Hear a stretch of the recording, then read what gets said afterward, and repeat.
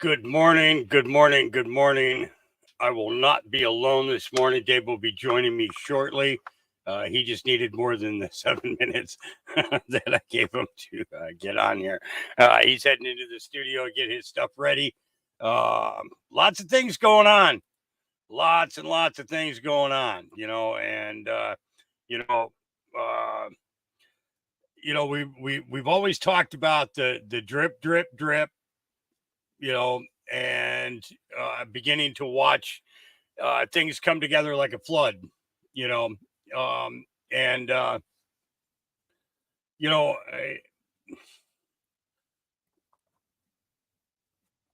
I, I've had some really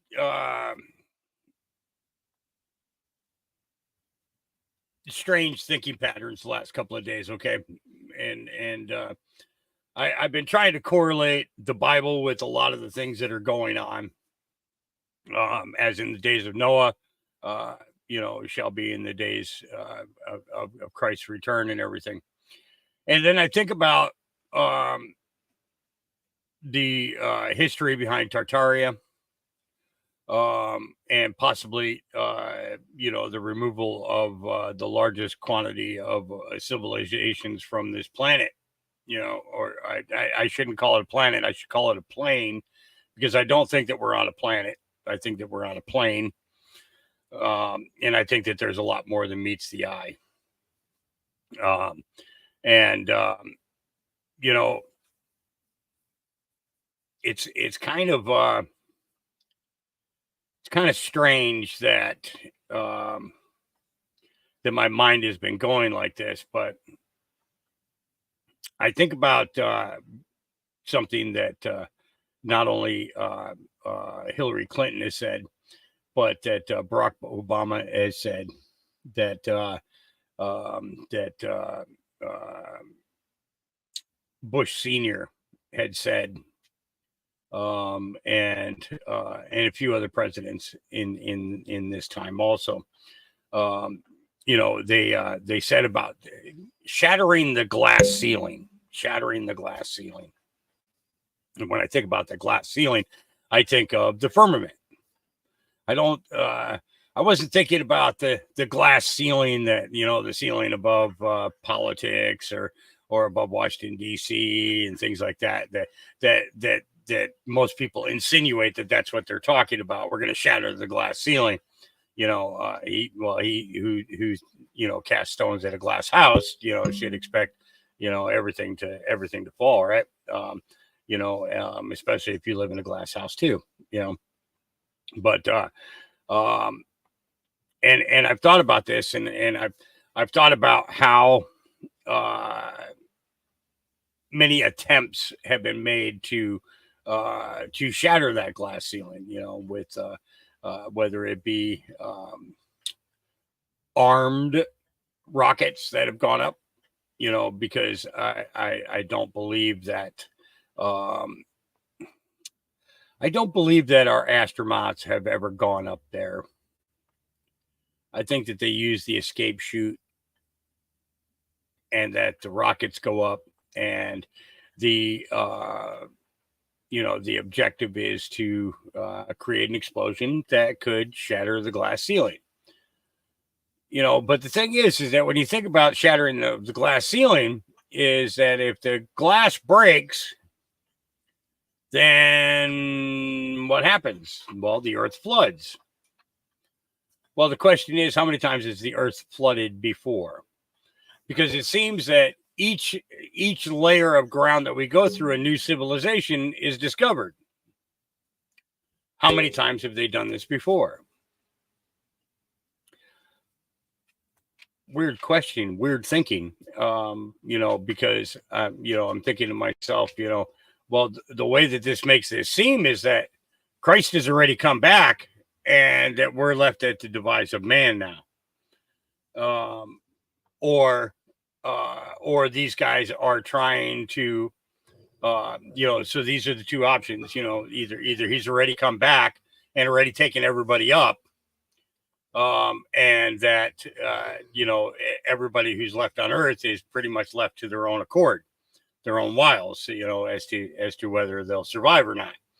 And then the second one is that they're trying to hearken in the time of Christ, And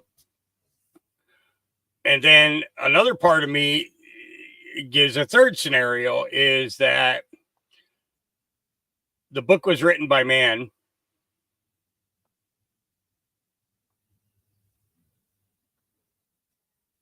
and I don't think I need to say any more.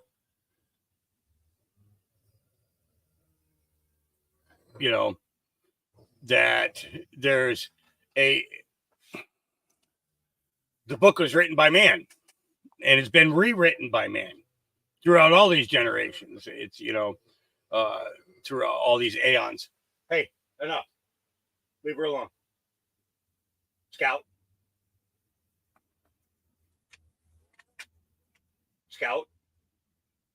Here, now. Scout. Okay, then go outside. Very good. Okay, sorry. So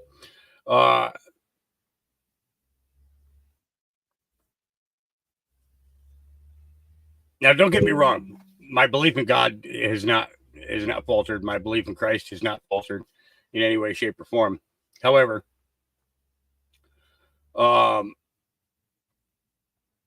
something came to me in a dream last night that said that they have the next religion is prepared to go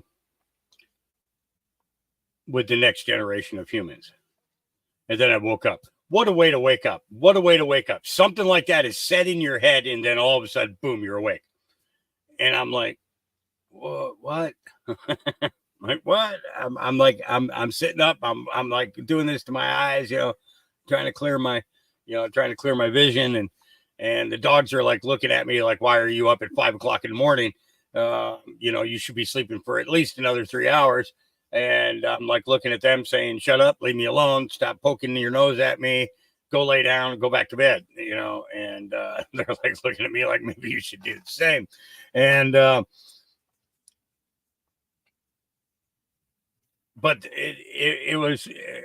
it's weird how it was said to me. It was almost like saying that our decisions that are going to happen over this next period of time are going to decide whether or not civilization is going to be wiped out, and they're going to start all over again. Okay. And their alternative plan is to flood the earth or burn it. What do I mean by that? Well, because, when God destroyed the earth with Noah, he says, I'll never do that again. But man has tried to do that. I mean, man has tried to do that multiple times. If you think about the Mississippi floods, the Missouri floods, the California floods. Okay. Why would this happen? Because they opened the dams. The dams overflow or the dams break. You know what I mean? So we've had mass, loss of life, mass loss of property, mass loss of homes, because of these things that man do to deter what the Creator intended for us. If it was meant to be damned, then don't you think God would have done that? Don't you think God would have done that? Could you imagine what the state of California could actually be like if all those dams were destroyed and the water was returned to the people? California would have the opportunity to thrive and become one of the greatest farming states in the country. But they can't, because the government restricts their ability to be able to access the water that they need. Places that had that had an abundance of water over 100 years ago are now remote desert type environments, incapable of sustaining livestock, incapable of producing fruits and vegetables, incapable of sustaining human life, unless you have your supplies trucked into you. you know. And it seems that we have one group of people who have gone against God since the very beginning in the inception of this earth. Okay. And then we have another part that treasure everything that he gives to us, that he provides for us, that sustains mankind to its fullness. Right. You know, now look at Texas. Okay. You know, Texas is known for having some wildfires, but this 800 square mile wildfire that's going on, you don't think that that's another Lina? Because I sure as heck do. I sure as heck do. Especially knowing what is being evacuated. Raises even more questions. Okay. Major questions. A nuclear installation has been evacuated because of the fires.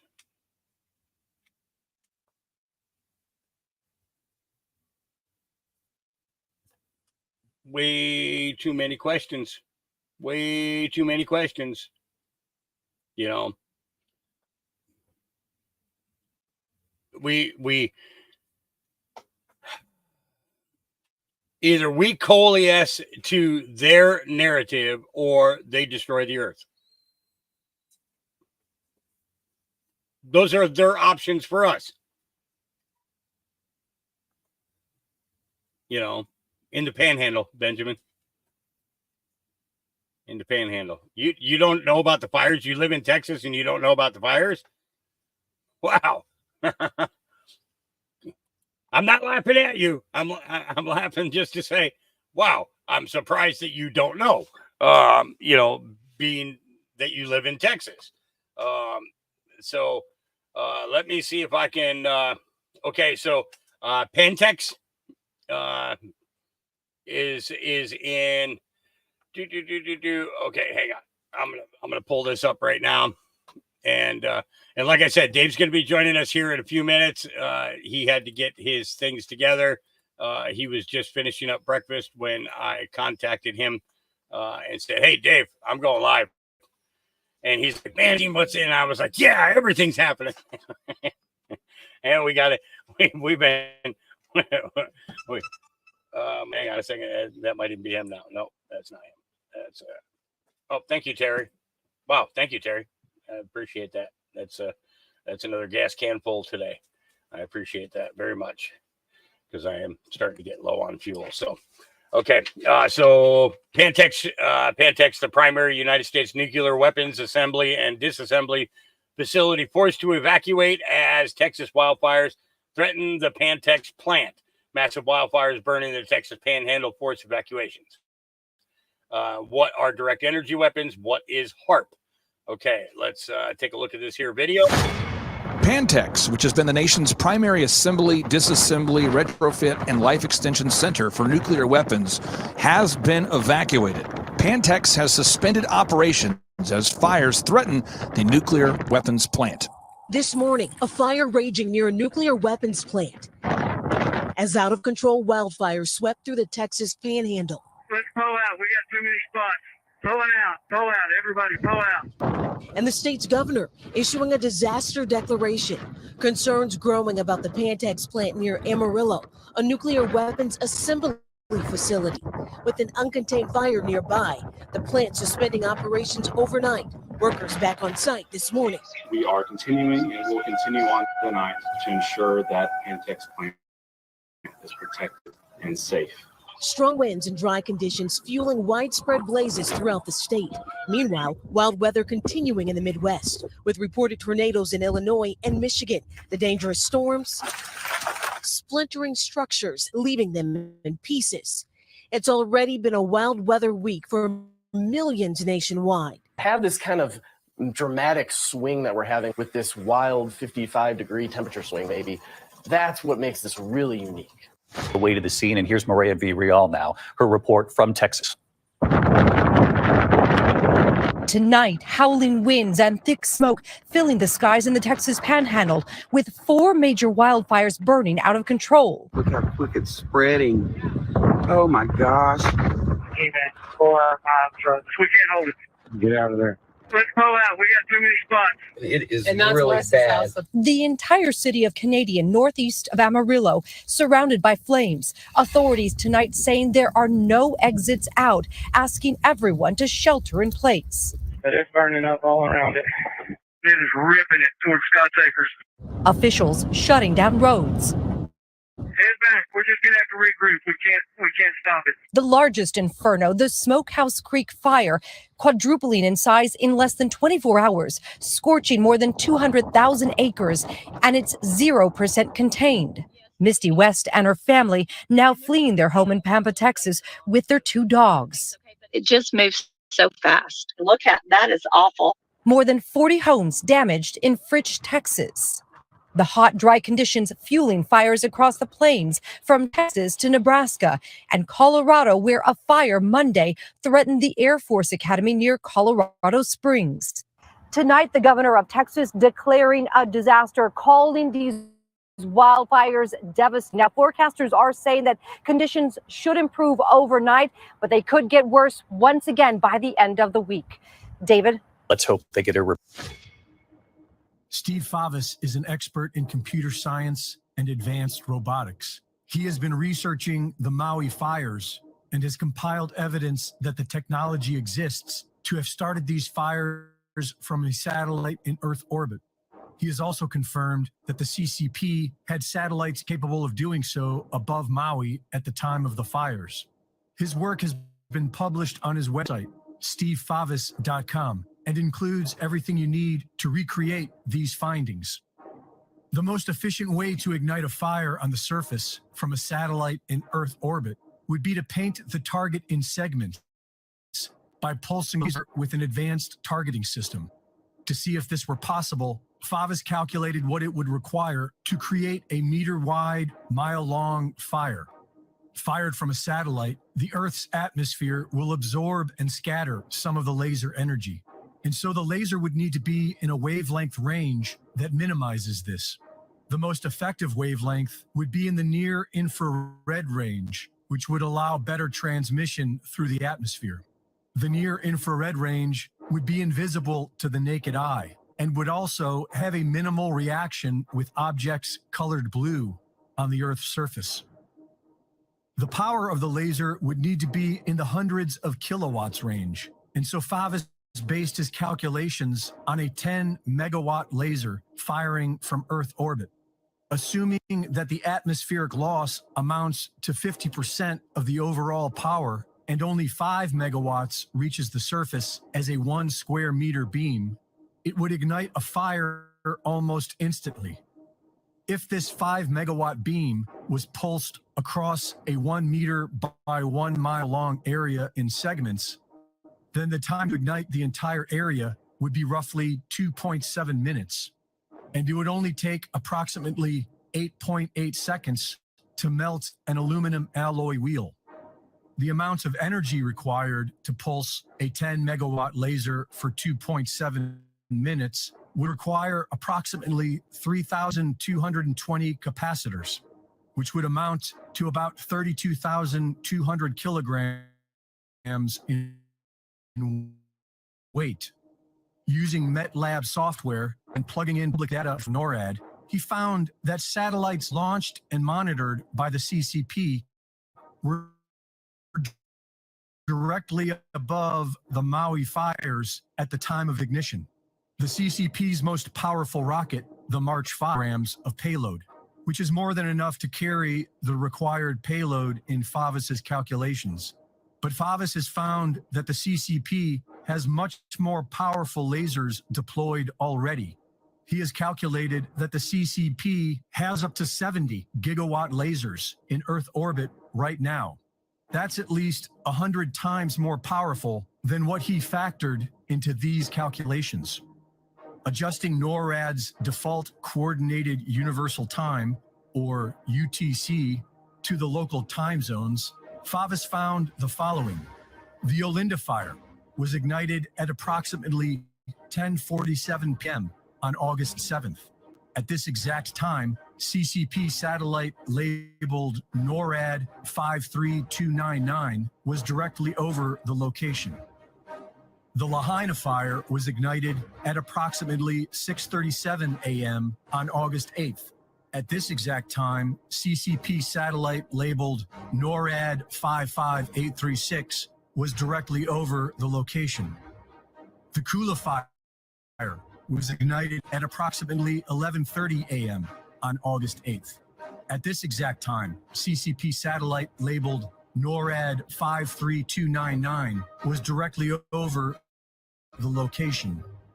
The so-called deep state does not want you to know that deadly lasers of mass destruction are freely traveling above us.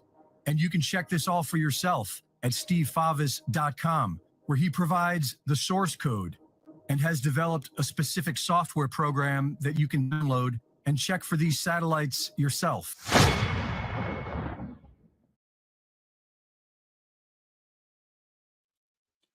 Okay, so, you know, so you see where I'm going with this, right, guys? You know, it's so we were told that God destroyed the earth with water, and he said, I will never do this again. He made a promise that he would never do this again. Okay.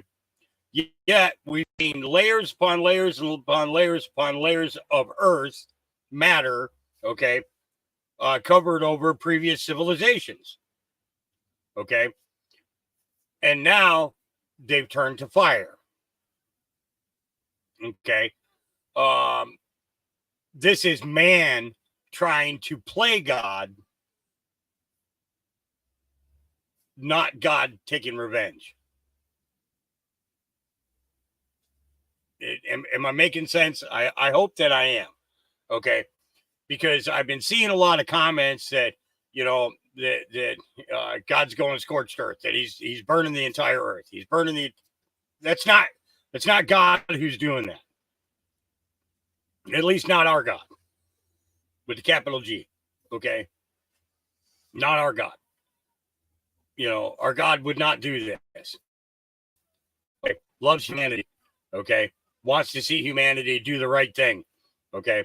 Is not going to destroy, you know, like this. Okay. If he was going to go scorched earth on us, then the whole earth would go scorched at one time. Okay. There would be no drip, drip, drip, drip, drip. Okay. There was no drip, drip, drip. Okay.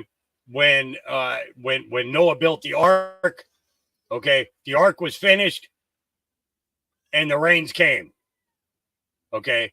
It wasn't, just a little bit of water. It was the entire earth was getting rained on at one time. Okay. And, you know, it's like, so I'm looking at this and I'm trying to correlate, like I said, I'm trying to correlate what the Bible says. And then I correlate what these asinines have been saying for years, what their plans are. Okay. And yeah, D. Hager, that's a good way to put it. I like that comment.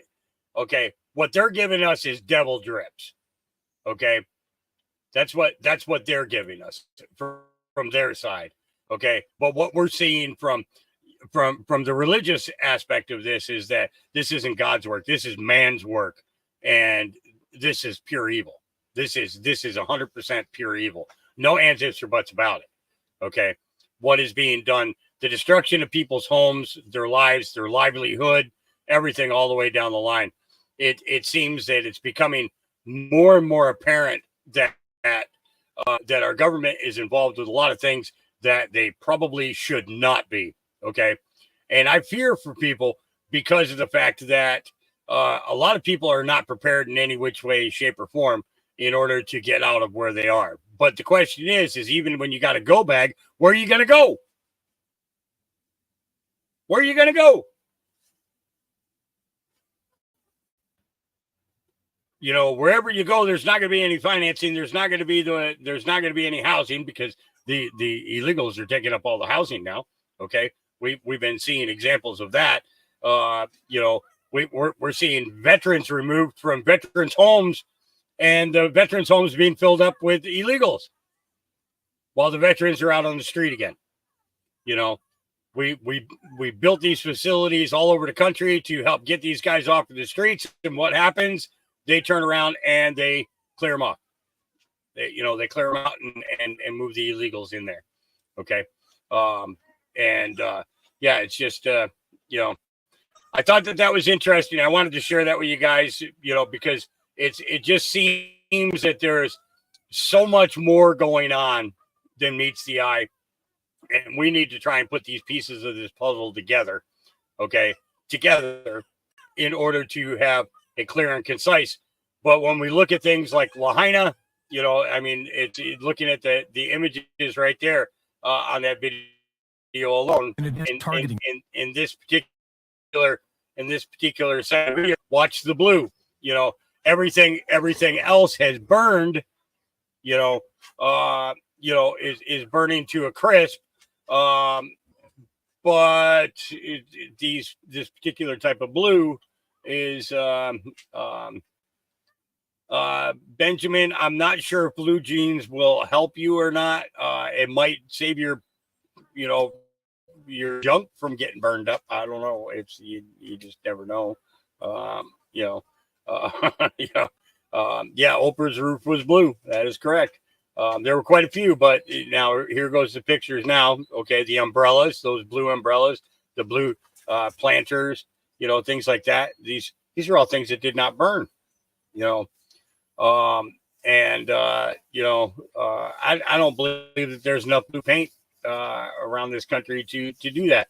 And what's crazy is what country was it that just had a similar thing done to it? Chile. Chile had the same type of scenario as what happened with Lahaina. And the residents there are all painting their roofs blue. So if they try to do it again, you know, they're not losing their homes. Obviously people are awake all around the world, all around the world. Julie, you asked if I got your email yesterday. I'm not really sure. I have not checked my email probably in, I think, like 2 days. I think it is. I'd say email is like the furthest thing from my mind most of the time. I'm opening it up right now though to see.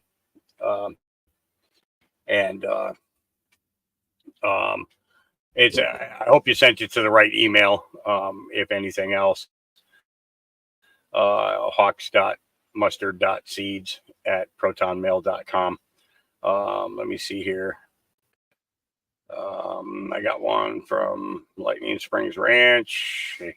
I got one from Freedom Fields Farm. I got one from Susan Snyder.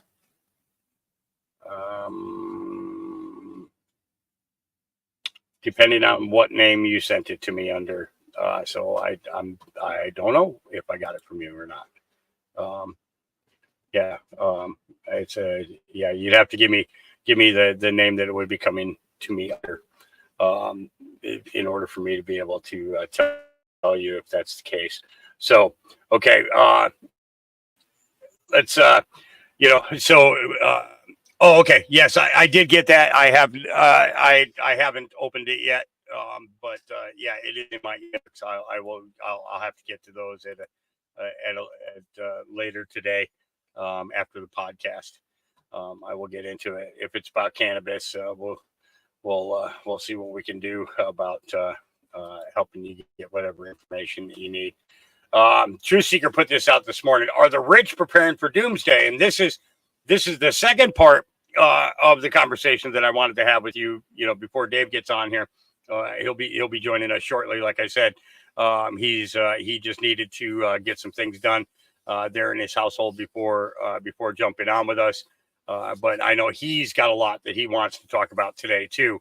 Lots of things that he's been discovering and then correlating with drops and everything else. So this is going to, So let's check out what Truth Seeker has here for us. He's got four different videos in regards, are the rich preparing for doomsday? As we've heard about these bunkers being built, what's his name? Zuckerbucks there built that place there in Hawaii. Others are building them with moats and everything else. Let's see what they have to say. We'll run through all four of these videos here. Here we go.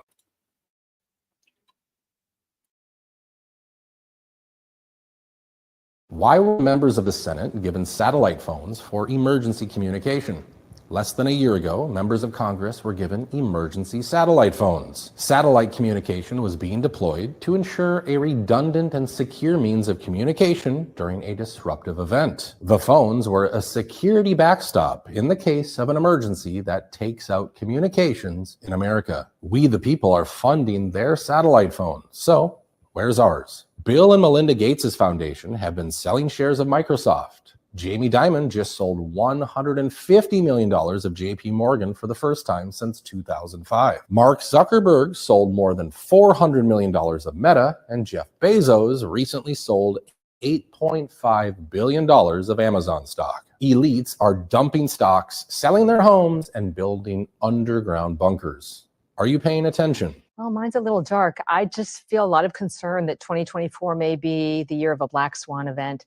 This is a national security event with high impact that's very hard to predict. There are a number of concerns that I have that factor into that. And we're so divided in this country in ways that we haven't seen before. And I think that just creates fertile ground for our adversaries. That was Emmy-winning and Emmy-nominated senior investigative correspondent Catherine Herridge. BlackRock, the headquarters of CBS, fired Catherine suddenly last week. CBS officials took the unusual step of seizing her files, computers, and records, including information on privileged sources. What exactly were they looking for? On whose behalf were they searching? Serious question. Why are a bunch of billionaires, millionaires, celebrities, and elites suddenly building huge underground doomsday bunkers? Okay, so where the hell are we going? We are going to go to a bunker that we might very necessarily need. As The Guardian reported, the latest billionaire trend? Doomsday bunkers with a flammable moat. Is all this bunker building a sign the 1% know something we don't and are preparing for end times? A famous quote in tech circles is often attributed to William Gibson. The future is here, it's just not evenly distributed. That's true of disaster. Zuckerberg's reported bunker is one of approximately 15 end-of-days projects being undertaken by billionaires worldwide, and said the biblical book of Revelation, which predicts the end of the world, is being fulfilled. Take a look at this. Billionaires are prepping luxury doomsday bunkers with moats that set on fire. The newest trend for the uber-rich is building underground shelters complete with $50,000 trapdoors, parking spaces for submarines, water cannons, and a moat that literally sets on fire in case of intruders. Here's a literal rendering of how it would work in case of an external attack. According to builders of these luxury bunkers, the buying frenzy began after Meta founder Mark Zuckerberg announced that he was constructing a $100 million bunker in Hawaii. It got really busy, and it seems like the phone hasn't stopped ringing. World War III seems to be coming.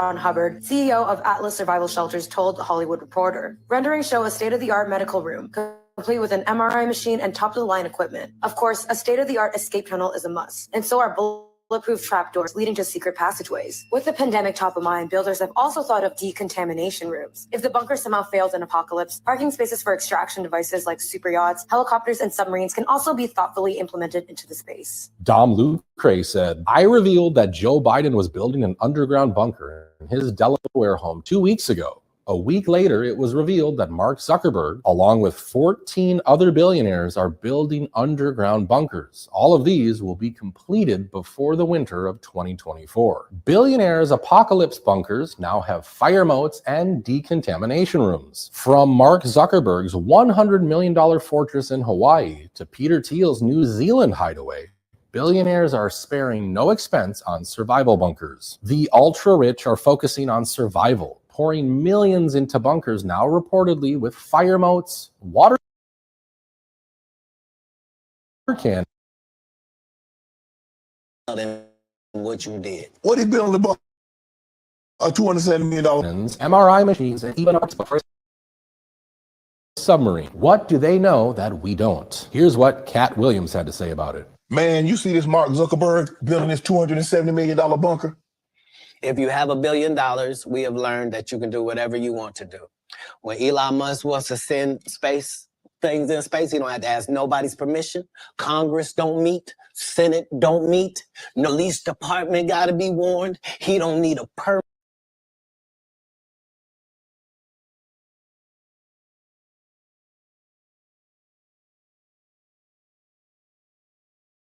What do you know that we don't know, Cat? Kim Jong-un, what you don't know. Do you understand that people that are not very bright are in charge of nuclear bombs all across the country? Mm-hmm. That's what he knows. Matt Wallace said, there is a reason why many billionaires and celebrities like Rick Ross are all of a sudden rushing to build bunkers in 2024.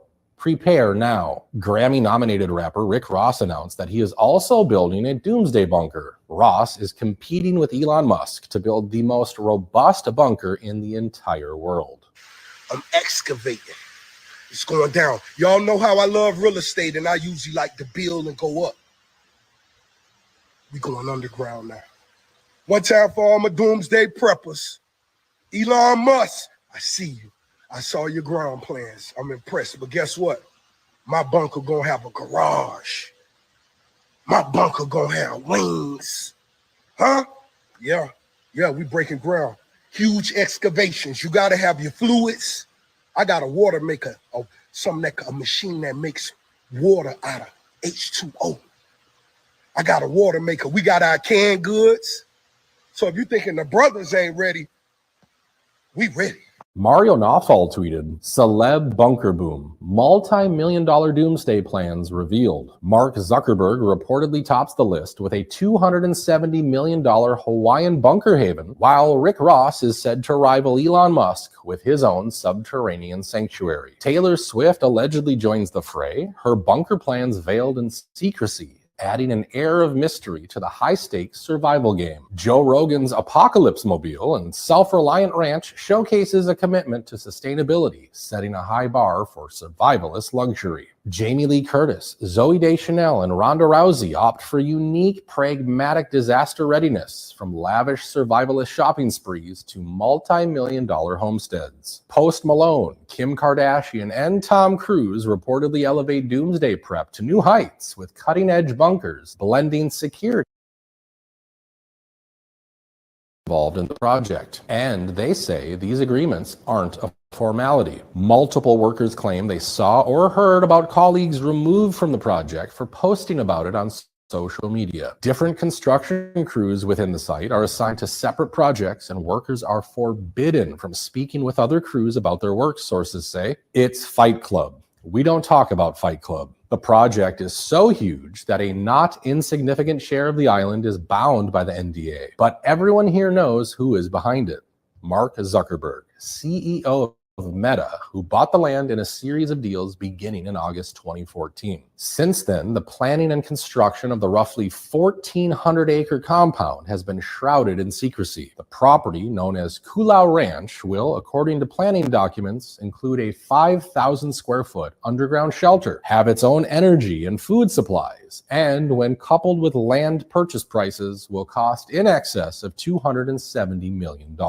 According to evidence reviewed by Wired, the project has relied on legal maneuvering and political networks working. And at times, sources believe, it has shown disregard for the local public. All the while, Zuckerberg and his wife, Priscilla Chan, continue to build one of the most expensive properties in the world. A different article by The Guardian asked, odd is it not that a man whose primary concern is global equality would need a subterranean apocalypse shelter designed to seal him off from all of the equal people outside who would be presumably burning or starving or being eaten by the zombies. Wouldn't Zuckerberg's powerful passion for enhancing the future of all mankind compel him to fling open the armored doors to his compound and welcome in all of his fellow Hawaiian Islanders for whom he has the deepest concern and respect? You don't need to be a millionaire in order to build your own bunker. No, you can now purchase one for around 20 grand. Seems like billionaires are building themselves bunkers in case of impending doom, but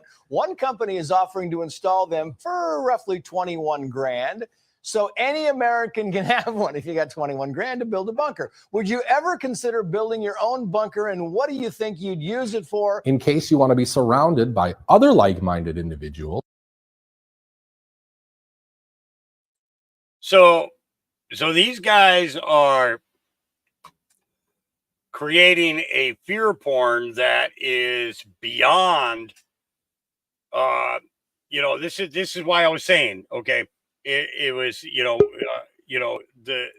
God did the flood. Okay. God did the flood because man was pretty freaking stupid back then. Okay. And he decided he was going to start all over again. And he said that I will not do this again. But then Christ stated that God had promised that he would never flood the earth again and that he would destroy it by fire. Okay. So now we're watching what happened in Lahaina. We watched what happened in Chile. Now we're seeing what's happening in the Texas Panhandle. And we know that those are not acts of God. Those are acts of men. Okay.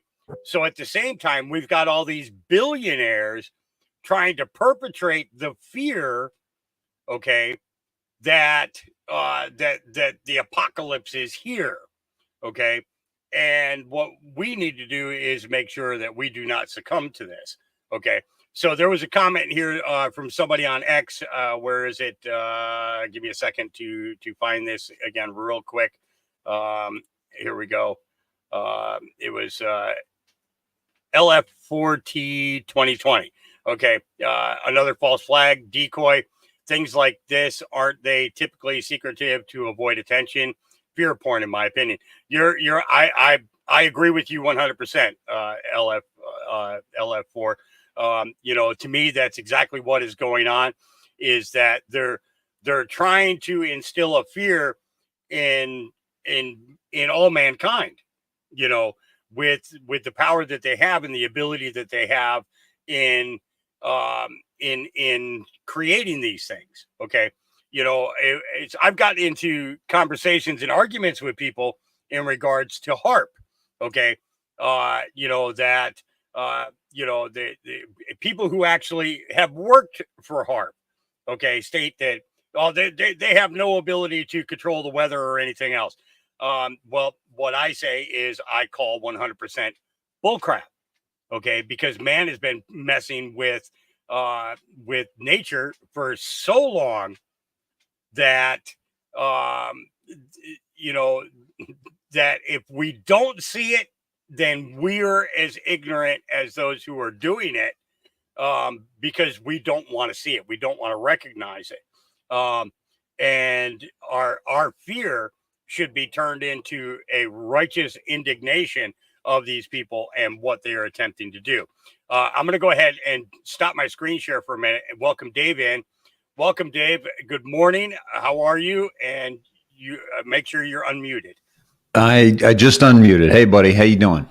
I'm doing all right today. How are you doing? I'm doing well. It's been a good morning. Just it was a late night last night. I was hanging with the ladies over on Angel's channel for a bit. And so it was kind of a late night. So I got a little bit of a late start, but I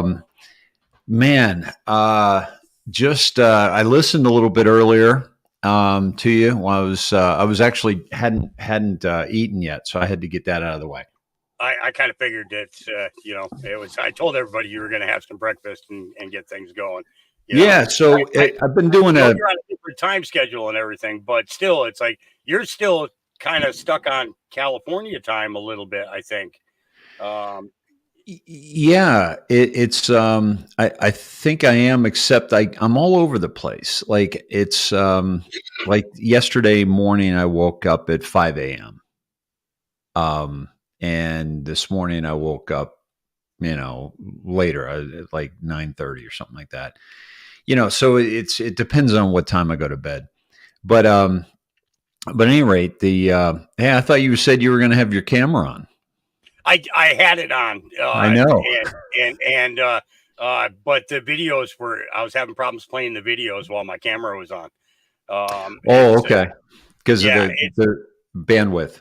Yeah. It's unfortunately, CenturyLink is not giving me the 25 megabytes up that they said that I would have, nor am I getting the minimum of the 7 down that they promised.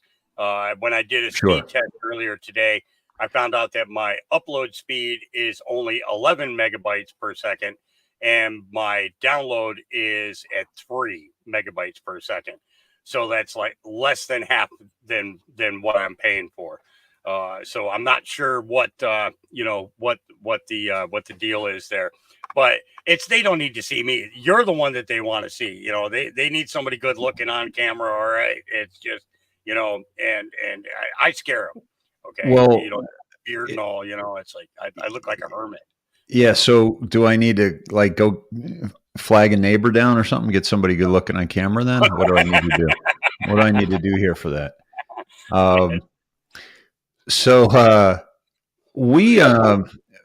Wow. Just wow, brother. I mean, Rothschild going down. McConnell is not going to seek re-election, another term, right? Well, I mean, he's been in since 1987, and he worked behind the scenes for 20 years before that. I played a video yesterday of a very young Mitch McConnell from 1987 talking about the very things that we've been talking about for the last couple of years in regards to stolen elections, the amount of government fraud, the embezzlement of money, the corruption that's underlying Washington, D.C., and people were watching the screen and they were like, oh my God, is that Mitch McConnell? Yeah, that was Mitch McConnell back in 1987. And, when we talk about career politicians, this is a prime example. Both Nancy Pelosi, Chuck Schumer, Mitch McConnell, and there's quite a few others too that have been in politics for so long that they've had such a thumb on the pulse of America, not so much as to know where Americans are at, but as to how to control Americans, through their legislation and everything else. So so many things, but go ahead. It's what's Elaine say here? I'm listening. I've been trying desperately to help, but everyone all on their own journey and awakening. But Creator is sending you info. Hawk, much thank you for letting speak on your channel. Absolutely. This is the thing. We don't want to silence anybody. Our biggest thing is making sure that people are just respectful to each other. That's the biggest thing. We understand that there are people. I understand that there are people who are. I just muted his mic. I understand that there are more people. Did you know what I just did? Yeah, I know what you did. I saw it. It comes up on my screen. Hey, right now we have 333. I'm enjoying that. we have 333. Oh, that's awesome. That's Now it awesome. just went down to 300. But I don't know what it is, dude. Every time triple numbers come up, I've been catching it like crazy lately. But Elaine, in regards to your comment there, it's the idea that everybody has a voice and everybody has questions, and those that are farther awake than we are, okay, we do depend on you for more answers, more in-depth look at things, okay? And sometimes the comments that you make can throw some people off. I understand that, on that aspect, but at the same time, it also inspires people to dig deeper into the subject that we're talking about. Now I'm going to shut up and let Dave go. By the way, I couldn't resist when you were like, we don't shut anybody up. And I looked down and I saw the mute button and I'm like, I got to do it. So yeah, I mean, this is, the bottom line here is that, the awakening that's happening is like so next level. And so we need to talk about it, and the reason why I've been, pushing everybody towards X is not for an undying devotion to Elon Musk, but that is the new battlefield. And that is the strongest battlefield. And we need to be there because that's where most of the asleep are.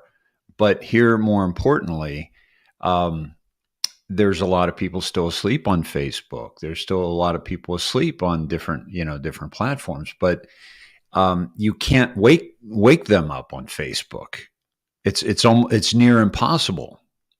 It's almost like, if I'm speaking in a room and there's they only let certain people in the room and everybody else is funneled to another room. Oh, go check out, there's a comedy show down the hall, go check out some music being played down this way.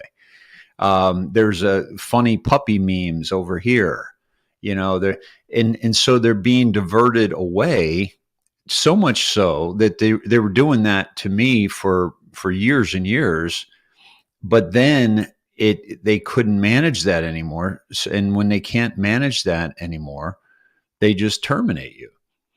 And so the fact that X right now, and by the way, some people are being terminated on X, especially regarding the Israel-Palestine situation and things like that. But what we're doing is we're able to communicate quite a bit on X. Like right now, this P Diddy bullshit is blowing up. When I say bullshit, I mean, he's a piece of shit, and this is all coming out. And so the fact that this has gone on for as long as it has, right under our noses, is quite disturbing. But that's coming out on X. I actually have a couple of posts that were dropped in regards to that. The level in which this guy has gone after, in the courtroom is literally takes it to RICO level. And that's we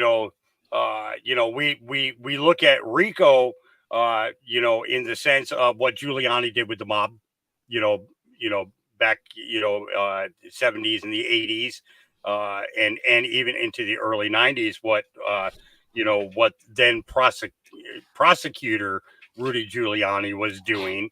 Okay, in regards to the RICO, and then we also can look at the California courts, what they were doing, like with the Hells Angels, the Mongols, motorcycle gangs, and stuff like that. Mm-hmm. But the level in regards to the music industry, This is another story. This is, this is very interesting. Green Lives Matter put out, P. Diddy is now being accused of sex trafficking akin to Jeffrey Epstein, eliciting underage sex workers, RICO racketeering, and grooming men for sex. And this was a video that was put out this morning on ABC. Thank you, ABC, for great reporting. Let's take a listen to this for a minute. Where they're talking about this being a criminal enterprise that's all feeding towards this one individual's depravity of wanting drugs and sex and rock and roll and everything in between, that everyone seemed to know and go out and facilitate what Sean Diddy Combs wanted. Even in part of these allegations or these complaints, they call his chief of staff the Ghislaine Maxwell to P. Diddy's Jeffrey Epstein, saying that this is a total sexual enterprise to feed into his desires. We have sexual assault allegations. We have sexual harassment allegations relating to what he deems to be an employment relationship. We have allegations that Sean Combs and his son were involved in a shooting and that he was told to cover up helped to cover up that shooting with the police, that he was told to lie to police. We have that he was groomed to engage in intercourse with another man, with other men. We also have these really serious sex trafficking allegations that they were eliciting underage sex workers, bringing them across state lines, and RICO racketeering allegations, which mean in furtherance of a criminal enterprise that relates to drug use and the solicitation of sex workers. Does he get cover? This is a civil suit. Does he get cover for acknowledging his behavior in criminal activities, or does he say it was all forced? That's what I found to be so interesting about this. He actually admits in this complaint that he lied to police officers, and he's just saying that he was under the manipulation, the fear of threat and intimidation by Combs. So that's not necessarily enough to save you if there were to be a criminal inquiry down the line. So it's a risk to kind of thicken out the situation, because now there could be an after effect. He could get a settlement here, or he could go to trial and win this and then wind up having his own legal problems. A lot of these allegations are criminal in nature, although this is a civil complaint. So presumably, if it were investigated and deemed to have some veracity, there would be more to this. But this is based on sex trafficking allegations, as well as claims that are criminal in nature. For me, I'm thinking SDNY, that being the Southern District of New York, right here in Manhattan, they're probably looking at these allegations and thinking, where are the videos? Where are these still shots that we're seeing in these complaints? And can we investigate it to see if there's more here, potentially criminal charges? Now, his allegation is Combs forced him to solicit sex workers and underage girls for sex. Okay. But also drugged him, sexually assaulted him, and groomed him to have sex with other men. So if you see me looking down, I'm looking down at the 73-page complaint that was filed yesterday. In terms of allegations of celebrities, we're talking about Cuba Gooding Jr.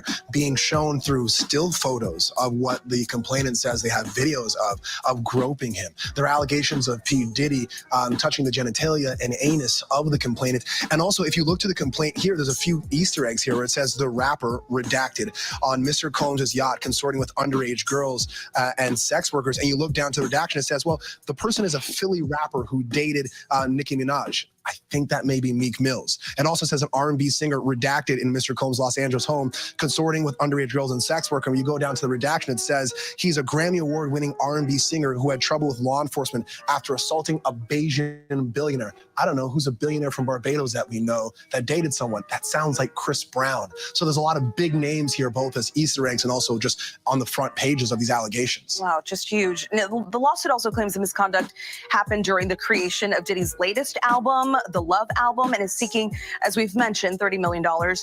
The suit not only names the mogul, but includes his son and Universal Music Group, claiming there's an alleged RICO enterprise to enable his misconduct. Explain why the lawsuit goes beyond Diddy and what's kind of at stake here. This, along with Cassie's lawsuit that you talked about earlier that was settled, reads a lot like what we saw in the R. Kelly case in the EDNY. So, I mean, they lay it out pretty good there. But it's, at the same time, why is this coming now? So Do you have thoughts on that? You want to continue on, or are you asking? Well, no, I was asking the question. Okay. So first off, was this filed in New York, in the Southern District of New York? Yes, it was. Wow. Okay. Wow. All right. So for some, I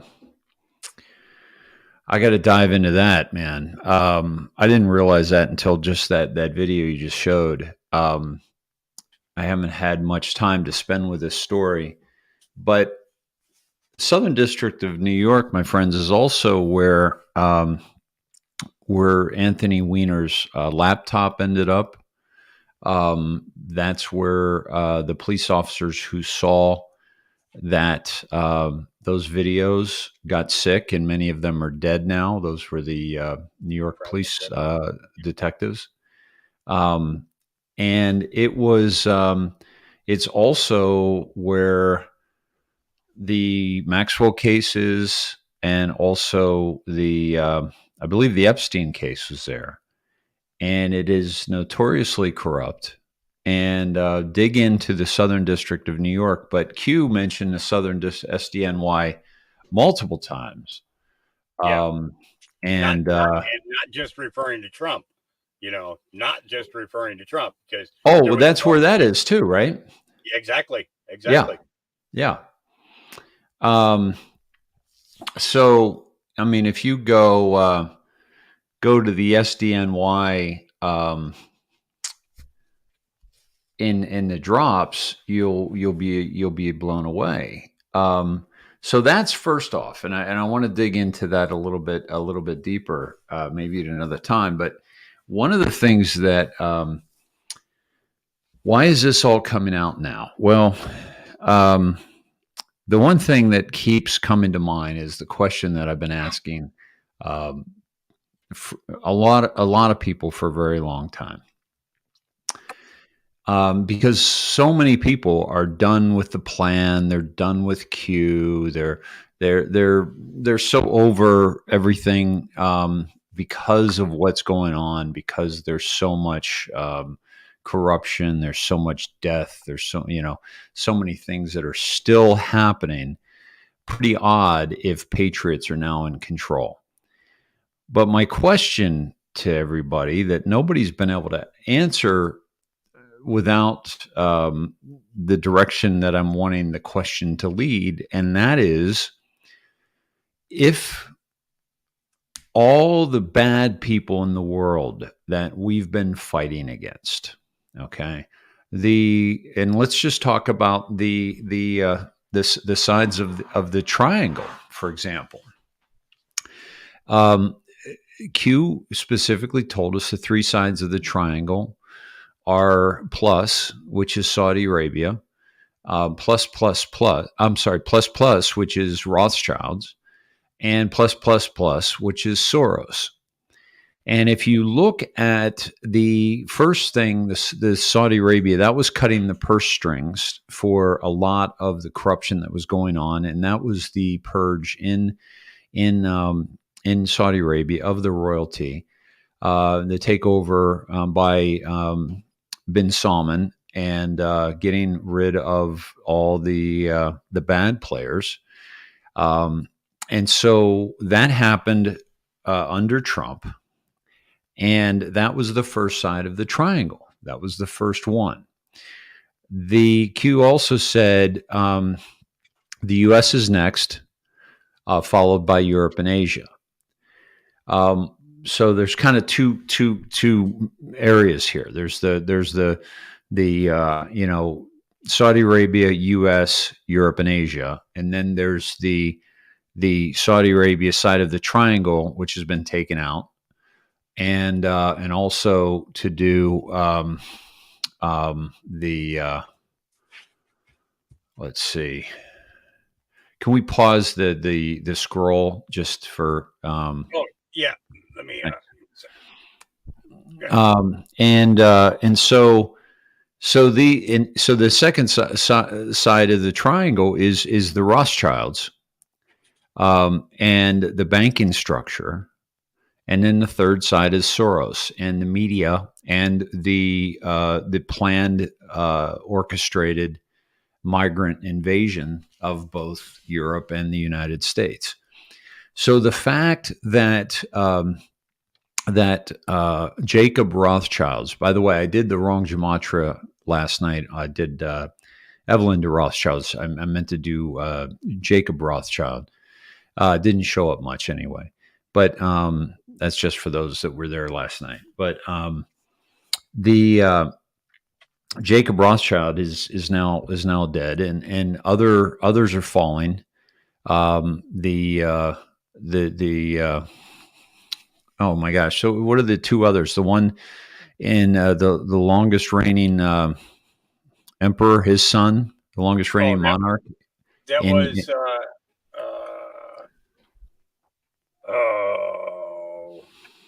Well, the oldest monarch was Duke of Kent. Yeah, it was the Duke of Kent, whose son died at 45. And then it was the oldest living monarch was the King of Norway. Yes, thank you. Yep. So, and then we haven't seen Kate Middleton for how long? And there's just so much going on. And then of course, the Prince Charles, King Charles, is now going to be dead in 6 months, supposedly. He's got cancer, and he's also the what do you call it? What's that magazine? That magazine, that we used to think was all fake, and now it's come to fruition. A lot of things, which was the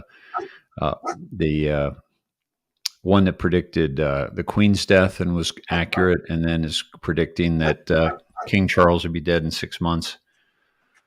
The Examiner, not the Examiner, but the Inquirer. The Inquirer. Thank you. Yep. Right.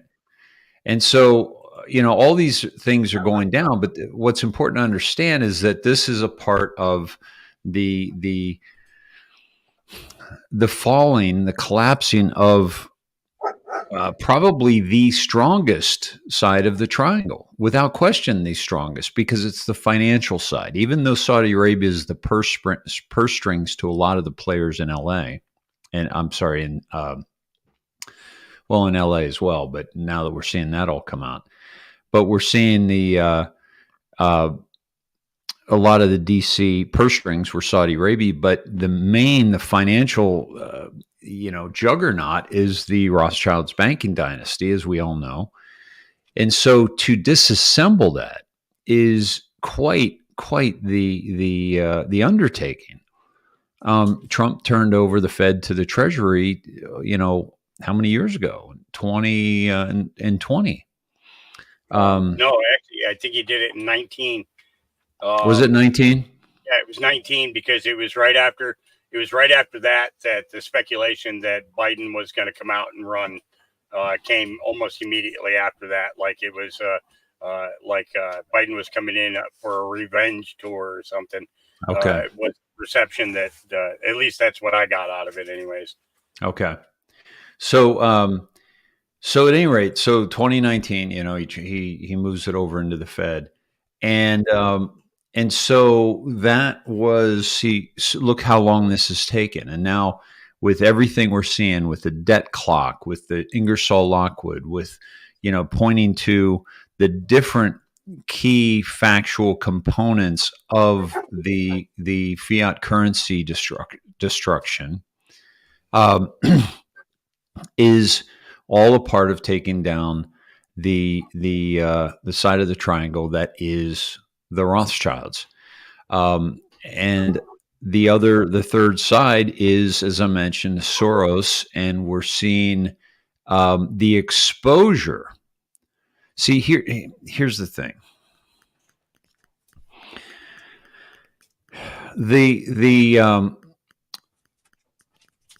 In the past, the people who controlled us knew that the only way to move a population in the direction, the easiest way, I should say, to move a population in the direction you want them to go is to have them move voluntarily. Because if you force the movement, my glasses are a little off. If you force the movement, it's harder because you got to keep prodding, or you got to keep pushing, or you got to keep the ones from running away and the whole thing. But when you get a population to go on their own, by the way, most of the time, out of fear. How do you control the sheep? The sheep are afraid of the shepherd dogs. That's all. That's it. So how do you control them? Well, what you do is you put them in fear, and then you can easily move them. And so since the beginning of time, the way this has been done has been through fear. And how do you create fear? You create false flags. And these false flags are done as a way to incentivize the population to go with the solution that they've already got established, that they've already set up for their benefit. The Hegelian dialectic we've talked about many, many, many times. So let's take that into, that's how the black hats have operated for a long, long time. Cabal, Illuminati, Council of Rome, Council of 300, whatever you want to call this group of Satanists, Masonic order, those people, they've been controlling the population that way for a very, very long time. How do you break that? How do you break that spell, if you will? Right? How do you break the spell? Okay, well, you do the same thing that they did. So what I believe we are seeing here now in terms of the show is that the show is the heightened awareness of the people that are creating the negative things that happen to humanity. And so you have this, what's happening, for example, with let's talk about the collapse of the triangle. The Saudi Arabia already collapsed. Now Rothschilds, I would call that the foundation. That side of the triangle has to fall. So how does that happen? Okay, well, let's go back to 2019. The Fed has moved into the Treasury. Let's go to the BRICS nations rising up. And by the way, the BRICS nations, my friends, Brazil, Russia, China. Now, China is an anomaly because there's a Chinese Communist Party, and then there are the dragon families that are trying to break free from the other families that control China. And so China, I believe, mostly are trying to take over the United States. And yet there are factions within China that are trying to create freedom for the world.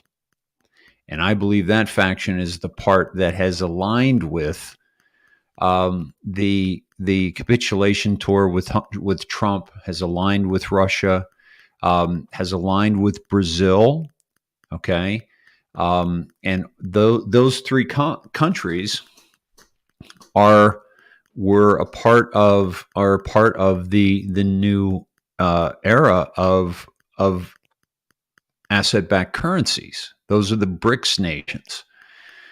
Look at all the comms we had from the brick suit guy and and the dollar, the fiat dollar, and look what they're doing with the inflation and how they're trying to, break everybody's back through the devaluation of the dollar. Look what they did during COVID, printing up all the money that they did, the Fed.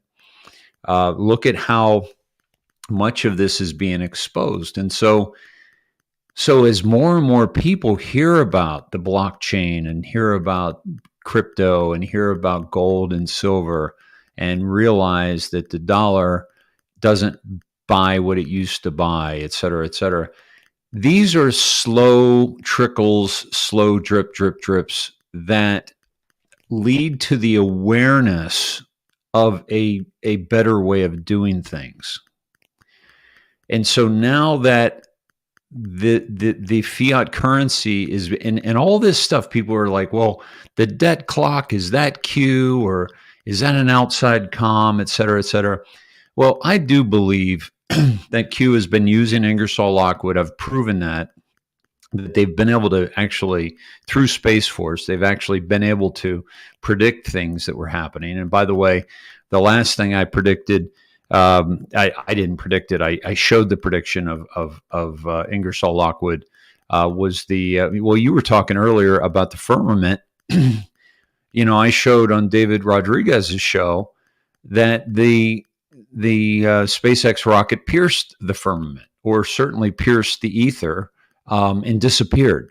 And then it sealed back up. And so we know that whole image, that whole vision of our world is changing as well. Like, this is all a part of this. We're now realizing that we've been lied to about even where we're standing, where we're sitting, where we're living. I mean, we've been lied to about all of it, right? Yep. And so you have this awakening over those things, but Ingersoll Lockwood predicted that. And Ingersoll Lockwood predicted that the WHO was going to come out and say something, watch the WHO regarding disease X. And I told the guys, I told Ron Partain, I told Mike King, I told Nino Rodriguez, I said, look to tomorrow, to the Davos, and look for an announcement by the WHO regarding disease X. Tedros came on, talked about disease X and how it was going to, and look to, and the other thing Ingersoll Lockwood told us about was March 31st. Right.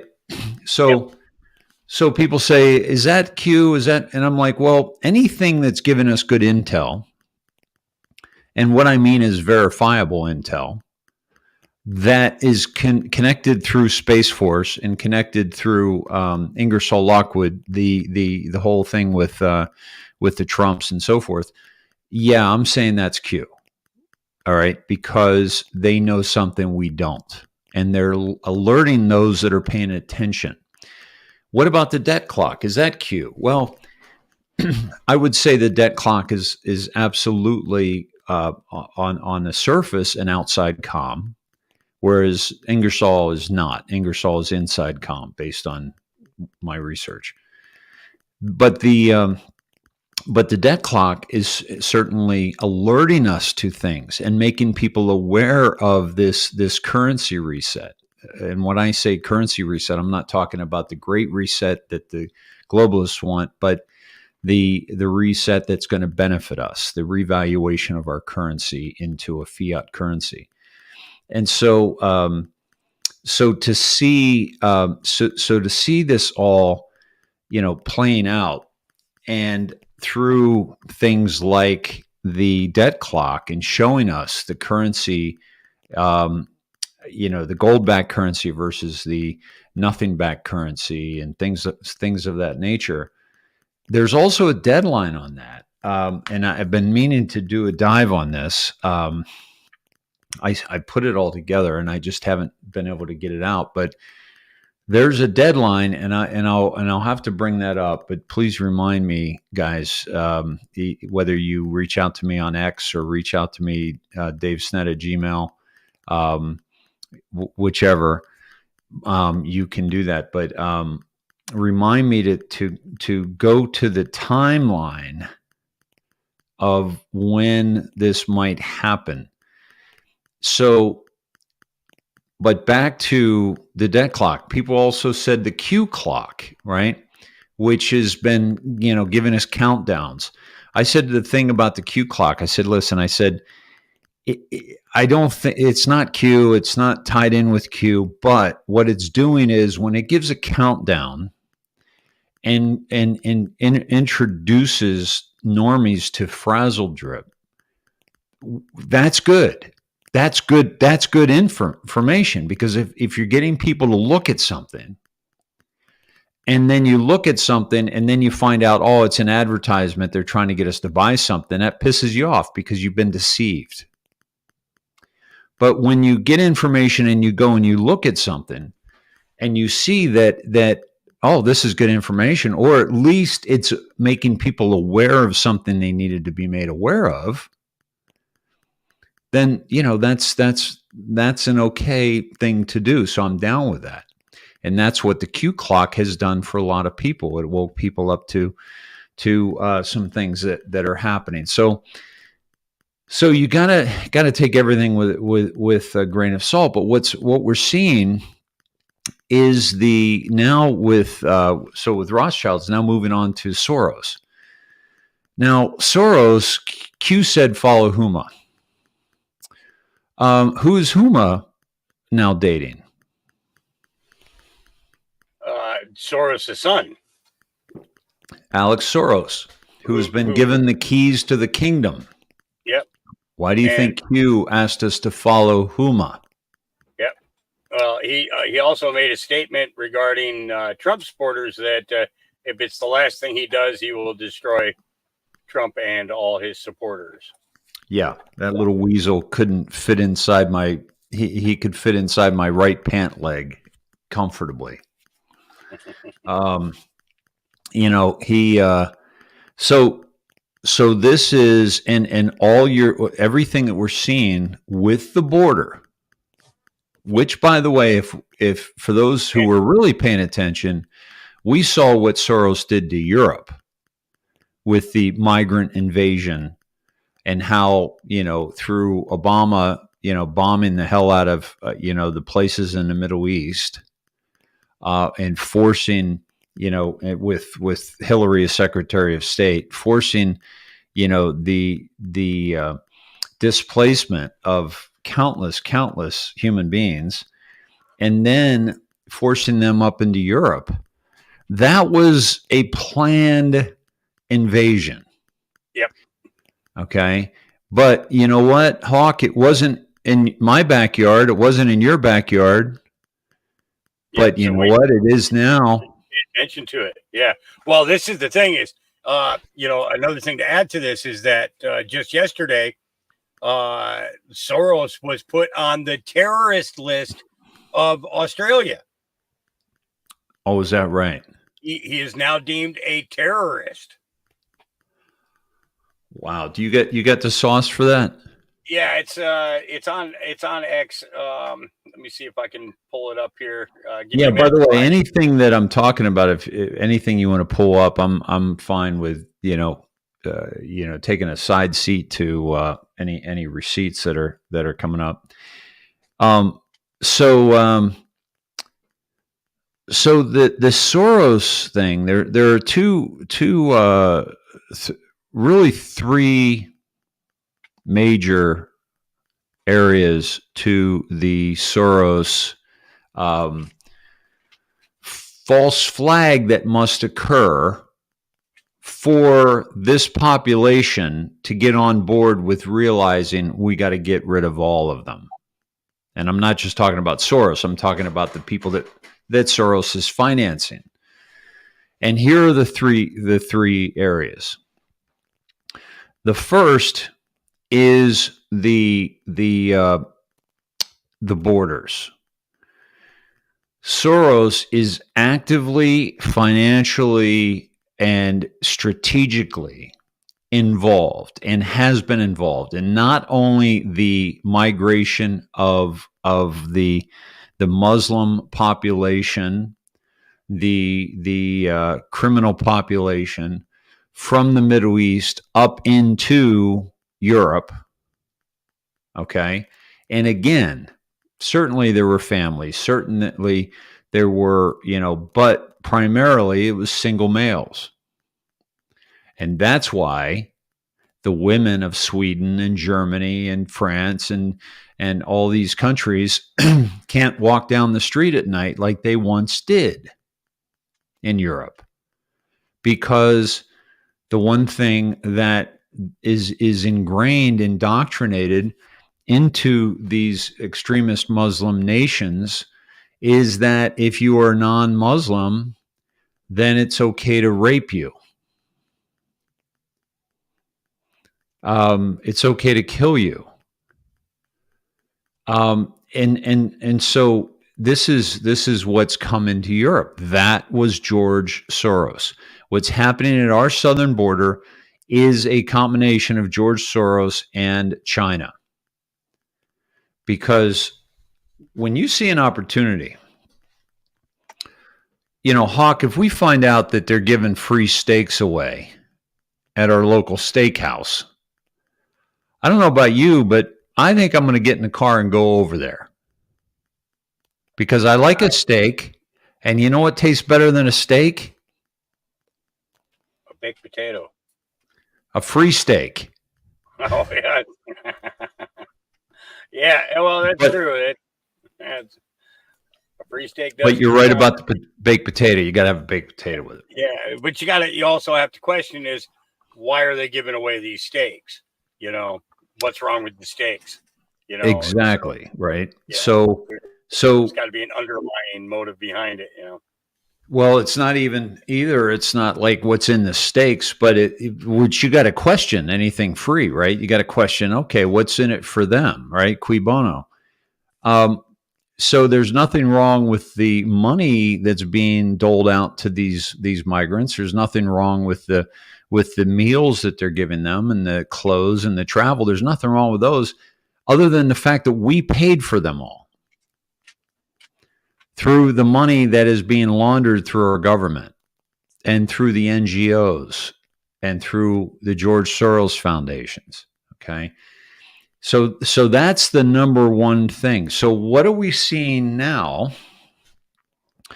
across the land? Well, this one young woman that was just murdered, okay, by a Venezuelan.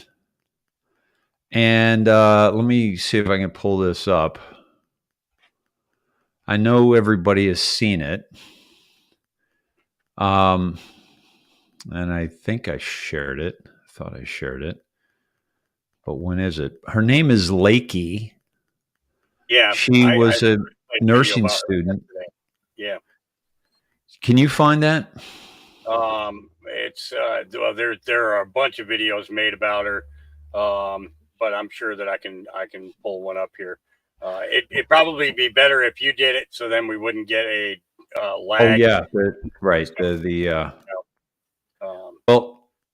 Well, her name is Lakey, by the way, and she was murdered by a Venezuelan, and she was a young nursing student, and it's very tragic.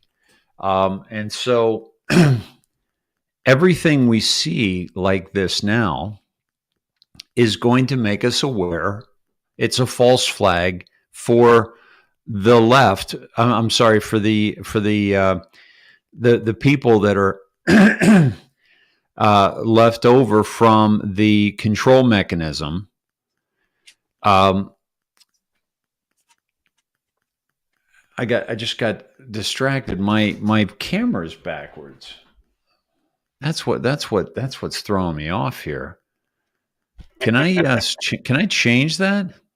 I think it's something to do with your in your camera settings. Lakin Riley is her name. Yeah, Lakin Riley. Okay. Okay, so I'm going to mirror. So there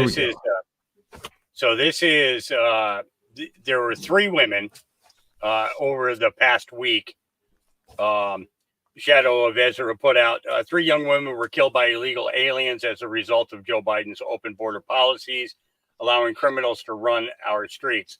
No protests, no marches, no national outrage, not enough media coverage. Kayla Hamilton, Elizabeth Medina, and Laken Riley are the 3 girls that were killed last week. And by the way, go ahead. Sorry. In the past week, this happened. So, you know, and it's a real shame too, you know, because we look at this situation, you know, it's like, you know, you went down to the border, you spent time down there, you know, to show what you could find, just in the one area in which the National Guard is in, but knowing that, you know, a half a mile this direction or that direction, that they basically had free access, and we have to question as to, are they really attempting to stop the flow of people coming in? Absolutely not. Absolutely not. We're seeing the evidence of this laid out in front of us, and unfortunately, we're seeing this evidence laid out with tears, blood, and heartache for Americans. You know, the parents of these children, you know, and their families. My heart goes out to them. You know, that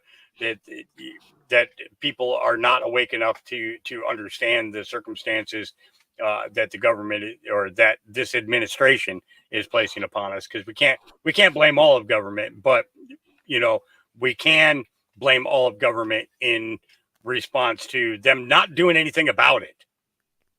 Yeah. Well, you know, the if they weren't doing anything about it, that would be one thing. The fact that they're actively participating in it, that takes us to the level of intent. And the intent isn't to stop it. And we know that. We've seen that. And so what we're seeing with those 3 young girls, tragic. Lakey, by the way, Lake, watch the water, you know, maybe a connection there, because I think this is going to be bigger than we think it's going to be. I think what we're seeing here are the false flags that are going to awaken those that are of the belief that the border was racist. I'm sorry, the border wall was racist, and Trump's comments were racist about who they're sending to us. And now we're seeing exactly who they're sending to us. And so these are the small false flags that need to occur in order to move the population in the direction of a solution. And so the people, there's blood on the hands, not of only of the Biden administration, but of the people who put him in that position, because their egos and their feelings couldn't allow them to vote for Orange Man bad, or couldn't allow them to see the absolute corruption that existed to attempt to show that it was a close election. It wasn't. It wasn't a close election. It was ripped off. And this is what you're seeing. This is the result. And humanity needs to see the extreme result of taking away the votes of the citizens of that country.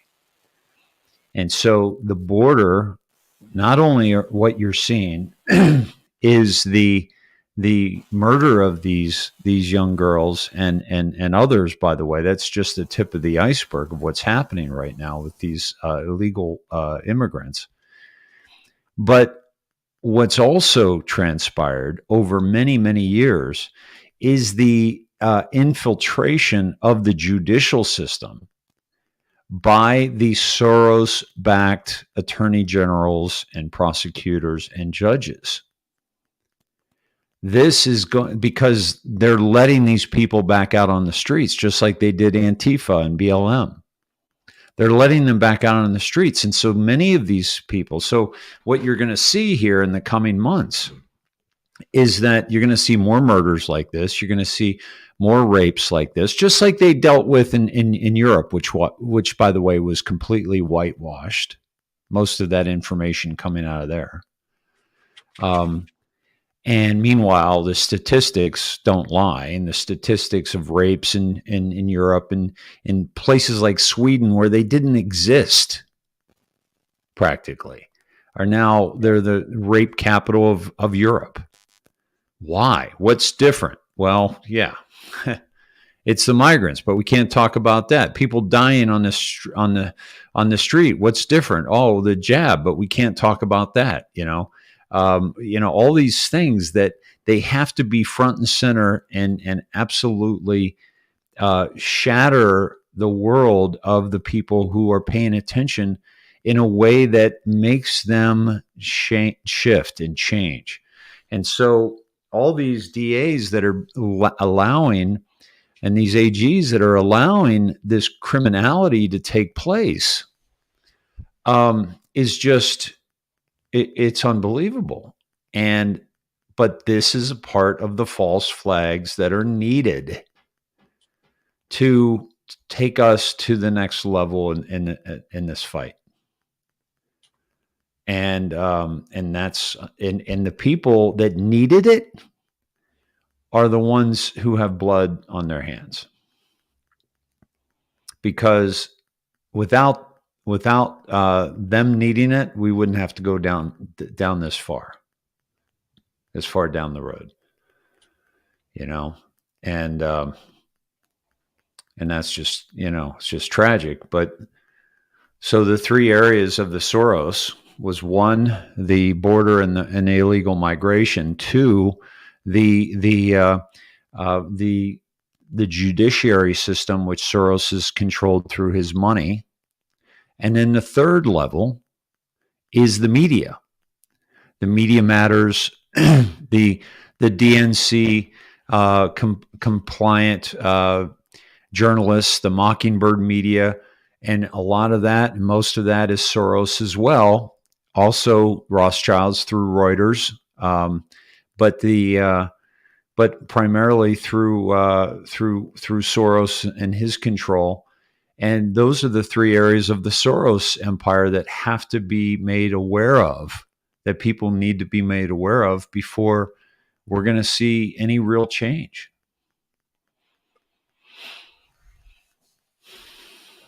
Yeah, it's, their foothold over this world has gone on way too long. And, it's like, when we look at all these situations, it's, if people are not willing to take the time to wake up to this, then we're never going to, we're never going to be able to defeat it, and we really have to, expand our mode of thinking, our mode of the way reactionary, type things. We have to call out, we have to call out the corruption. We have to call out the mega donors, involved in the political side. That's a huge one. The mega donors and the damages that they do to our government in the way that they're funding. And it's, you said this before, exactly how many years has it been since we've had a real election and not a selection? It's like, I know old farmers that, live up the road here that have more clarity and tenacity in helping better America than any of these politicians that are in office today. Why can't these guys get elected? Because they're not the guys that they want in Washington, D.C. They're not people who are easily controlled. They're not people who will go along with the type of legislations that they're putting out there. In regards to immigration, I mean, what was it? I think it was Arizona who just passed a bill, suspicious trespassers of illegal aliens can now be shot and killed on your land. You know, there was where was that passed? that was I believe it was Arizona. I'm looking for the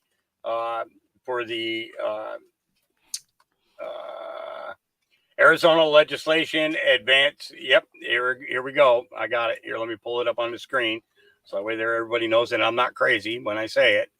You know, says Chuck Costello put out breaking report. Arizona legislator advances bill legalizing killing undocumented migrants on suspicion of trespassing.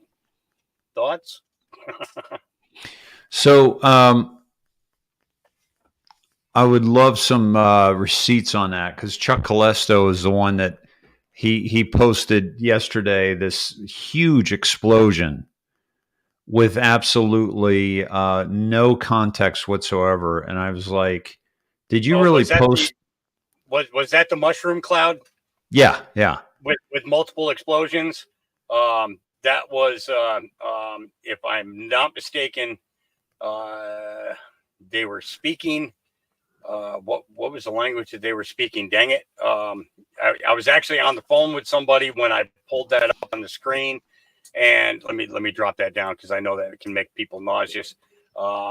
Let's see. Let me type in Arizona. Oh, here it is. I'll show you right now, brother.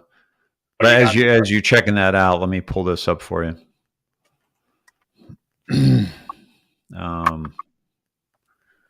Is that on? That's on Chrome. I don't want that on Chrome. I want it on Brave. Hold on. I got to go to something else now.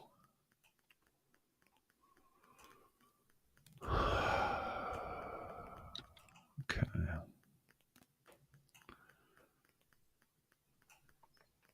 This is weird. Like I don't like X on Brave at all.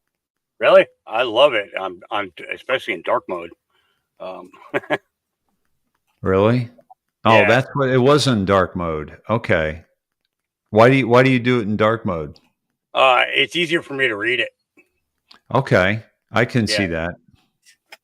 Yeah, okay. What I had it pulled up, but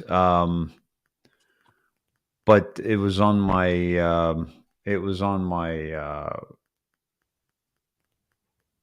I'm sorry, it was on my Chrome browser, and it doesn't allow you any sound on Chrome, which doesn't really make any sense.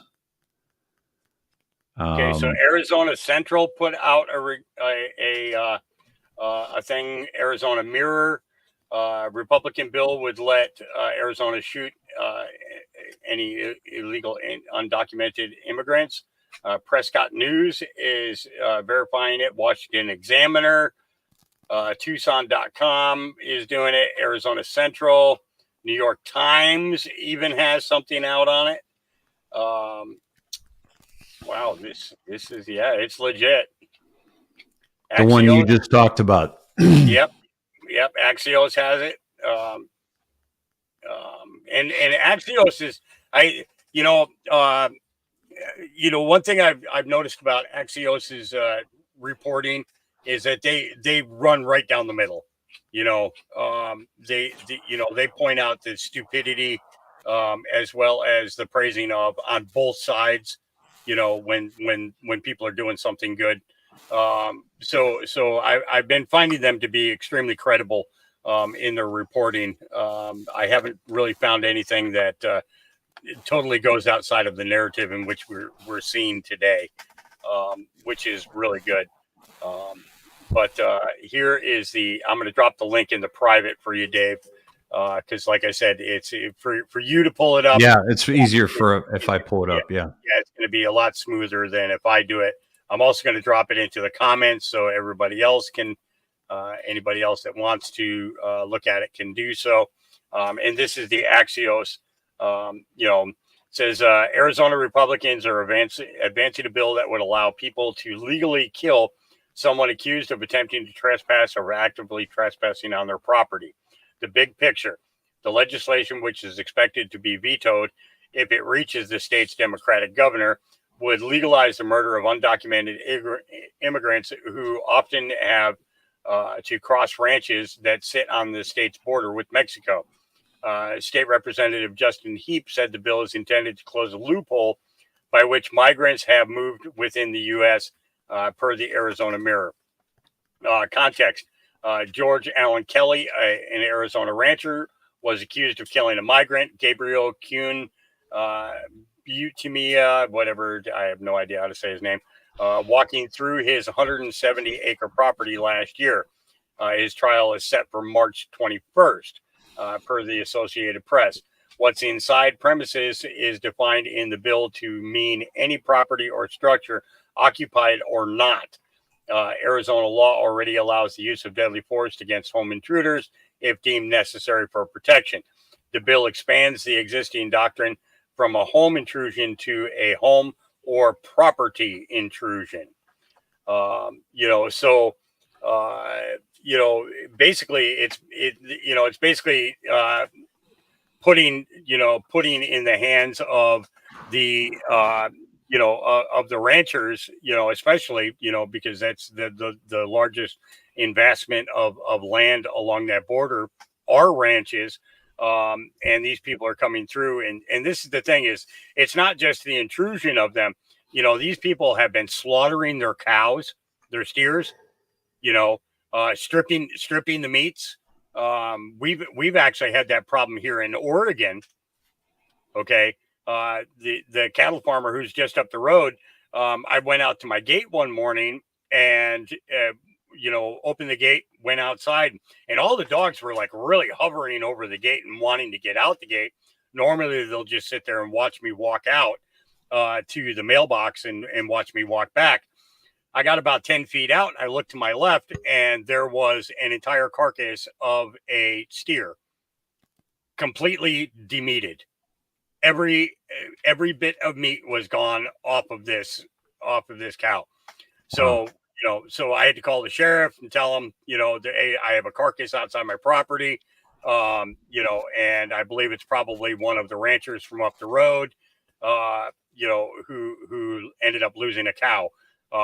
But these Mexicans will come in, they'll get the steer, they'll get it off the property into a trailer. They'll strip all the meat off of it. Once they get all the meat off of it, then they dispose of the carcass, just up the road. And I mean, the good thing was that the dogs had bones. Clay B, it was just the skeleton of it. So the dogs had bones, for a couple of months after that. But the fact of the matter is you look at the expense of that cattle, of that steer, to a farm that only does so many steers a year. You're literally taking, you're taking their income. Yeah, totally. I mean, it's back in the day, Hawk. If somebody was trying to steal our livelihood, we could shoot them. Yep. And this is still alive, I believe, in many places. That you steal a man's livelihood, you can kill him. And what does that do? Is it justifiable in every particular situation? No, but does it deter the increase of unlawful activity and pressure and stress on the good citizens and good human beings of this planet? Well, exactly. So Nancy Sutherland says, cattle rustlers were hung. Well, not only cattle rustlers, but horse thieves. Yeah. Because back in that day, they didn't have cars. Okay. And, if you think about it, through the insurance program, we don't need to hang anybody for stealing your car because generally insurance company will replace it. But the fact of the matter is that time period in which you lose from work because of the fact that your car was stolen, how many days is it going to take until the insurance company replaces it? Stealing a cowboy's horse back in those days, was literally stealing his ability to do his job. And that's why they hung the horse thieves. Now, if they went to hanging car thieves, you would see the largest decrease in auto thefts worldwide, like never before. Yeah. Yeah. You know, it's like which state was it now that just passed the bill that if you have sex with a child under the age of 12 is now an executable offense? Idaho. So do you think that that's going to deter people from attempting to have sex with anybody under the age of 12 again? Yep. Absolutely. Certainly raises the stakes, right? Absolutely. You know, it's Mary Shea says, I just sent a letter to the Maricopa County Sheriff stating the people want a criminal referral to the fake Governor Katie Hobbs to open borders, allowing human sex trafficking. This is what people need to understand is this is criminal what they're doing, and they're not. You know, I've said this many times on my show that there are two crimes. There's the person that commits the crime, and then there's the people that are responsible, that have been hired to arrest, try, indict, and sentence people for that crime. And those people that don't do that, they're committing a crime. Exactly. They're not following their oath. You know, basically they're breaking their oath by not following through with proper conviction. This was the Callisto explosion. Yeah. You can't hear it. But and there's actually multiple explosions. You'll see that there's like 6 or 7 of them in a total in the video. But again, there's no context to it. You know, it's none whatsoever. And it was like a year ago, and he posted it yesterday. Wow, that was a massive explosion, right? And I replied, why in the fuck would you post this with absolutely no context? Careless. You know, and that's the kind of stuff Raina says, that's why I love you. And then somebody said, clickbait, this is old footage. And it was Khmelnytsky, May 2023, right? So anyway, double strike on an ammo dump. There you go. Yep, it was in Ukraine. Yeah. That's right. Yeah. Yeah. So, but at any rate, you know, that kind of stuff pisses me off because it's like, listen, we're in a war here, and we can't be having people do shit like that. Okay, it's like it's just it discredits the person that's doing it. And you've got to provide context. You've got to provide dates. You've got to provide where these people, you know, are. You know, so that's you know, I'm not tolerating this bullshit anymore. Any of these people, these fake anons, or people that are, you know, pretending like they know something that they don't, is just, it drives me nuts. And I wanted to show something else that I was watching this morning, and I need to see if I can find it again. I think I bookmarked it because I wasn't ready to share it. So one of the things I wanted to mention regarding this is that the I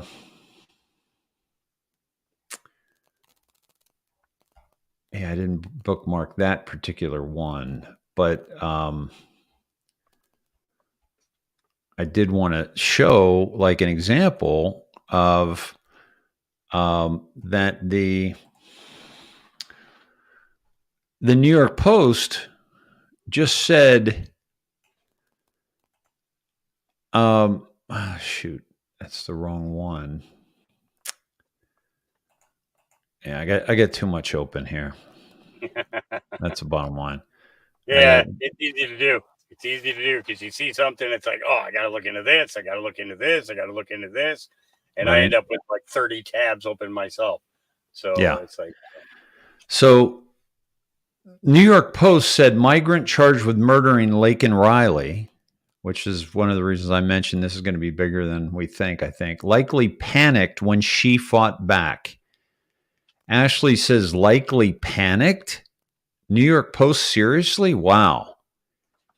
Like, who gives a fuck what was going through this guy's mind? You know, likely panicked. He killed this woman. It's absolutely tragic that, so this is a part of the media that uses different words to soften these kind of things, you know, the ones that don't mention that they're a migrant, you know, that they're keeping that information. And then there was this video I watched, and it was this guy who I guess I didn't share it, but it was a guy, he was, it was hard to listen to. And this is why I didn't share it, because it was really hard to hear, but he is like an AG in the, I can't remember the state, North Carolina is where Laken Riley, and he was basically saying that we should not jump to a conclusion that migration is leading to an increase in crime. And this is talking to the people about Laken Riley. Are you kidding me? I mean, this is the Soros media that is taking control of this. Real quick, of this narrative. Carlene, if you go back to the beginning of today's podcast, that is exactly what I start off with, is covering what is going on in the Texas Panhandle. So you may want to go back and then catch up with us. Yeah, that's which, by the way, you know, I heard a bit of that as well. And just to add to that, this is where the cows graze. Yeah. And like over 80% of the Texas beef grazes in the Texas Panhandle. And this is part of our destruction of our food and the Gates implementation of the fake meat and control of our food supply. And it's going towards a nuclear weapons facility. Yeah. And this is really, really serious. There was already a notice put out that they were evacuating the facility. You know, there's fire respondents there, but everybody else is going. Why would you leave a facility such as that unprotected? Yeah. You know, it tells me a whole lot, you know, about my government. Yeah, and it's basically,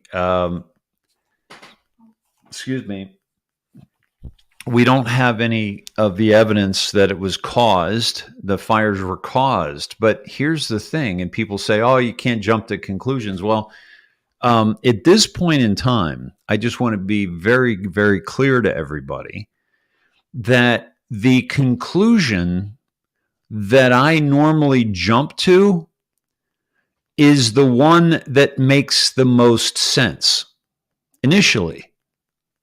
And I may be, you know, proven wrong later. I may be, you know, say, oh yeah, I jumped to conclusion. I thought it was a migrant that murdered that woman. It turns out it wasn't a migrant. But that's rarely the case. In terms of like conclusions that I jump to. So I just want to tell everybody that the conclusion that we generally jump to as, you know, sentient beings is the conclusion that makes the most sense. What's so important about where we are in this chess game, this game, this this ridiculousness, this travesty of justice, where we are right now in that whole scheme, in that whole show, if you will, is, excuse me one sec, is that we are now jumping to the conclusions that they don't want us jumping to. See, we've jumped the line there, where now our conclusions we're jumping to are the ones that make the people that control us look really bad. And that has been a shift that has taken quite a long time. And yet more and more people are jumping to that shift. Does that make sense to everybody in the chat? It's like, you think back to the days of Son of Sam. They said that they got the killer, and then like 2 weeks later, somebody else was murdered the exact same way. It was a copycat, of course, but forcefully, the people were fed into it to believe that they got the wrong guy. First thing that happens generally when they think that they got the wrong guy is they let the guy go that they got, so that he can go back out and do it again. It turned out that it was a copycat. But the fact of the matter is that the perception of that is what almost set that guy free, the good thing is that the lead detectives in that were like, no, we have conclusive proof, that the guy that we have is the son of Sam. What we have out there is a copycat, but it took them 2 weeks to come out with that report. In the meantime, you have this fear perpetuated upon the people that was so expanded upon by the news. People were in their houses before the sun went down and stayed there until the sun came up, because of the fear that was promoted, during that. So it's a lot of this is, we see these incidences go on, and although we can clearly begin to dissect it and come up with a conclusive answer to it, the fact of the matter is it's the fear that is laid upon everybody else that paralyzes. And we need to stop that paralyzation. We need to go with our guts, because our guts are honestly going to give us more honest answers than what we get from, the media and so on and so forth. Yeah. Yeah, she was in Athens, Georgia. That's right. She was a University of Georgia nursing student. Mariana, thank you. Mayor was such an ass. He brought up Trump talking trash about migrants as if it was worse than his mass invasion and the murder of Lake. And yes, that's the if you have a link to that news conference, please send that. Put that in the chat. That would be great. So Thomas O'Neill says that Donald Trump is a rapist. Hey, Thomas, why don't you fuck off? And I say that because you've put it in the chat like 3 times now. Okay. So you're obviously a troll. And if you believe E. Jean Carroll over Donald Trump and that nonsense, then there's no hope for you, and I have no interest in trying to turn you. Yeah.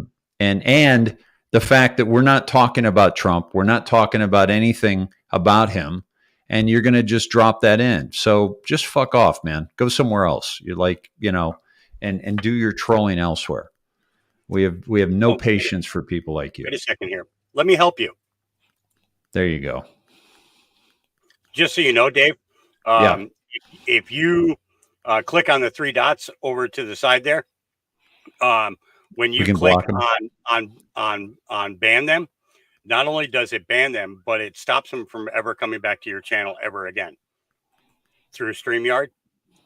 Okay. Yeah. Nice. Yeah. Nice. Yeah, it Nice. tosses him like a hot potato. But he'll come back in another name in a couple of minutes, and we'll get him too. So now back in the day, I used to we used to be able to stop the comments from Restream, but they would still show up on YouTube. So we had to do it doubly. yeah, no, it stops it completely. So it stop if he came in through YouTube, then it stops it on YouTube too. YouTube, Facebook, and X. Okay, that's awesome. Okay, that's a nice feature on StreamYard, since I've been having some frustrations with StreamYard. So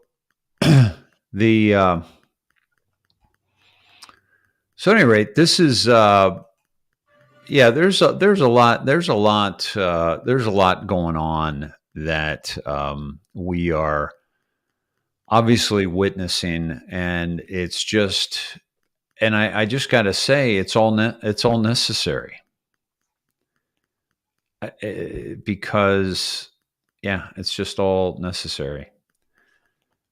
This is some of I want to show some of the devastation from this fire. And the reason I'm, wanting to show this is because of the obvious, you know what? I gotta get over to X on this. Let me do this. Dailymail.com just put out that Biden 81 did not take a cognitive test during physical because he didn't need it, the White House says. He just went in for a doctor's appointment this morning for a physical. Yeah. And it's kind of funny. Nikki Schwab, pretty on top of it, senior U.S. political reporter at the White House for the dailymail.com, just released that. At the same time, we've got Hunter Biden in Congress testifying right now. Is that right? Okay. We got to keep an eye on that. All right, let me show some of what's going on here. Oh, there's no telling.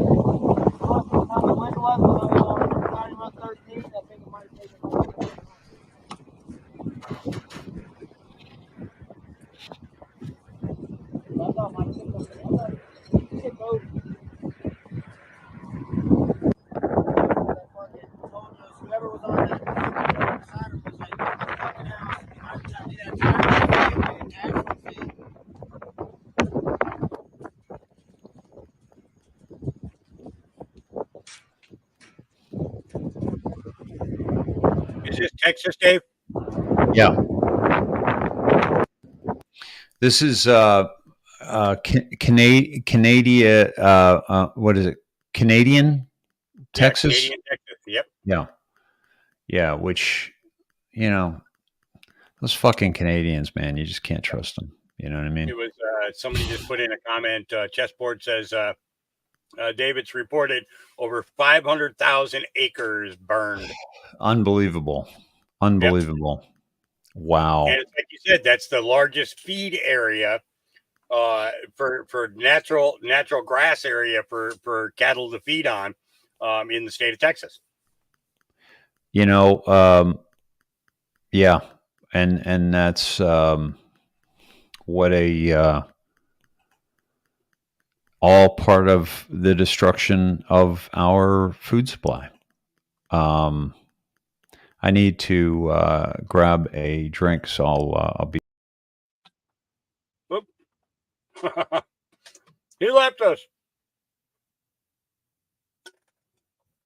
right in the middle of a blueberry muffin. He had to leave us during a blueberry muffin. Come on now. Now the dogs are all going to sit here and stare at me while I'm talking to you guys, knowing that this muffin is on my desk. All right, I should have given you some warning there. I can hold off till you get a few bites down.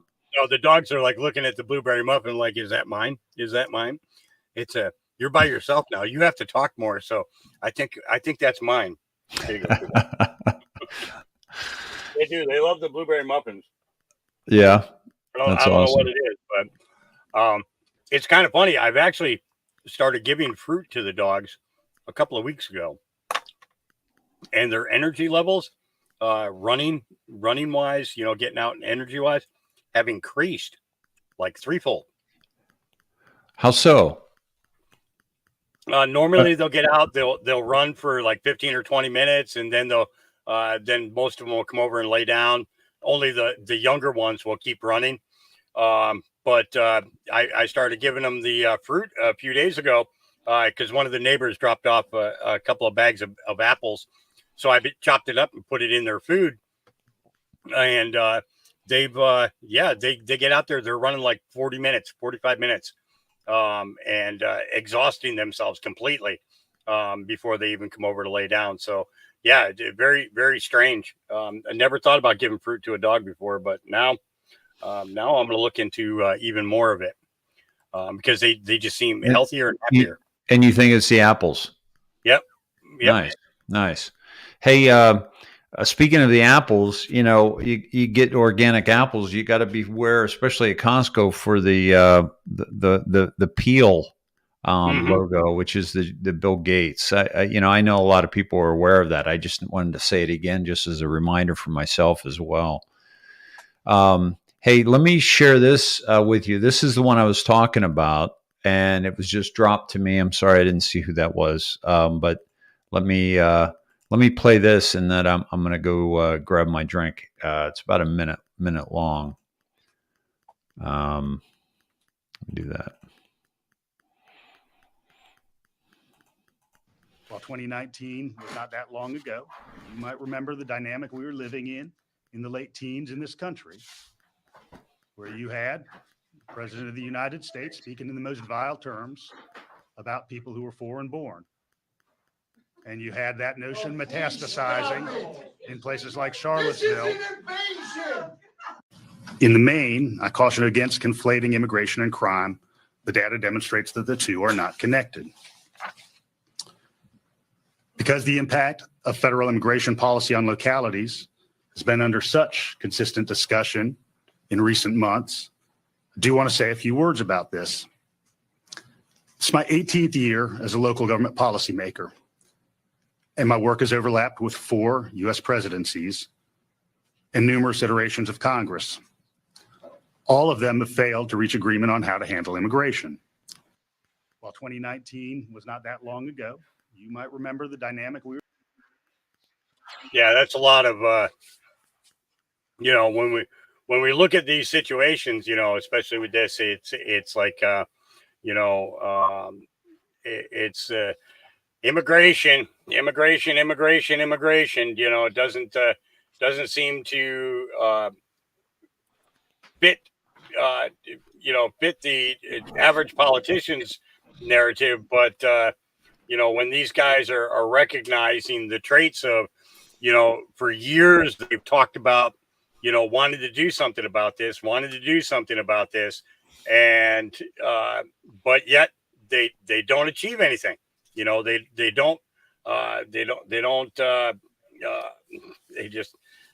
just don't do the right thing.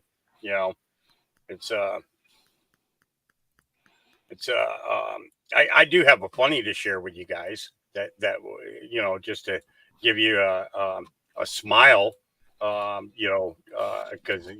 we're giving you a lot of bad news today, but Mom, I brought a friend home for dinner.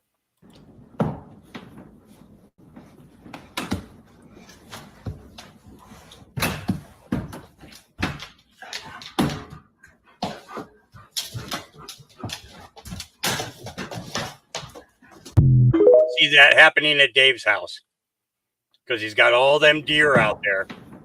I can see it happening. Uh-oh, we lost him. Where'd he go? That's amazing. You saw that? Yeah, walked a deer in. Now, are you still going out and feeding them? Yeah. As a matter of fact, I'm going to see if I can pull up something here for you. It's oh, here we go. I think I have to download it first. There we go. Leave it to a German Shepherd to do that too. Mom, bro home a friend for dinner. That's hilarious, by the way. You need a big door like that. Right? Yeah. Well, I have one like that on all of my buildings here, and entries into the greenhouses as well. So the dogs have free run of all 30 acres. Did you put that in? You put those in yourself? Yeah. They're super easy to do. I was just going to ask you because I'm going to ask my landlord when I get a dog if I can do that, just so he's got he can get in and out. What's going on here? Why is this not? And you want to make sure you get the pup young, so that it'll become accustomed to the deer and won't be aggressive towards them. Okay, how young? About 3 months, 4 months. I have one right here, right now. I have this young girl. Her name is Honey. Beautiful. Honey. Honey. Yeah, that's it. Dude, that was my second dog. Was Honey. Was it? Yeah. Yeah. She just turned 4 months old. She's an adorable. She's going to be a mini shepherd. She won't get any heavier than 65 pounds. She'll stay thin. And she currently plays with the elk that come through on the edge of the property. She runs over the fence and she'll run up from pole to pole on the fence line. And then the elk will move from pole to pole, and then the elk will go, and then she'll go. It's cute to watch. It's like she's making friends with all of them. That's pretty awesome. Somebody's got a cat named Honeydew. Honeydew. Karen. Yeah, Karen Scott. What's that? She says, I had a cat I taught to use the doggy door. My last cat was named Honeydew. Yeah. That's cool. You got a question here. Kevin Willett says, sorry to pester again, Dave. Did you receive the painting yet? I have not, Kevin. That's are you tracking the delivery at all? Because I have definitely not seen it. Don Baldwin just gave a good idea. Dave, if you call down to Home Depot or Lowe's, they actually sell doors that are already have a dog door built into them. Oh, so interesting. You can take the landlord's door off, store it away, and put that door on. That's the way to go. I think I saw one on Home Depot for like $100. I think it was $187 or something like that. And the cool thing is it came with a collar that when the dog would go out the door, the collar would activate the lock on the dog door, and the dog could go in and out. But as soon as you moved away from the door, the dog door locked, so that you don't have somebody a human trying to crawl through there. Yeah, that's a pretty cool feature right there. Yeah, that's a really cool feature. That's a good idea. I'm going to check into that. I want a human to try and crawl through my dog door, because when he gets through there, he's going to think that, they got a dog. But when they get through there, they realize that, I'm not getting back out, am I? Yeah, right. Probably need a sign on it that says, once you crawl through this door, you won't get off the floor. Something to that effect, Yeah.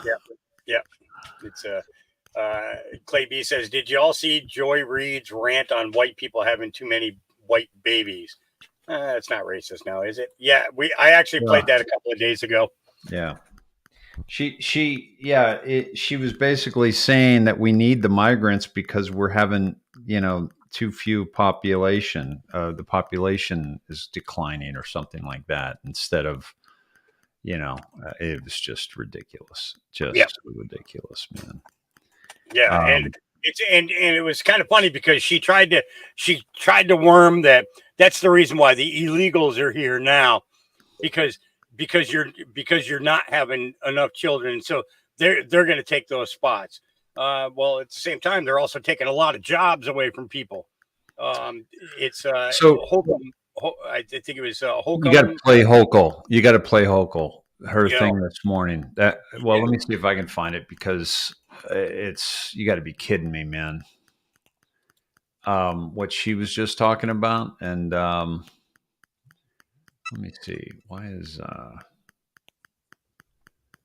I don't understand why I lost my search.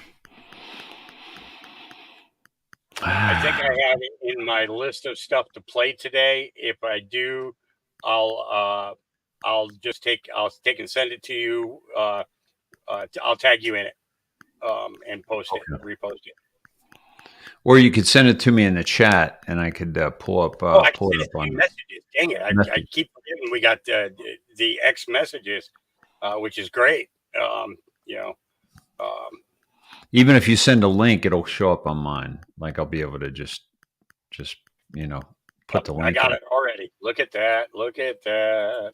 I'm sending it to you in messages right now. Through X? Yep.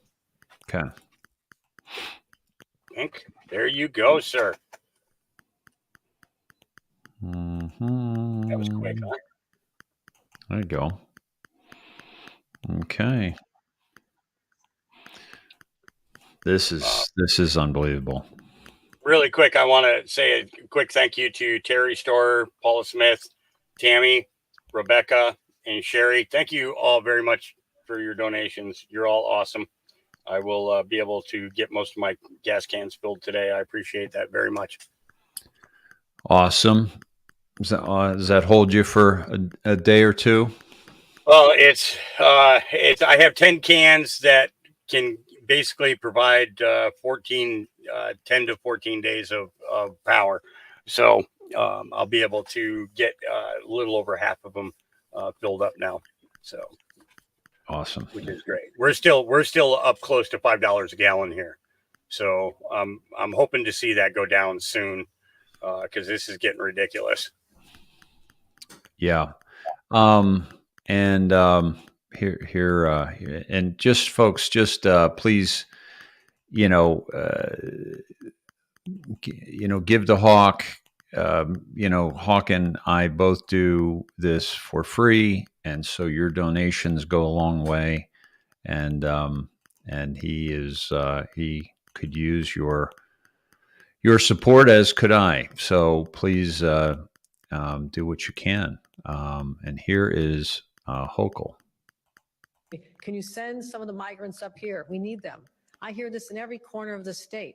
Governor Kathy Hochul's administration recently agreed to a proposal that could make it easier for migrants to get temporary jobs in state government. Approved earlier this month, the Civil Service Commission is working with agencies to implement the changes, which include dropping typical application requirements like proof of a high school diploma or proficiency in English. I have 10,000 openings in the New York State workforce, from our operations to SUNY. I have 10,000 openings. So this is to give options for people, but to say we are working intensely to get work authorization applications. These are all legal people. The goal is to make it faster for migrants to get jobs once they get legal work authorization. Hochul is eyeing around 4,000 entry-level positions that are currently unfilled within state agencies. Those include clerical or administrative roles, technical support, equipment service and repair jobs, as well as those positions in food services. Those jobs won't be limited to just migrants, and officials are billing it as a win-win, according to an internal memo obtained by New York One. I'm anxious to get this moving quickly, and once they're approved, we can match people to jobs. They don't need to be reliant on services any longer, which I think is the objective, to not have people supported by taxpayers in our shelters. It's part of an ongoing effort to inject new blood into a shrinking state workforce. Testifying before the state legislature on Tuesday, the head of the Civil Service Commission decried vacancies, saying they've already implemented temporary hiring measures on an emergency basis. Mayor Eric Adams also likes the new idea.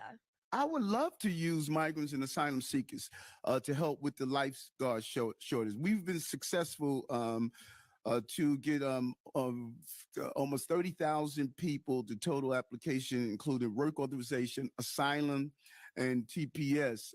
We want more. He says the key is to speed up the federal government's long process that greenlights work approval, especially for the nearly 67,000 individuals currently living in the city's care, which could help the state labor department fill around 40,000 open positions posted by private businesses, but they're mainly outside of the Big Apple. We're also looking forward to the state continuing to work with us to resettle families. But it's been an ongoing struggle to convince migrants to relocate upstate, and the state's resettlement program has thus far only attracted a little over 100 migrants to that program. Bernadette Hogan, New York One. Crazy. Absolutely crazy. You know, that's just offering more free steak. There we go. You know, and how many? And by the way, all those jobs are government jobs, so it's still our money that's going to take care of these people. It's our money. Yep. It's absolutely ridiculous. Yep. It's If they can't get it in one way, it's like they're going to find a way around it to pull it from another place. You know, and frankly, it's just you know, it's just so many facets of this that just goes to show how crooked the system is and where they really want this country led into is so disappointing. So disappointing. Yep. Yeah, absolutely. You know. So I got to tell you, I had an interesting interesting interjection post yesterday because you know, Shaq. I think it's Shaq. One of the guys to the future. Yeah. He's you know, he had posted something in regards to, you know, Phil talking about himself being Edward Snowden, or that he was in charge of Edward Snowden and everything, and that it's, you know, it's kind of funny, you know. So I had to post this yesterday because of the fact that I found the ridiculousness of this so clear. This was put out by Bob D yesterday in regards to Tucker Carlson. And over there, and of course I want to see Snowden, who I admire. We have a mutual friend, so I got his text and come on over, and Snowden does not want publicity at all. But I really wanted to have dinner with him. So we had dinner in my hotel room. I tried to convince him, you know, I'd love to do an interview, shoot it on my iPhone. You know, I'd love to take a picture together and put it on the internet because I just want to show support, because I think he's been railroaded. He had no interest in living in Russia, no intention of being in Russia. The whole thing is a lie. But anyway, whatever. All this stuff. And he just said, respectfully, I'd rather not anyone know that we met. Great. The only reason I'm telling you this is because, and I didn't tell anybody, and I didn't text it to anyone, okay, except him. Semaphore runs this piece saying, reporting information they got from the U.S. intel agencies, leaking against me using my money in my name in a supposedly free country. They run this piece saying I'd met with Snowden, like it was a crime or something. Over there, and of course I want to see Snowden, who I knew he was going to meet with him over there. I was surprised. I was surprised he didn't do an interview, that Snowden didn't want to do it. That was, I think it was because he doesn't want to, he doesn't want to be caught in the current turmoil that's going on, especially where Tucker is concerned. But, you know, it was the remark that I made was, yeah, as I was saying, the podcaster in question has now been exposed as yet another lie is revealed, very much like the little boy who cried wolf over and over. And then when the real wolf showed up, he had no help. I feel sorry for his fans. Wait, no, I don't. They keep going back for more. The lives ruined by this kid's scams. You know, guys, this is the reason why I have to show you guys this stuff, is because I want you to understand the level that this kid has been manipulating people goes so far beyond what is believed. And this video right here will identify with a lot of you, because you'll understand what our parents did. Now, I think we're considered Gen X, Dave. Our age group is considered Gen X. I'm a millennial. So this kid here, he's dancing around because his dad used his pronouns. Okay.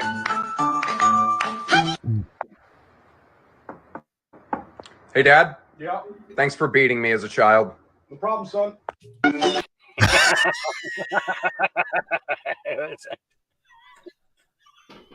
Sometimes that's great. Oh my God. Sometimes we recognize the genius of our parents in whipping our asses. Oh my God. Oh my God. Now this one here, Dave, I want to share this one with you, and I think that you'll appreciate this, knowing what we've seen between Ferguson. Okay, because people don't understand. Everybody looks at Floyd as being what kicked off, all the riots and everything else. No, guys, you guys got to go back farther than that. You got to go back to when Obama was in office and Ferguson. Was it Ferguson? Is it Missouri? Yeah, St. Louis. Okay. Yeah. So when you go back to the time of Ferguson, you begin to understand where the black narrative really got played out. But these two ladies right here, they laid this out, and I thought that this was genius in how they did this. You guys, we are just here. Black Lives Matter. Woo! All Lives Matter. Woo! Yes, we are here to support our president, Donald John Trump. We are not black. Remember that. Okay. We ain't black. Joe Biden said, Biden said we ain't black. If you don't vote for him, you ain't black. If you have a problem figuring out whether you're for me or Trump, then you ain't black. So I guess I ain't black. Okay, so we want to see more minorities. We want to see more people of color, the left. We want to see, because we know that you are out there. Maybe you're afraid to step out and to show your support for America and for God and for Donald Trump and for country. But come on out. It's okay. Come on to the right side. Come on to the right side. If you like high gas prices, if you like killing babies, if you don't know whether you're a man or a woman, a child, like a unicorn, a frog, if you don't know what you are, or anything like that, if giving all your hard-earned money to a different country is what you like, this ain't the party for you. And guess what? If you keep voting left, you'll have nothing left. Hello. That's a great point. Yeah. If you keep voting left, you'll have nothing left. That was such a genius statement at the end of that. But I love how she started. Black Lives MAGA. She took the matter off of there and she had MAGA put on there, because Brilliant. more and more of the population, our black brothers and sisters around the country are truly waking up and seeing the fiasco that's going on. And if they're seeing it, then we should be seeing it. You know what I mean? And for us to fall behind on the narrative is ridiculous. It shouldn't be happening. And we have to, and your buddy, Sir Oliver, man, he's been dropping some stuff too. Yep. Yeah. Wow. Has he been, What's stuck out for you? Well, he did a couple of them. There was one I just saw it just a couple of minutes ago here. Hang on, let me, because I just refreshed X, and you know how I think they do like 35 posts at a time when you refresh. Where did it go? Oh, come on now. but he was covering in regards to Rothschilds. That was his breakdown on the Rothschilds, and then his breakdown on the 17s. You know, how it was 17 months since Queen died. Well, the Queen died 17 months after Prince Philip, I think it was. After Prince Philip died, then 17 months later, the Queen died. Then 17 months later, Rothschild dies. Yep. He broke that all down. Yep. It was amazing. It was amazing. I was like, you know, I never thought about that. I wasn't looking at the dates and things. And you know, that's where I lack sometimes. The numbers kind of, you know, can often throw me off. But it was genius. It was genius the way that he laid it out. And it was, I think that he's going to have a lot to do with waking up a whole lot more people. You know, it's in his breakdowns. Where are you, Sir Oliver? Wow. What did you do? Like refresh into 500 posts? You ever notice that when you refresh, sometimes you cannot find the dang thing that was on your screen when you refresh? Yep. It's frustrating. Let's see. Okay.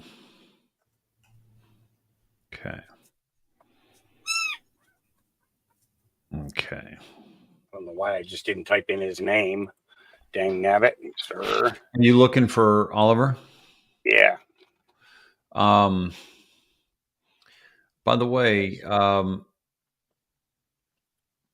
let me see here. His Sir Censorlot is his right. Thing. And here, I'm sharing it now. He's a good follow, folks. If you're on X, you know, definitely follow Hawk and I, but also, and Hawk, if you could put in our Twitters, that would be good. But Oliver Pollock. I'm going to put in his as well. Sir Censorlot. I have not looked at that one yet.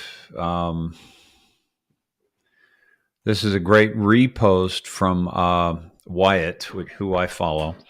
Democrats scream, "Save the children from the guns," followed by "Abort them, mask them, jab them, distance them, medicate them, indoctrinate them, mutilate them, sexualize them, traffic them." Wow. That's strong. Well done, Wyatt.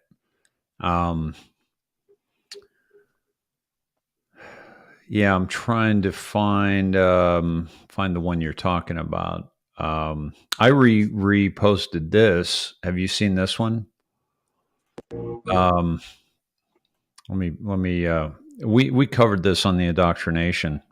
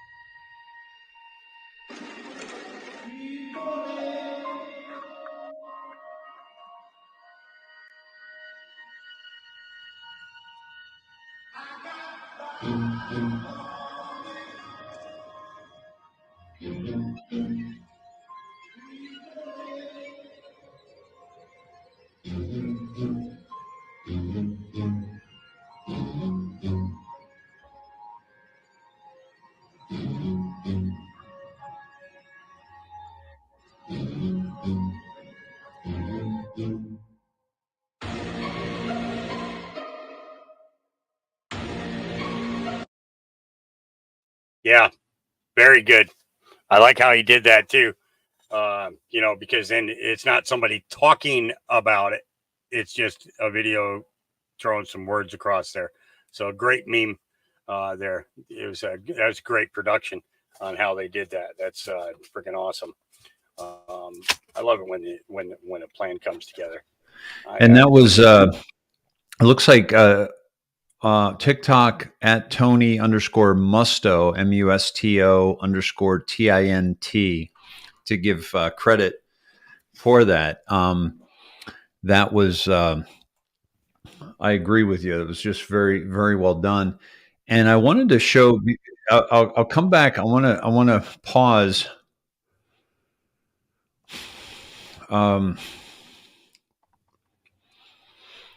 On that for a second and come back maybe to it, but I wanted to share something that, by the way, New York,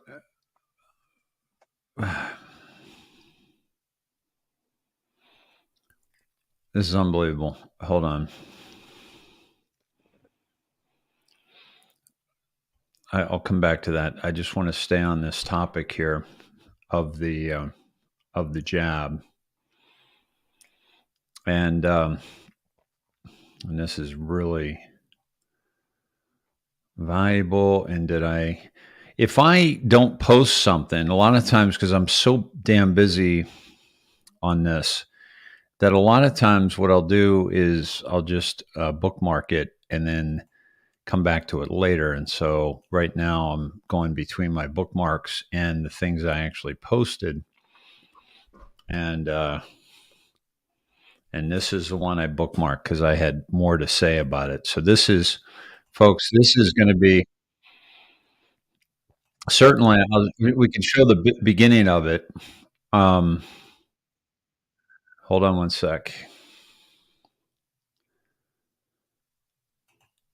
Elaine, I thought she died. Didn't Betty White die? I think so.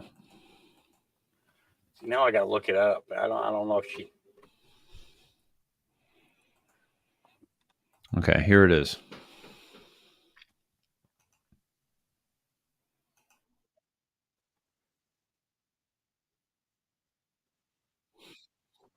Yeah, she died in 2021. Okay. I think. Yeah, December 31st. Yeah. Chris Shoemaker from Toronto in Canada. It's great to see you, Doctor. How are you doing? Oh, I'm doing fine, Jim. It's great to talk to you, and we certainly have a lot that's happened since 2 months ago. Yes, I know. There is a lot. I've been looking forward to getting you back on because I know that you've got some really quite important information to share. And I was going to just say, Dr. Shoemaker, that there appears to be some information coming to light about hearts working harder after having had 2 vaccinations. Is that correct? That's absolutely correct. From a September 2023 study published September, that is just 4 months ago. And its lead scientist was Dr. Nakahara from Tokyo, Japan. There were also lead scientists out of one of South America, one from Houston, Texas, and a 4th setting. So 4 major study centers participated in this in terms of finding whether asymptomatic people actually, and without myocarditis, was there any evidence that their heart was straining any harder in the vaccinated than the non-vaccinated? And it was found by Dr. Nakahara, my apologies, Dr. Nakahara and others, that there was not just a 5%, 10%, maybe 12% elevation in heart effort.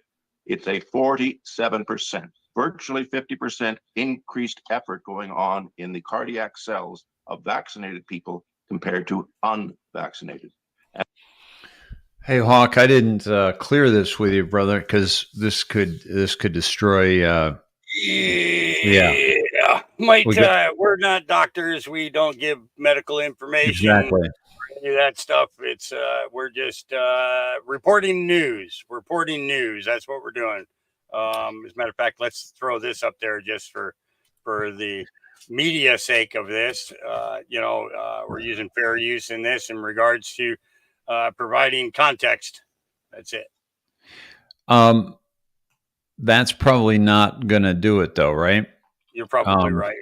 so we really need to just. I'll drop this in the link. This is very explosive. Just FYI, folks. This is very, very important information. there's an actual. I'm going to put it on my Twitter now, and then I'll post the link to it.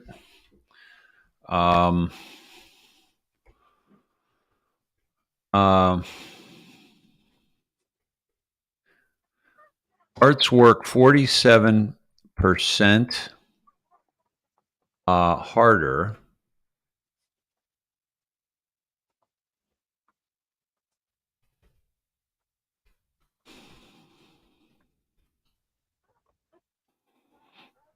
And what was the other thing? It was 47% harder, and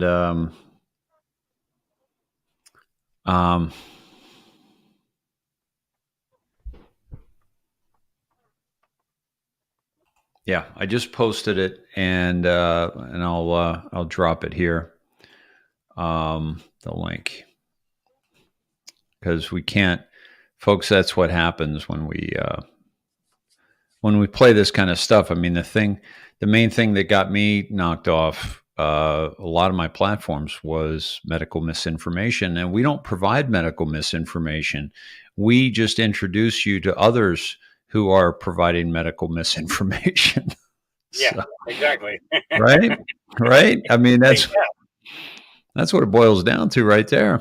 We're trying to show you who not to listen to. Dang it! Exactly. Don't listen to these two guys here. Don't listen to them. They're going to tell you some nonsense like the jabs are bad, or don't be listening to that, folks. You don't want that. Kevin from We the People put out a thing today. He says, you do realize they're trying to mentally exhaust you and break you down. So when they attempt their next step in their plan, you just give up and fold and comply.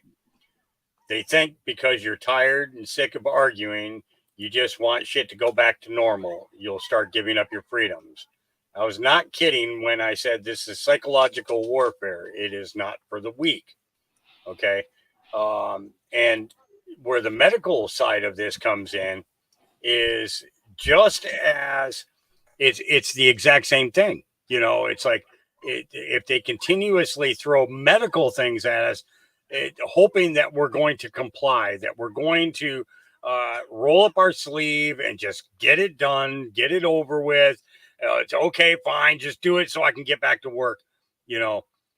That's what they want. That's what they want to push, and we need to make sure that we stay away from that. No different than how what they do with the laws and everything else. It's all this legislation going on. As long as we refuse to comply, and stand strong. That's what's important. So, keep standing. Because I'll tell you, I saw a video this morning, Dave. I got to tell you, I saw a video this morning.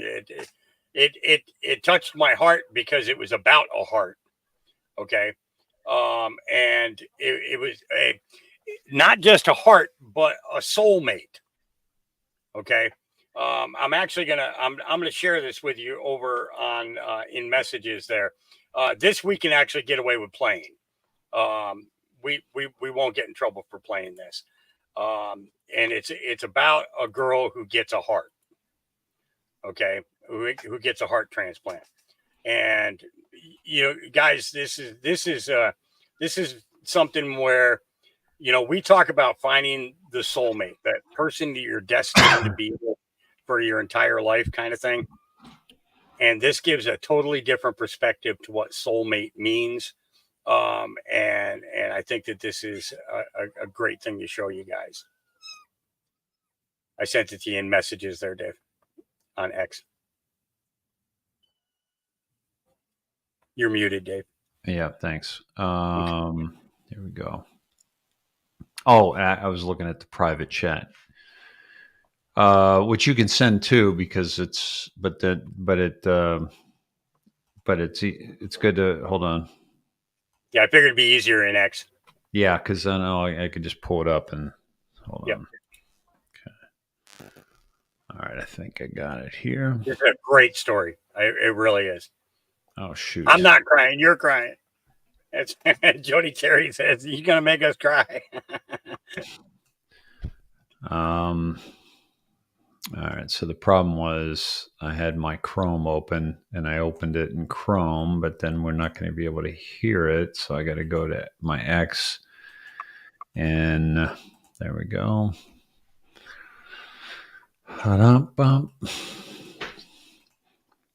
Okay. Okay. Why isn't it going big on me? It's not allowing me to go full screen in Well, here, let me try and play it. If it doesn't work, then you pull it up. Let me try and see if it'll do it.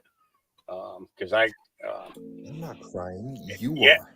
There was an 18-year-old boy who was highly musical, loved to write poetry, and unfortunately he died in an automobile accident. So this story comes from a document by Dr. Paul Pearsall called Changes in Heart Transplant Recipients That Parallel the Personalities of Their Donors. There was an 18-year-old girl who had endocarditis and had heart failure. He was the recipient of the boy's donor heart. The parents of the young man were so sad about their loss that they didn't change anything in his room for over a year. But once they started to clean the room, they looked at his notepads that had like his books of poetry and different things on it, and they found something super interesting. The first thing was a poem about how he was going to die soon. The second was a song called Danny, My Heart Is Yours. And it talked about how he was destined to give his heart to someone else. Enter the recipient. She met with the parents of the donor and immediately recognized the pictures. And she was like, I know who that is. She's like, he is in me. He is a part of me. And he is my lover. And I don't know if we were like separated from other lifetimes or whatever, but it's like, I feel his love for me. Oh, by the way, her name is Danielle. So the song, Danny, My Heart Is Yours. Yeah, about her. She also talked about how after her transplant, her love for music grew. She had this desire to write poetry, write music, learn how to play guitar. But her dad is quoted as saying that she feels so strongly that her soulmate came to this earth and gave up his heart so that she could continue to live. And he was like, I don't get it. This sounds crazy, but she has such a strong connection with him. Anyways, this is something called cellular memory. If you don't follow me, I've posted a bunch about this, but this is after people get something like a transplant, whether it's heart, lungs, or even like blood transfusions. Little changes or big changes can happen. It can be a change in preference, an alteration in emotions or temperament. It can also be modifications to your identity and even taking on the memories from the donor's life. This stuff is wild. Sometimes we got to add that feel good stuff mixed in there. You know what I mean? But I thought that story was very interesting. A few days ago, I played a video of a woman who got put into an MRI machine. And when she came out, she was no longer speaking with her English accent. She was speaking in a Chinese accent and has never been able to revert back to her original language, you know. Wow. And there was a question that was asked in regards to her family about whether she had any other medical procedures. She was given 3 units of blood from a Chinese woman who had the same blood type. Holy cow. Now, that was like a month before she went in for the MRI. So the MRI that she had activated the connection between the blood that was now running through her veins and her speech pattern. That's incredible. That's incredible. I mean, there's so much we don't know about the human body, about the way it works and the intricacies of it. And we have been, it's almost like they didn't teach us how to do our taxes in school. They didn't teach us how to balance a checkbook in school. They didn't teach us how to strategize financial opportunity in school. They didn't teach us so much about the human body in school, because if you notice, and if you go back through all the things we learned in school and you count the things that actually benefited us and gave us life skills, they're few and far between, especially when it comes to the body and how freaking amazing the body is. Yeah, I mean, like, why were we dissecting a frog? Mm-hmm. You know, kind of thing. And it was, and I actually remember it was my junior year of high school that they took us to the morgue at Middletown High School, there in Connecticut, in Middletown, Connecticut. They took us down into the morgue, and we actually got to witness an autopsy, the removal of the kidney. What was it? We saw them remove the kidney, the spleen, and the liver. Wow. Was part of that, and the guy went into a deep explanation as to what exactly the liver does, you know, what exactly the kidney does, and what exactly the spleen does. And then he came out with a big jar with he says, this is a patient who was here 3 weeks ago, who passed away, and he had testicular cancer and never saw a doctor. And he put the jar up on the counter, and the testicle was the size of a coconut. Wow. I mean, you're going to let it get that big and you're not going to go see a doctor? You know, Wow. come on, you know. Man. Anyway, but yeah, that was, you know, and it was the class that we were taking for CPR, you know, basic CPR, you know, first aid. It was basically a first aid class is what it was. But this teacher was probably the most definitive in school in regards to expanding upon what, you know, what your career could be, kind of thing. And he wasn't about dissecting frogs. He was, you know, he wanted people to understand the human body and understand, you know, more than what regular biology class ever taught. We learned more from him in first aid than we ever learned in biology, ever, you know, because in biology, it's like you're dissecting all these animals. Why? You know, why are we doing poor frogs? You know, it's like, Right. So I've got a little something here to share. Oh, I got to do this, I think, here. I don't know what the heck happened. Oh, here we go. That's what I needed to do. It's just not allowing me to go full screen, unfortunately. I think you have to start playing the video, and then it gives you the option to full screen it. Oh, okay. All right, let me try that.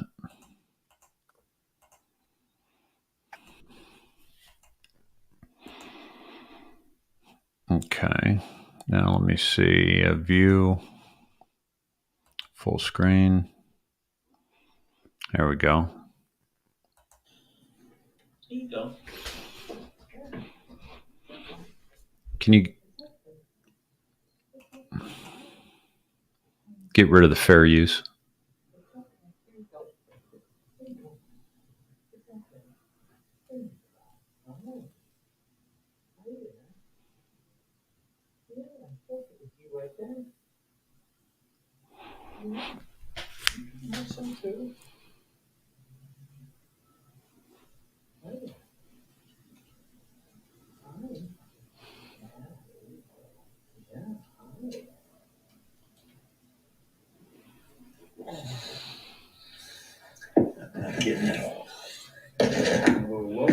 this. Yeah, there we go. Let's see. Does that work? Yeah. All right. There you go. There you go. Yeah, there you go. Sorry. Yeah. How's your leg going? Huh? Yeah, let me throw some of your friends here.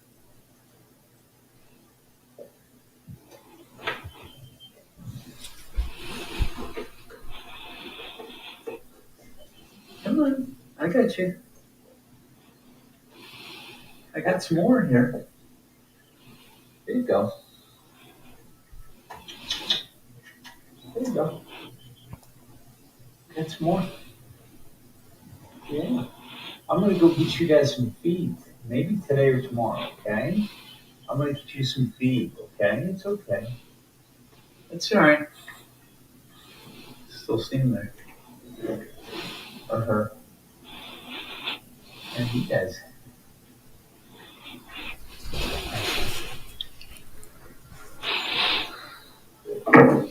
There you go. There you go. Yeah. It's okay. Yeah. I'm going to throw some to your friends. There you go. I got some more. I got some more for you if you want.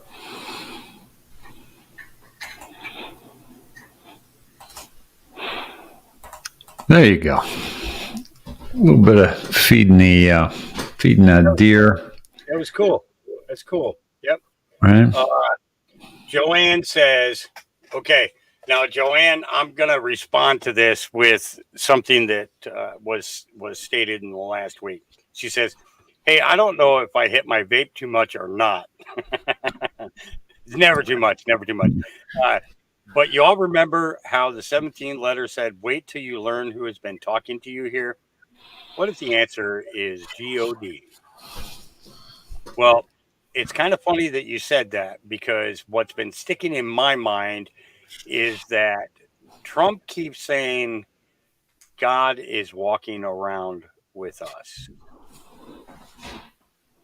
He said that a couple of different times in speeches, that God is here and that he's here on earth and that he's walking around with us.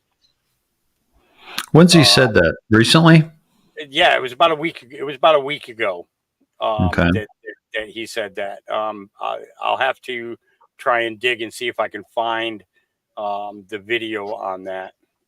I'm pretty sure that I re-exed it, whatever you call it, when you retweet. But yeah, it was. Yeah, I thought that question just came up at the right time. That's really cool that you said that, Joanne. Yeah. I'm trying to find that video now, Dave, and see if I can, because I'd like to really put some context to that. Right. But yeah, he said it multiple times now. Like he knows something that we don't know. And if we think about it, we think back to the biblical scripture time. God and two of his angels visited with Abraham before they went and destroyed Sodom and Gomorrah. That the Lord was there, or that God was there, and two of his angels, and it just seems to me, okay. So easy way to put it is we've heard so many people say, there's no way that God could come down to earth, that he can't take human form and everything else. Wait a minute. God created us. So why couldn't he take human form? Why wouldn't he take human form? What better way for him to infiltrate any type of circumstance than to take human form? So I kind of have to discount what the scholars say, that this being is incapable of taking human form, and say, yeah, I totally get it. And I don't, at this point here, with everything that we're seeing, the good that is, even though we're seeing a lot of bad going on, there's a lot of good and a lot of revealing that's coming out. Almost like there's something next to somebody to make them say certain things in order to get them to admit their faults, their schemes.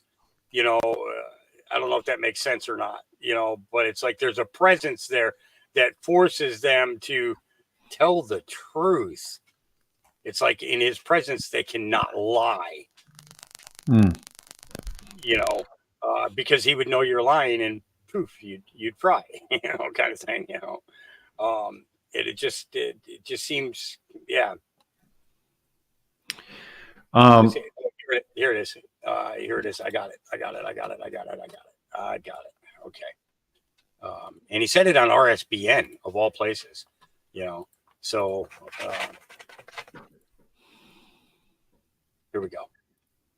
God is watching. God is watching. And God probably can't believe what he's seeing. You're going to believe, and you're going to believe in God. You're going to believe in God because God is here and God is watching. God is watching. And God probably can't believe what he's seeing. You're going to believe, and you're going to believe in God. You're going to believe in God because God is here and God. He says it right there. God is here. He's not saying it like he's up in heaven and miles away. He's saying it like he's there in presence.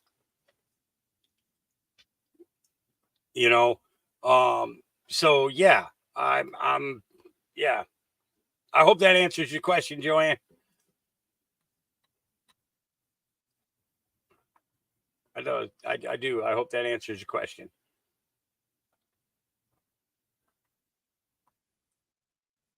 Wolves didn't jump in trees to eat fruit.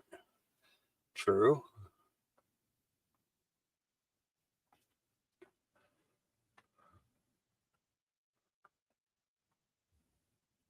Yeah, dogs don't.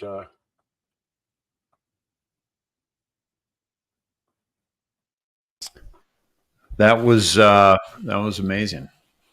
Yeah. I love it. These guys will throw out questions every once in a while that just like correlates 100% with something that you or I, have been looking at, and a video that we might have seen a day or two ago, or something that just totally correlates and gives us major talking points, for a couple of minutes, Yeah. Hey, one of the things that I talked about with the ladies last night was I asked them, I said, who do you think Q was, when Q said that, and I actually even pulled up the drop where that is said.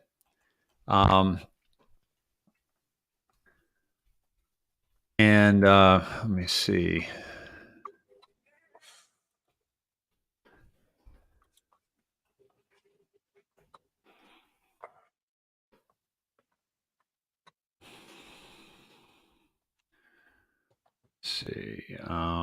It was at a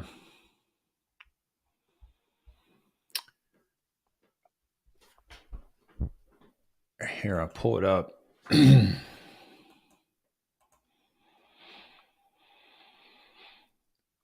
think where did I pull that up?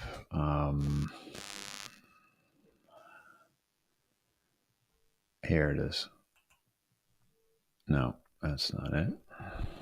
All right. Hey, hold on. Let me see if go ahead and take it away. I got to answer this, bud. Yep. He's got a phone call coming in, guys. So I'm going to try and find this post that he's talking about.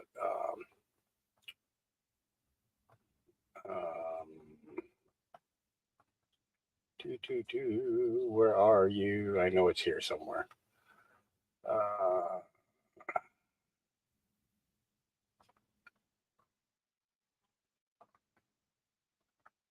How do you get your talking points? Talking points, talking points. I'm just searching the word talking, because I believe that was the wording, and it was who you're talking to. We are talking to you. Wait until you learn. Okay, who has been talking to you? That's post 920. Let me pull this up here. There we go. So 920. Let's make it as big as we can. Think. There we go. Okay, so it starts off with anonymous. That's a poster from the platform. North Korea has not conducted a missile test since November 28th, 2017, and has promised not to do so through our meetings. I believe they will honor that commitment. I swear Donald Trump is killing me here. Haha. He keeps putting out clues. He's already talked to Kim. You are learning. How many coincidences, and this is Q responding to the Anon, okay? You are learning. How many coincidences? Because before it becomes mathematically impossible. Wait until you learn who has been talking to you here. Another coincidence, at Snowden tweets after the 24 Twitter requirement, public view, you have more than you know, Q. Now, let me go back a page here to where my search was and just see if that was the only one that gave that direct. Okay, and so here's another one. 918. 918 says North Korea has well, it's the same thing. I swear.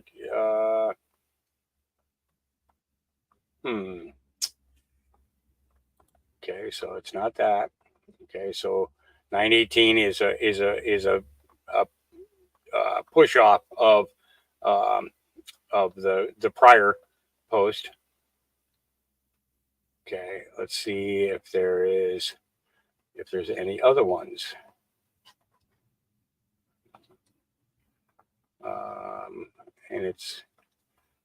And there's a whole lot of talking going on in regards to that. So 921, I think it's 921 and 920 are the two posts that refer to that. So we have 918. I'm sorry, 918 and 920 are the two posts that bring that on here.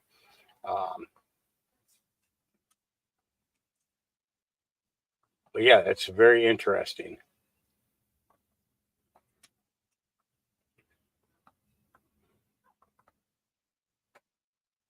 Yeah, there's a lot there that can connect in multiple ways.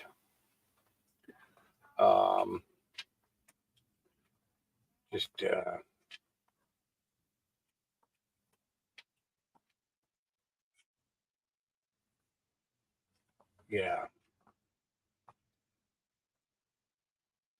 There's going to be a lot of people talking really soon. And then there's going to be a lot of really quiet people who want somebody to talk to them. That's what the part that we are preparing for, to be able to talk to people and share with them the things that we've learned, and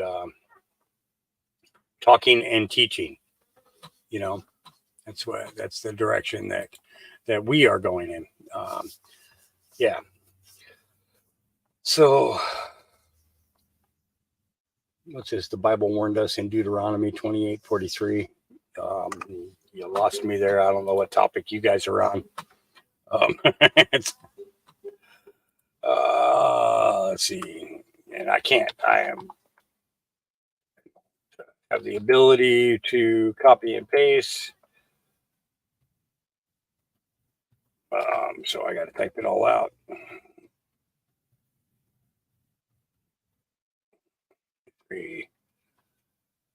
Let's see. Oh yeah, that's a pretty. The foreigners who reside among you will rise above you higher and higher, but you will sink lower and lower. They will lend to you, but you will not lend to them. They will be the head, but you will be the tail. All these curses will come on you. They will pursue you and overtake you until you are destroyed because you did not obey the Lord your God and observe the commands and decrees that he gave. Well, I don't think that correlates, but because those of us who've been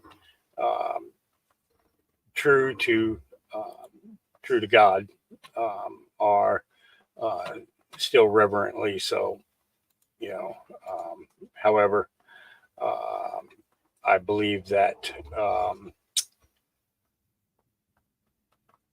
there is going to be a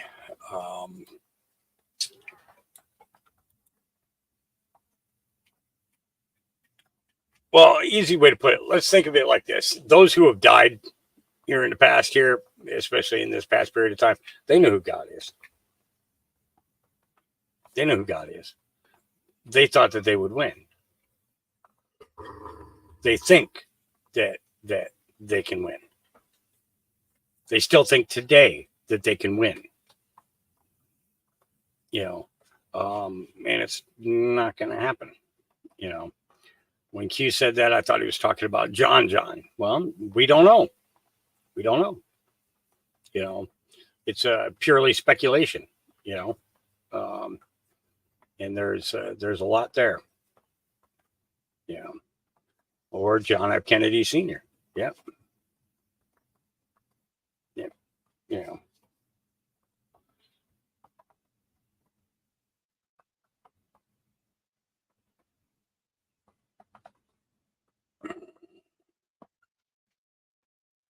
But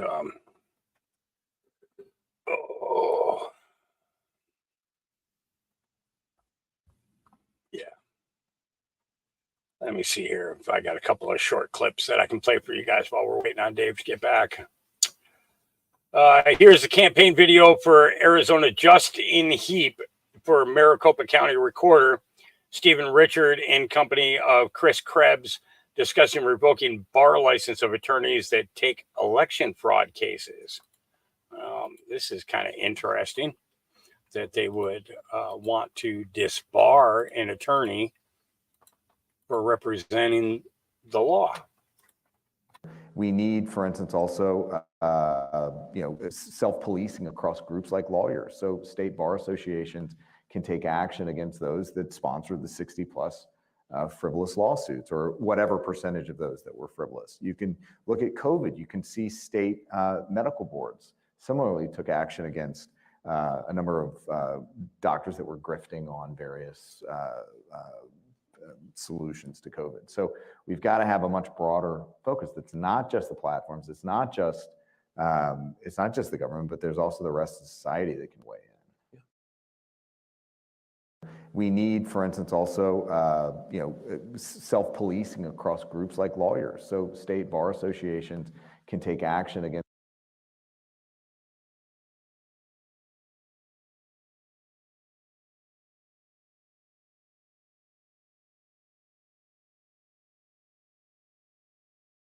This guy always puts out some good stuff. So let's take a listen To those who still think nothing is happening, let me talk to you. Why did Trump make a strange reference to the king? And 2 days later, King Charles is diagnosed with cancer. Buckingham Palace has just announced that King Charles has been diagnosed with cancer. Could this be at all related to the Grim Reaper showing up at King Charles's coronation last year? Why did Putin start removing his watch exactly at 17 seconds during his interview with Tucker?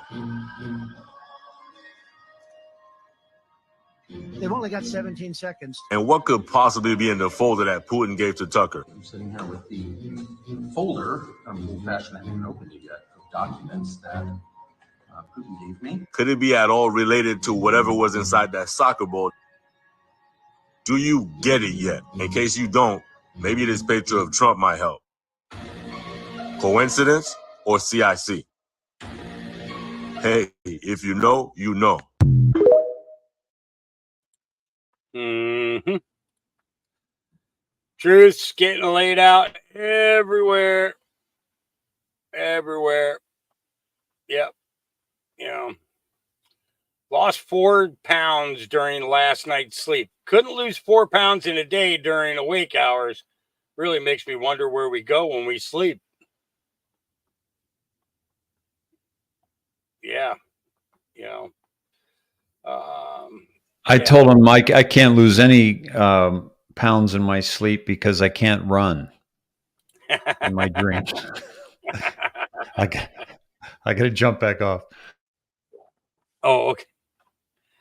I thought he was going to be with us for a minute there. Okay. Let's see. Let's get back. I'll be back shortly. Okay. Yep. No problem. Let's see. Okay. So this is the other one that I saw in regards to the wildfires. And I'm going to play this one for you next. This is so I'm no nuclear weapons expert, but I'm pretty sure this isn't good. However, I looked very closer at weather manipulation, and I would be willing to bet this is, oh, actually, is this the one that I played earlier? Yeah, it is. I'm sorry. Okay, that's not the other one that I wanted to play. Let's see. Laura Loomer says, we, the people, are funding our own invasion receipts. U.S. government is funding the invasion of the United States. Highest exposed by a Jew. And it gives the financial report, U.S. Department of Health and Human Services, $23,284,450,000 or $450. U.S. Department of State, $59,508,348. U.S. Department of Homeland Security, $10,500. You know, basically, that's what's paying for all these illegals. Yeah. Yep. Meet Gary Webb. In 1996, Gary exposed how the CIA hired drug traffickers to sell massive amounts of cocaine in the United States in order to raise untraceable funds to finance a terrorist organization who were trying to overthrow the Nicaraguan government. These massive shipments of cocaine ultimately sparked the crack epidemic that decimated inner cities during the 90s. As a result of mainstream media vilified Gary Webb and destroyed his career, which also destroyed his marriage, but he refused to back down. In 2004, he was found dead with 2 bullet wounds in his head. His death was ruled a suicide. This man literally lost everything to give us a glimpse of the truth. Don't let his memory or what he stood for fade. Yeah. The first shot didn't work, so he shot himself in the head for a second time. Yeah. Okay. Let's talk about flat Earth for a second here. In a hypothetical situation where somebody that thinks the Earth is a ball sues somebody that thinks the Earth is a level topographical plane in court, don't you think if we were actually on a ball that spins, is on a tilt, orbits the sun, and chases the sun through space, don't you think it would be pretty easy to win that court case? Well, guess what? I tricked you. Wasn't a hypothetical situation. This actually happened in a Georgia court. Zen Garcia, a Christian flat earther, not only won once, but twice in court with a glober that was trying to prove that the Earth has curvature or that it spins over 50 miles an hour. Here are some of the details of the court case. Thompson countersued Garcia for $15,000 and not lost once, but twice again. Reason the judgment was not ruled in Thompson's favor is because he tried to prove the Earth's curvature by using a computer software that he designed, and Garcia rejected it because the contest agreement stated that he wanted a real-world experiment. You actually look into the court case, you'll read here, the contest. This is Garcia. I decided to hold a $5,000 contest to challenge to anybody that could confirm in 2 scientific repeatable and verifiable experiments the supposed curvature of the Earth in the rate and manner cited by the accepted formula for determining such declination. We're down here. William Thompson applied to the contest, but was never able to produce not even one real-world verifiable scientific experiment which could or would confirm the rate of curvature as decided upon the mathematicians and scientists themselves should the Earth be 24,901 miles in spherical circumference. We don't want your pretty little drawings. We don't want your silly math equations. We don't want your CGI or your computer programs. We want real world, terrestrial, observable, demonstrable, repeatable experiments to prove the curvature of the earth, but no one's ever going to give us that. Garcia went hard in this court case. He even brought some straight up facts that the earth is a level plane. The canal is 100 miles long without any locks, so the water within is an uninterrupted continuation of the Mediterranean Sea to the Red Sea. When it was constructed, guess what? The earth's curvature was not taken into account. Yeah, they didn't put the Earth's curve into the account of that canal. You know, Benny Johnson put this out this morning. Democrat activist Reverend turns on Democrat Party, goes full MAGA after reality of Democratic plan red pills him. We've ridden this donkey as far as it can take us. It's dead. I'm ready to get on a great big African elephant. Let's see what he says here.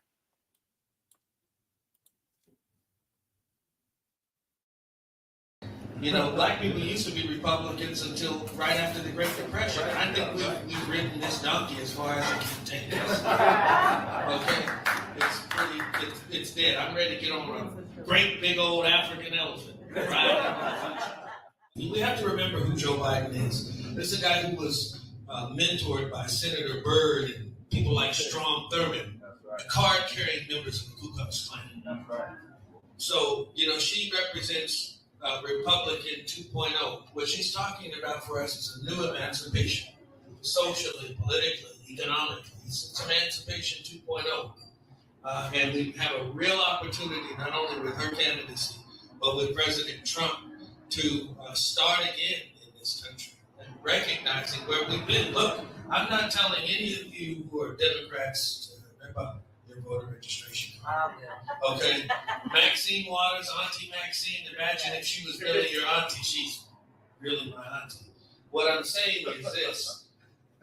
After all of those years of dealing with failed policies, how many more lives, how much more time, how many more generations are we going to sacrifice at the altar of Democrat politics when they treat us as a political afterthought? An afterthought. It's time for us to make a positive choice in our own best interest and vote for the candidates who are in our own best interest. And if they are Republicans, then so be it. When white America, working class, and black America, working class, decides to work together, there's no demographic that can stop us. What other sign from God do you need than to see the predominantly white Republican Party moaning and groaning with us about the likes of the FBI and the CIA? We're talking about God's timing, right? Doesn't he have a way of making strange bedfellows? He has a way of drawing us together in perilous times to stand together, work together, fight together, vote together, lead this country together. Because those people who are inclined to its destruction are our common enemy. Our common enemy. Yep. Stepping off the plantation. In a hypothetical situation where somebody that thinks the earth is a... Shush. Just shush. Here's the link for that flat earth one. And what's that? Somebody sent it. Did what? Posted what to my... I have no idea. Going to make me go on Facebook at the same time that I'm live. Dang nabbit. That's not always a good thing to do.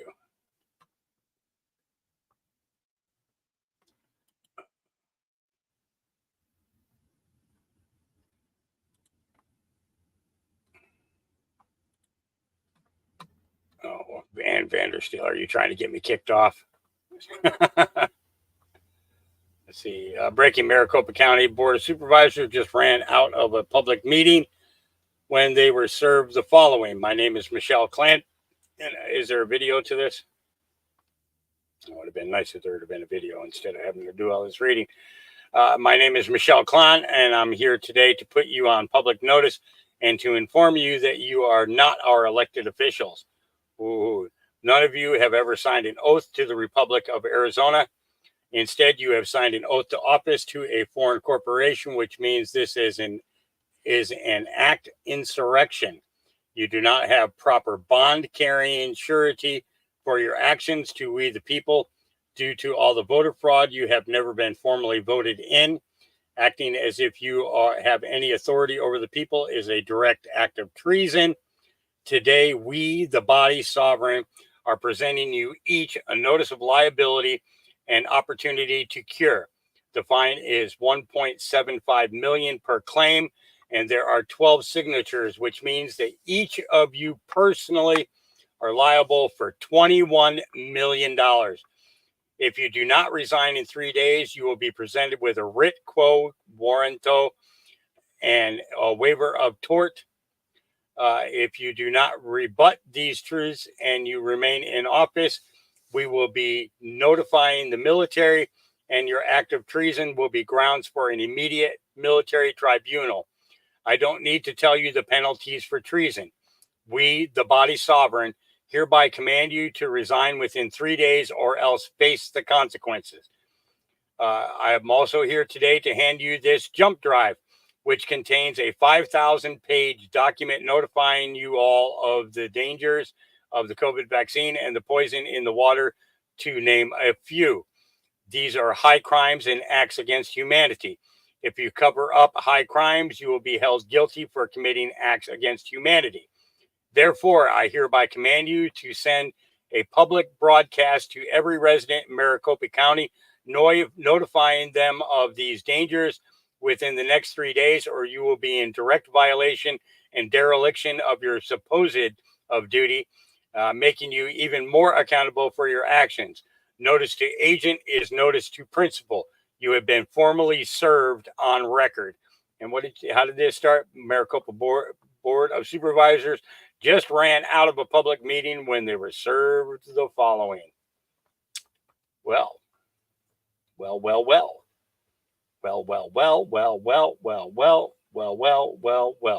Just had a friend reply that her attorney told her to do this to the Maricopa County School Board.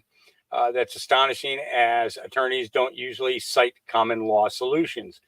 Take note, America, every county needs to show up and do this to their boards of supervisors, school boards, etc. They will ignore it like they always do, and it must be followed up with the enforcement mechanism. Well, Josh, let's roll.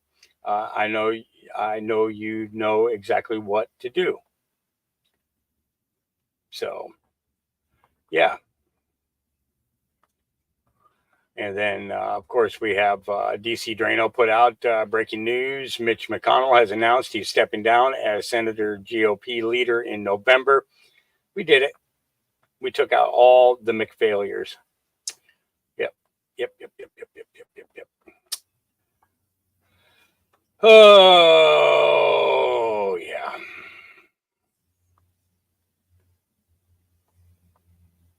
Yeah, just so much.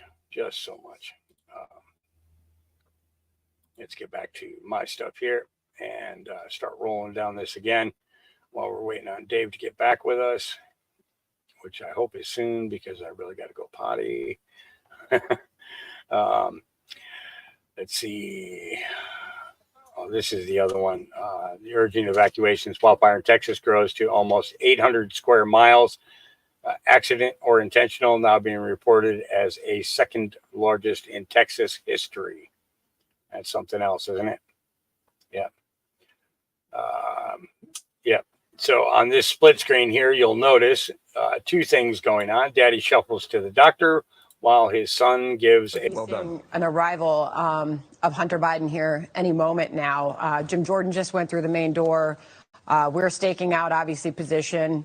He's expected in the next 8 minutes, so maybe this is him. All right, here he is. All right, Hunter Biden arriving on Capitol Hill.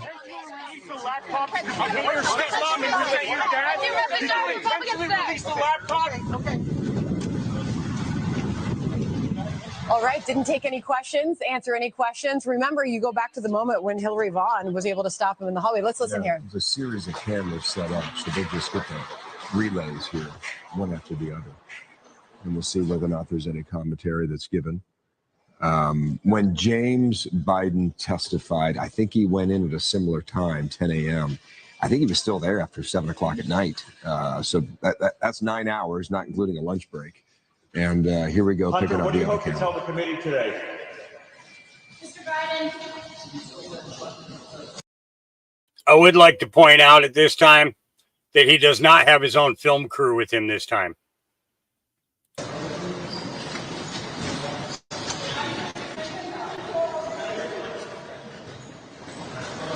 That might be the last relay. Let's see. Gary's still with us. Yeah, he didn't have his own film crew with him this time. And then this is the P. Diddy thing we showed.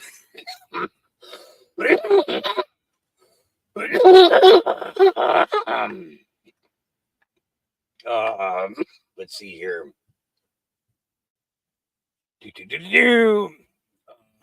This is, I believe this is more in regards to Maricopa County. No, this is in Michigan. Michigan hearings where Giuliani, I believe that this is old stuff, but it was just, it shows basically the, well, let's see, FOIA confirms the FBI and the DOJ uncovered a massive 2020 election ballot fraud in Michigan. 100 plus 100,000 ballot applications falsified at Gretchen or Governor Whitmer's election headquarters. So Whitmore, oh boy, this is going to be something. And the DOJ,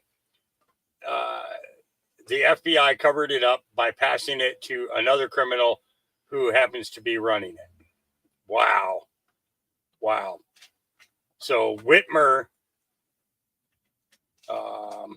wow. The greatest dangers to our democracy are people like Tudor Dixon, who spread conspiracy theories and refused to accept the results of our elections. Woman, you were just busted through Freedom of Information Acts of committing crimes. And you should be, you should be going to prison.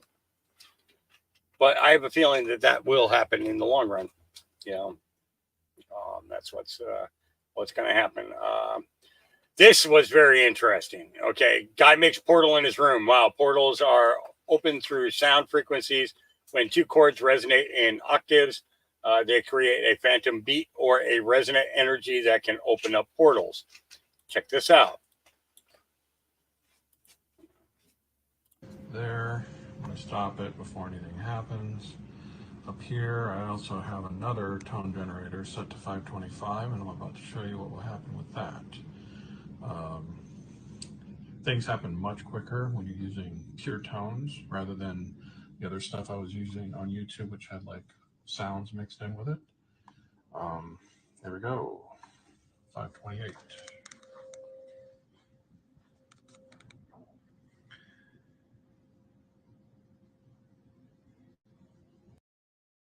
All right, now I'm going to back this up just a hair. Okay, watch this area of the screen right here where I'm pointing with my mouse. Actually, let me make this even bigger. Let me make this bigger. Watch this area underneath this puzzle piece right here. Okay. And already you can see a much more stable fracture. Okay, I have to do this quick because this stuff does not last. 525, you can see there's a whole range of tones here, but 525, you're going to hear, I hear the fluctuation there.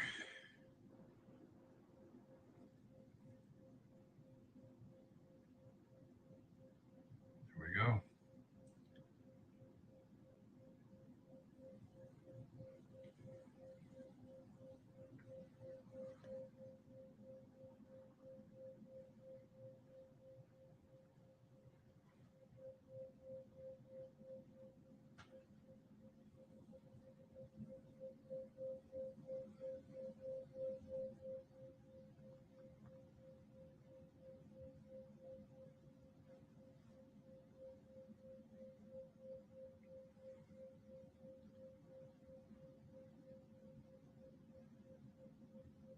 If you don't know where that is, I do.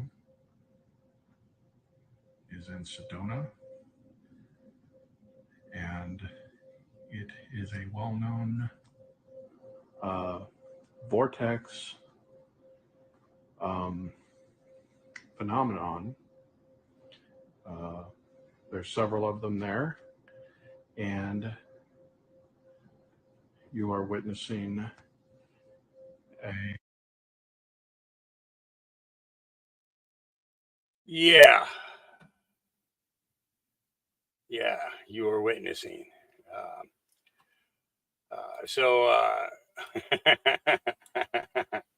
I love this. California. He says, we found a way to get him off his ass. Well, we found out how to get him off his ass, and that's nice. And it took me announcing that I'm going down to the border. All of a sudden, he announces he's going down to the border. Yeah. Isn't that the way that Biden plays it, though? He does everything that Trump does. Does anybody remember this?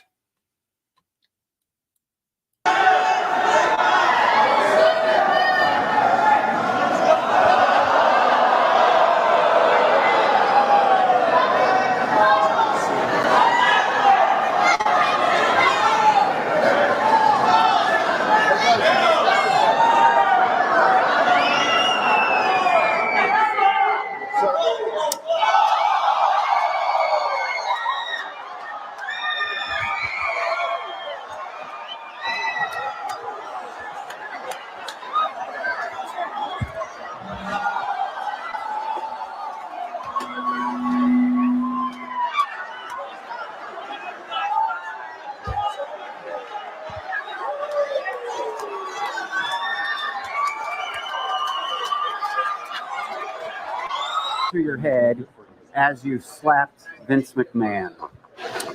Well, he had no right to touch me, and he started playing around, and I gave him a wallop, and I think it had a pretty big impact. Actually, he's got a little problem with his face right now. Yeah, I remember that. Oh, Roseanne's got some stuff to fire.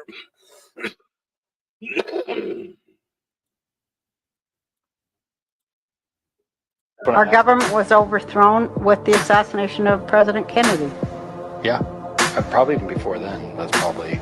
Well, they were working on it since they got the Federal Reserve in there when everybody was off for Christmas or some shit for our next... Would you say that what you're saying is that you are declaring our independence as Americans from the globalist, Soros-funded Epstein child trafficking... MI6. We are declaring... System of debt slavery. Yeah. Human trafficking, organ trafficking. Fascist, Nazi, everything totalitarian, enemies of free speech. Our government was overthrown with... I told you guys this before. In the Kim Clement prophecies, he talked about the angry woman, right? And I kind of think that this is that I think she's the angry woman. She's got a lot of things to be angry about, right? A whole lot. What they did to her career and everything else, and suing her and all that. I think that's who Kim was talking about. I do. This is the post of Sir Oliver Pollock that I was speaking with Dave about before, short 13 hours. On the eve of the passing of Jacob Rothschild, 2/25/24, President Trump began a series of posts lasting exactly 13 hours with a break between 1:24 a.m.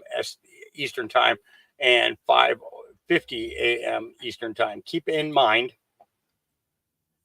the death of Junior or Jacob Rothschild was announced via The Sun at 11 or 10:11 a.m.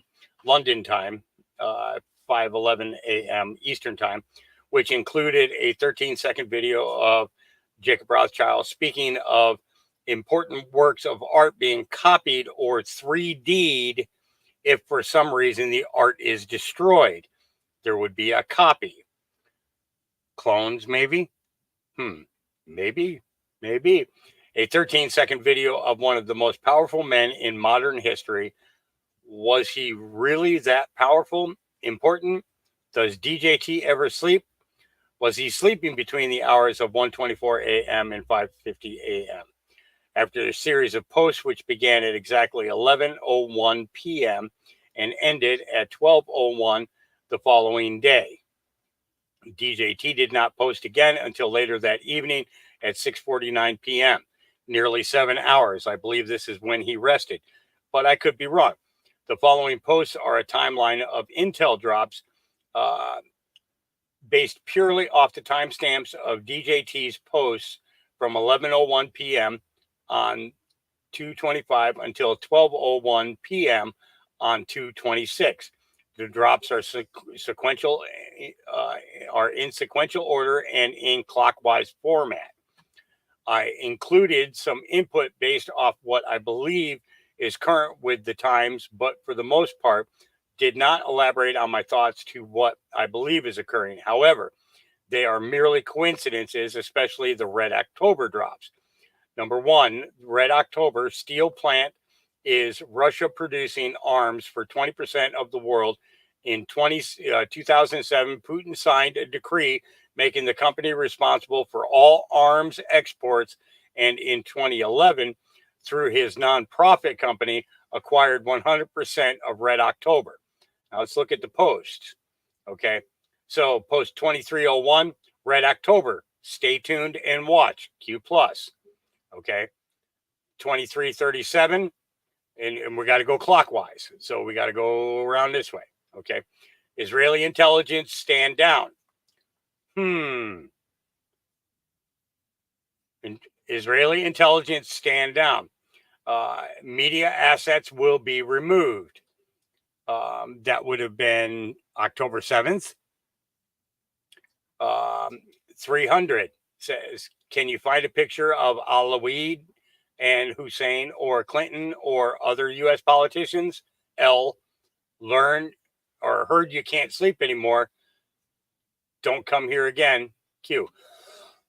Then going down, 2353. Okay. Walk away. Hashtag walk away. Hashtag vote Republican. Q. Okay. And we're going clockwise. So we're going to 12 here next. Military intelligence reference above is the absolute biggest inside drop this board will ever receive. Now think about why Antifa plays right into the plan. Always ahead. Good guys are winning. 30. Highlight is when Trump was elected, you can't possibly imagine the steps taken prior to losing power to ensure future safety and control. 32. Not even the mainstream media can hide, and rest assured some will be jailed as deep cover agents. So Sir Oliver Pollock does some pretty good work, I think. I do. Defender of the Republic. If loving Jesus, my country, and the rights God has given me makes me a Christian nationalist, then I will proudly affirm that I am a Christian nationalist. There is nothing the media can do to shame me away from any of that. You guys want to see the play they're going to try to run on Christians for the next year to try to gaslight you into thinking that it's wrong for Christians to vote for Christian ethics? Check this out. There's many different groups orbiting Trump, but the thing that unites them as Christian nationalists, not Christians, by the way, because Christian nationalists is very different, is that they believe that our rights as Americans, as all human beings, don't come from any earthly authority. They don't come from Congress. They don't come from the Supreme Court. They come from God. Okay, we got a problem. Because number one, the idea that rights don't come from governments, they come from God, that's not Christian nationalism. That's this little thing called the Declaration of Independence. The first line of which says, we hold these truths to be self-evident, that all men are created equal and are endowed by their creator with certain inalienable rights. Number two, if a government gives you rights, a government can take them away. Y'all, Christian nationalism is a scare label whose subtext is we progressives can advocate for our values in the public square, but you Christians can't advocate for yours. Very frankly, if you're a Christian who's voting or advocating for God's values in the public square and somebody calls you a, quote, Christian nationalist, 99.999% of the time, you just need to say, yep, I'm a Christian and I love my nation. Good point. Good backfire. You know, okay. What were these creatures eating our children? Who was in charge and responsible for feeding them? This is a very interesting interview. This was done. I don't remember what year this was done, but let me remind you guys. Okay. Drop that link for what? Drop that link for what? Drop that link for what? You guys want to see the play they're going to try to run on Christians for the next year to try to gaslight you into thinking that it's wrong for. Is that the one you wanted? I hope so, because that's the one I copied.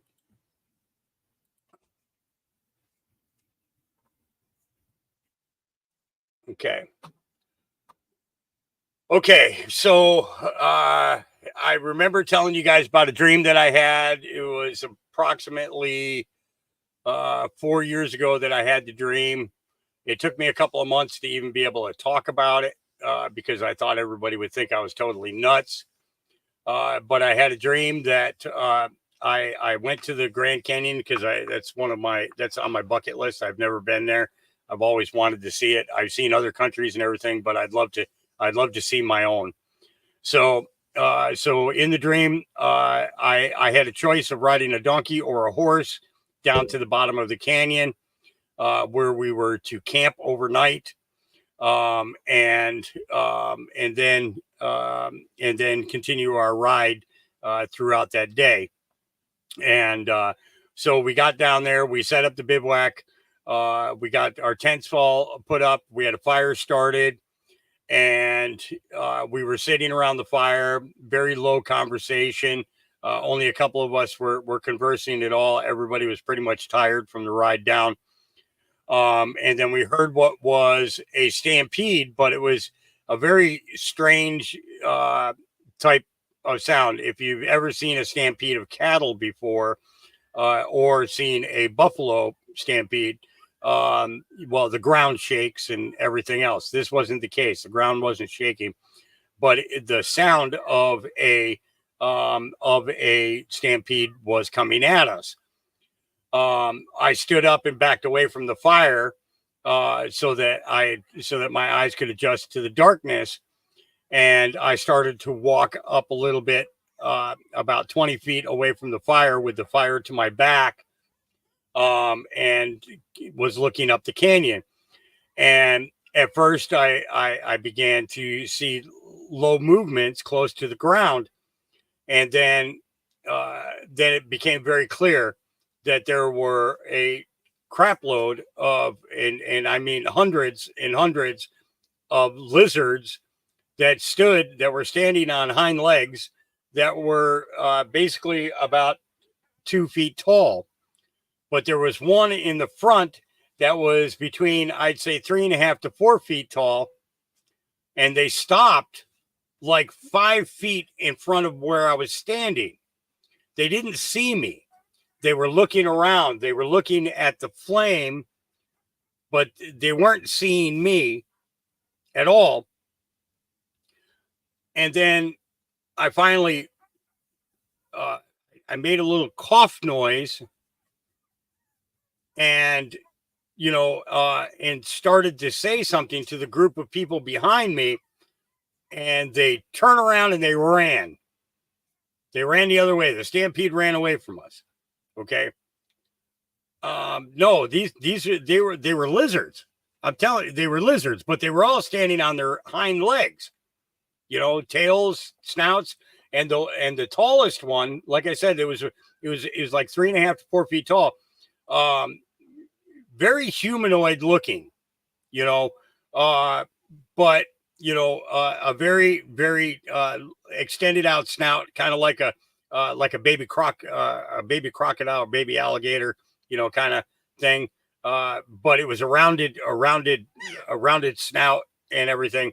But we stood there in each other's presence for a couple of minutes, before I finally made the cough and turned to say something to the people behind me, and they all turned and ran.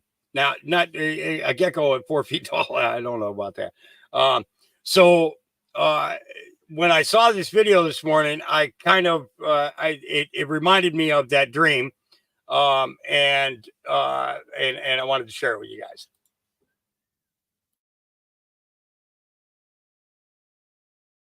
There are 1,833 of them that have been living underground between 100 and 200 miles beneath the surface.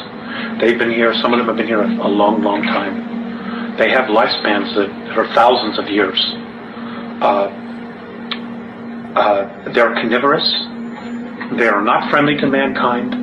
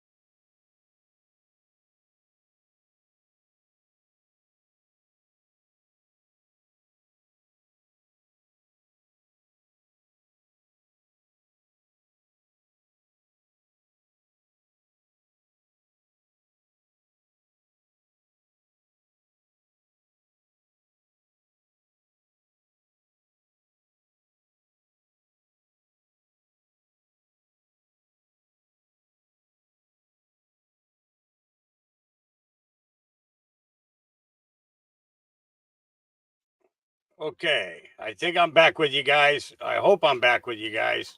Hope you're still here. No, I'm not exactly sure of everything that's happened here. What I'm going to do right now is I'm going to throw a video on for you guys. I need to go and inspect some things. And no, I didn't run out of gas. I filled up the tank beforehand. I'm going to go find out what's going on with it right now. So what I'm going to do is I'm going to go ahead and get a video going for you guys, and go and take care of this. And I'll be back with you as quickly as I can. We're going to start off with, let's go ahead and hit Melissa Red Pill and go from there.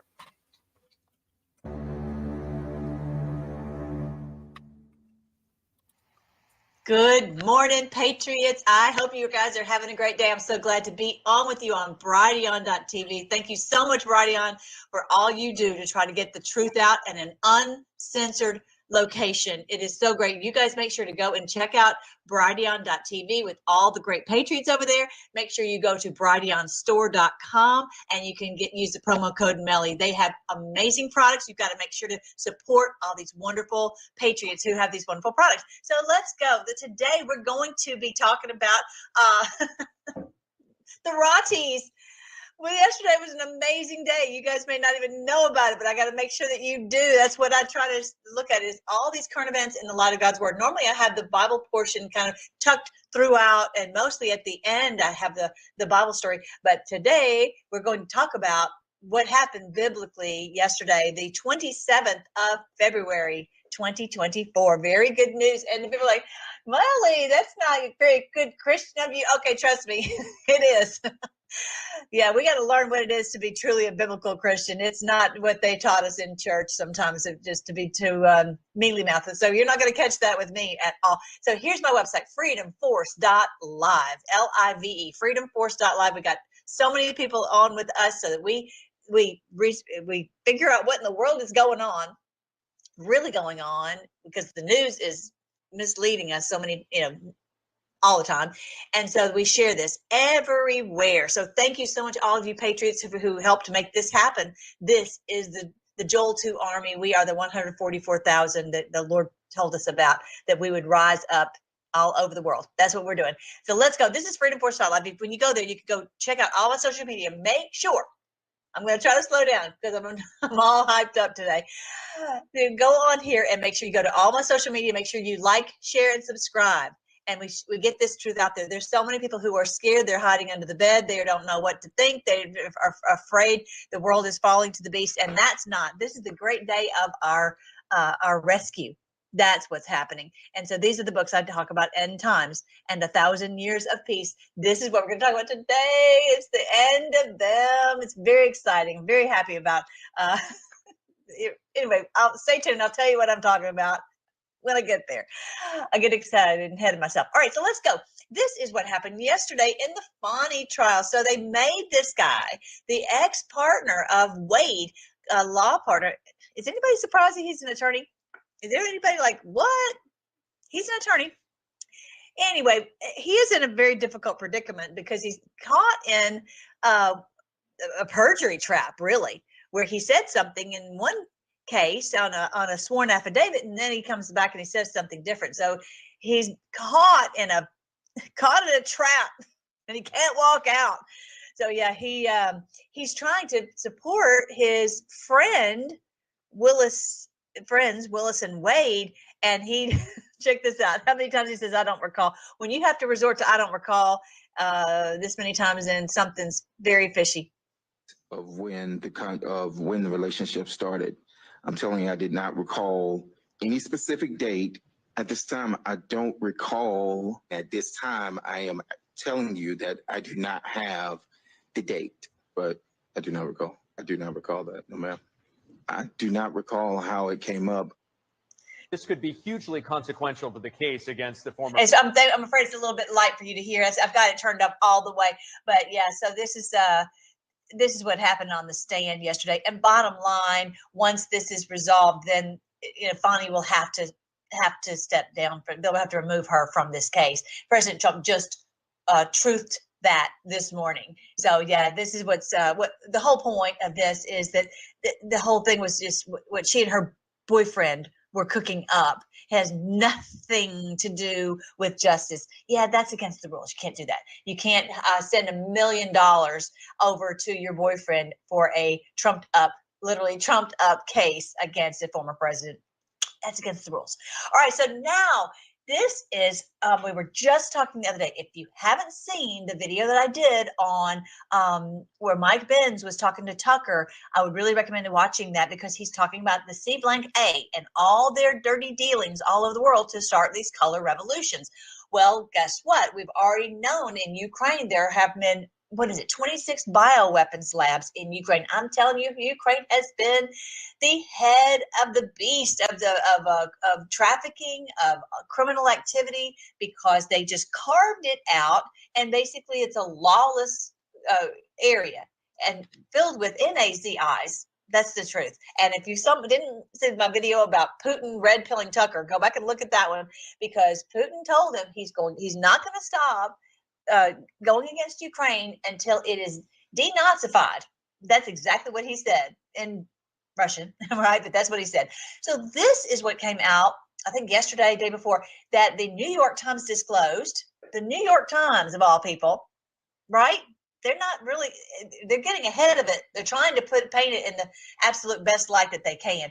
But they disclosed that the C-blank-A built 12 secret spy bases in Ukraine, waging a shadow war against Russia for the past decade.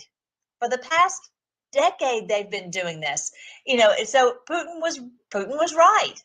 This is they are not going to come out and say we're at war with Putin, we're at war with Russia, but they're fighting against him using these 12 military secret spy bases. I say military, but it's an information war basis.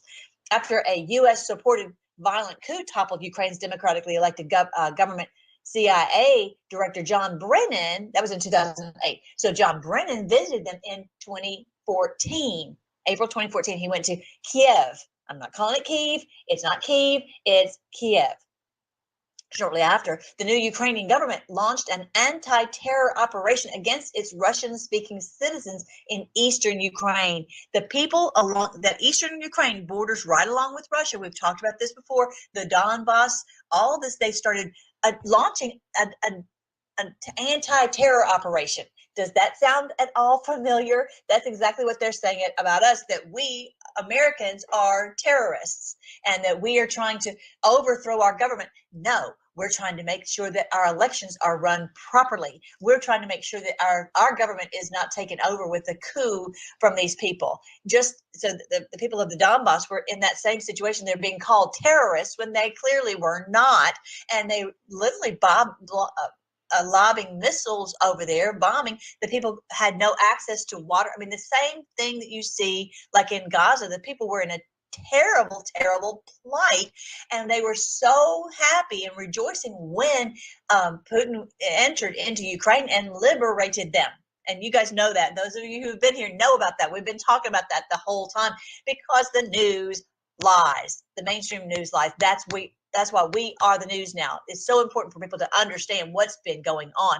These criminals in our highest levels of government are using our tax dollars to use Ukraine for a criminal headquarters. That's the fact. For 8 years leading up to Russia's invasion in 2022, Ukraine's government, with the help of the C-blank-A, relentlessly bombed these poor people in eastern Ukraine. They didn't want to be part of Ukraine to begin with. It was gobbled up against their will with a fraudulent election. This is why, again, we have to make sure to go and support Mike Lindell. That if we don't get this election secured, this is the same thing that will happen to us or is happening to us. This is why we have to secure our elections. Just look at this is a textbook case of what happens when you don't. Okay, so anyway, that's what happened. They were actually bombing this area in eastern Ukraine, led by Brennan, war criminal Brennan. Yep. Millions of innocent civilians were caught in the crossfire of a geopolitical chess match between Russia and the United States. This is part of the story often ignored by the Western press. Yeah, ignored. Yeah, completely completely ignored. This is what Kanakoa the Great posted. He's so great. Definitely check out Kanakoa the Great. Here's the clip of Brennan talking about this. So I want you to hear it. It's just a 3-minute clip. Check it out. CIA traveled possibly under another name to keep.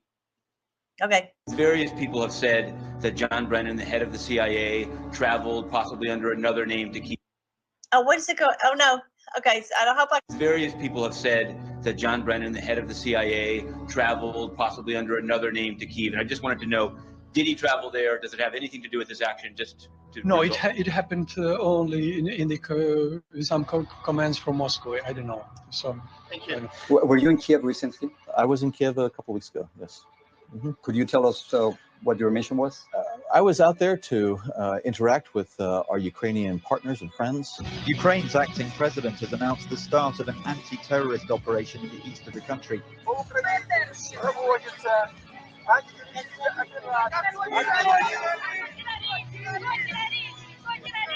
Today was the day Kiev sent in. Did you see that the people are out there like, who are you calling terrorists? We're not terrorists, you know, and they're coming at them. Can you imagine? They're coming at them with tanks.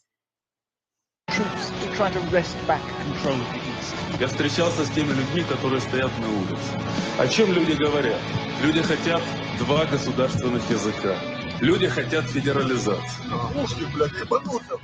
He says cannons. It's madness that they're taking cannons over to fight their own people. And the people, as you might have read, they want 2 languages. Why? Because their native language is Russian. They don't know Ukrainian. It force you to sign documents. Can you imagine? You're forced to sign documents that you can't even read. You're forced to agree to follow these rules, follow the street signs. You don't know Ukrainian. Okay, and that's why they were saying, can we just have at least 2? Because we're, our history is Russian, and actually a big chunk of it of Ukraine is people who are historically are Polish. I think it was Polish. Yeah, I thought Polish, and that they are, they were gobbled up. And can you imagine if everything you had to sign was in Spanish and you don't know how to read Spanish? You don't know what the street signs are saying. That type of thing. It's like your country's been hijacked from you. Сегодня призывают отправить армию. Сегодня призывают зачистить эти территории.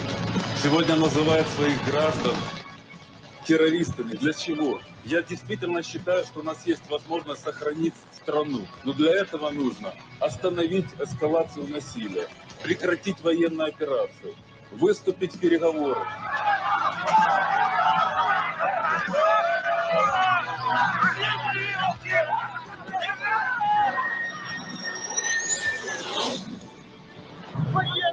Делаем покопать.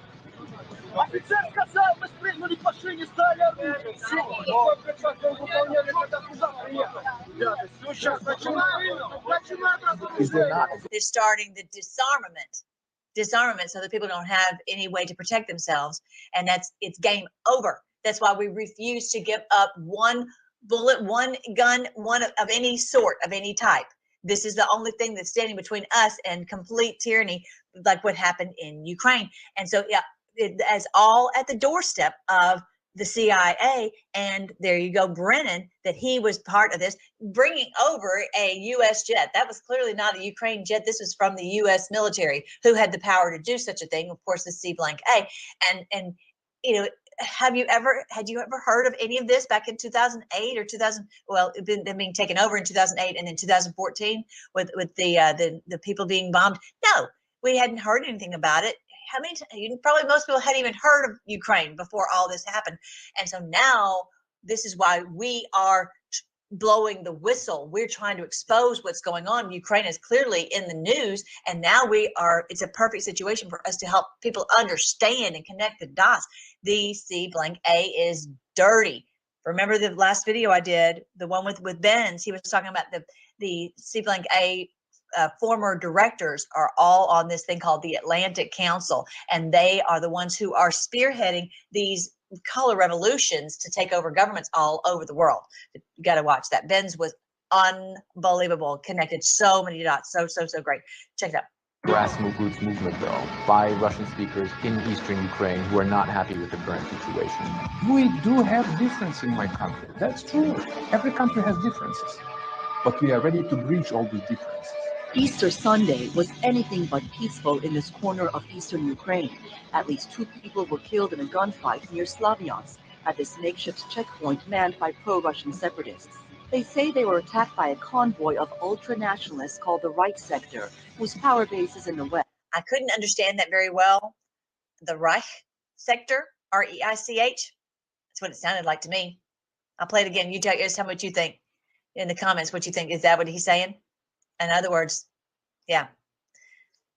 Called the Reich Sector, whose power base is in the west. It's not clear what happened here, but this is exactly the kind of incident that could really blow this situation up into a civil war. U.S. officials say the vice president's in Kiev to boost economic and political assistance to authorities there. Speaking to its new pro-Western leaders, U.S. Vice President Joe Biden pledged to help Ukraine through the crisis, including an aid package of $50 million. We can help in stabilizing and strengthening Ukraine's economy by helping you withstand the unfair economic pressure being thrust upon you. We stand ready to do that, and I say the American people stand ready.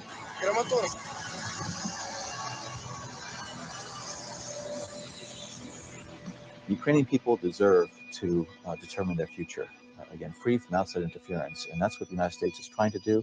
And to the extent that we here at CIA can work with our partners in Ukraine and other areas to give them the information, the capabilities that they need in order to bring stability and security back to that country, we will do that. We will do that.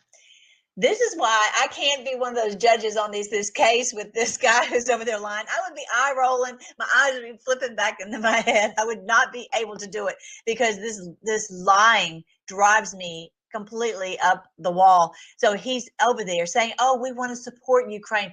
Give me a break. Give me a break. It's just a money laundering operation and a criminal headquarters operation to take over the country and to use it to attack Russia, which they have been doing for a decade. So I want you to see that, and this is what just came out in the New York Times. Even has to admit it. I'm shocked that the New York Times would disclose this. I don't think they've disclosed about the bioweapons labs that likely are, because there's Pfizer and all these ones that's really where they made these illegal drugs that to kill people. And there's actually a place called Wuhan. Remember that? Wuhan, Ukraine. So I think that may be what President Trump is talking about. Some of these things have double meanings. All right, so I want you guys to see that about the 12 secret spy bases. That's why it's so important that we focus on the most important information of the day. There's so many things that can get us off of the track, and let's just ask the Lord continually to guide us to research the things that are the most important information. So that's one of the most important things to share. This was on post. I put this on Freedom Force Battalion on the Telegram, post 58740. So you can just type that in, t.me/Freedom Force Battalion /58740, and you can go right to it and you can watch the video and share that with people so they piece this together. Very important. People need to understand what Ukraine is all about. It's a C-blank-A operation. Here we go.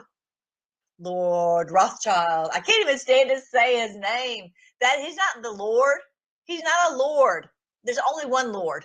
I said his name is the Lord Jesus Christ, the Son of God, the eternal God in flesh, the Lord Jesus Christ. He's no Lord Jacob Rothschild. He's no Lord. He dies yesterday, the 27th of February, 2024. He dies at age 87.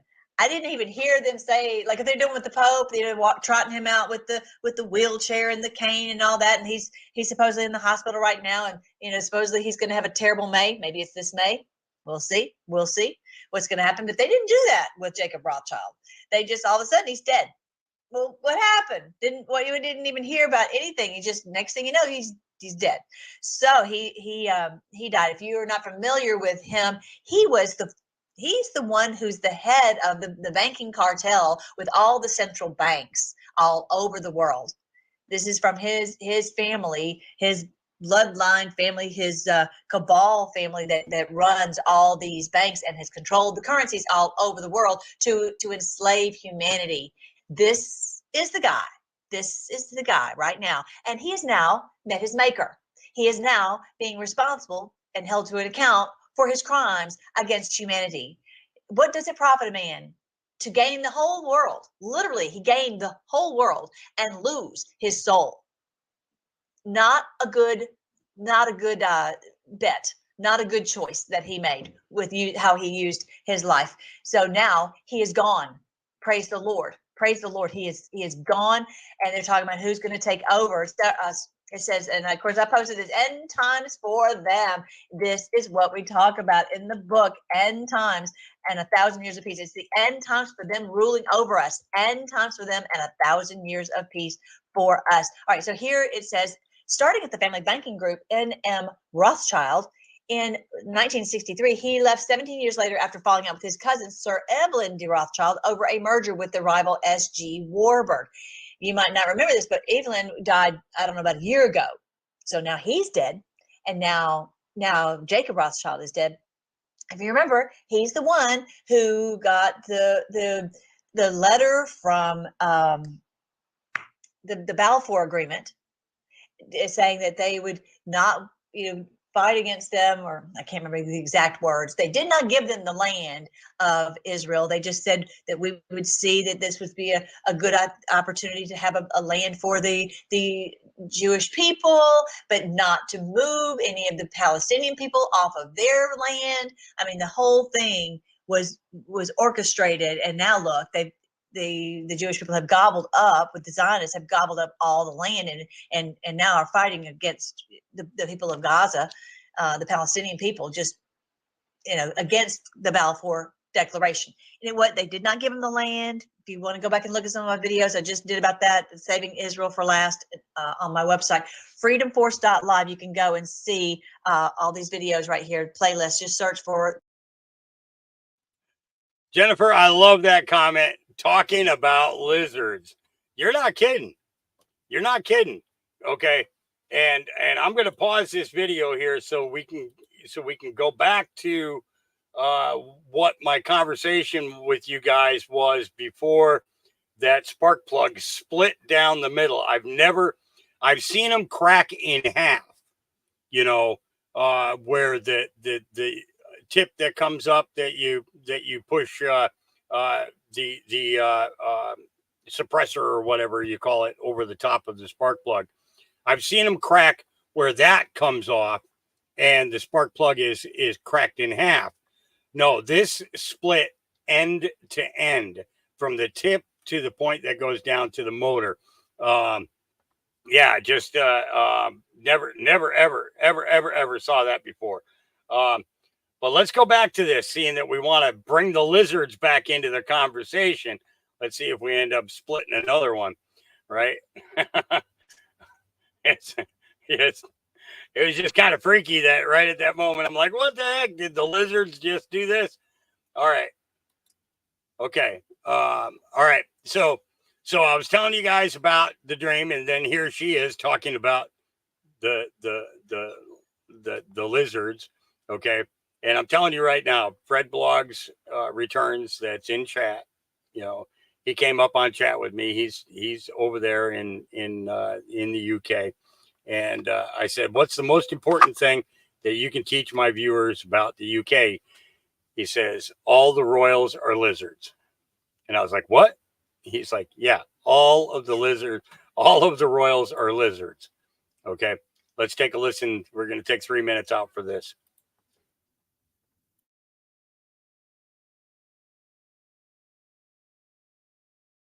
There are 1,833 of them that have been living underground between 100 and 200 miles beneath the surface. They've been here, some of them have been here a long, long time. They have lifespans that are thousands of years. They're carnivorous. They are not friendly to mankind, at least the ones that are here. Are you saying carnivorous, they eat humans? Yes. And they won't eat a dead human. It has to be alive at the time of the killing. Their preference is children. And we've been told you shouldn't talk about that. There are other people say, well, you better not talk about the reptilians. Well, bull. Why not? According to the Andromedans, they're responsible for 31,712 children disappearing in the last 25 years from the United States. These children were food.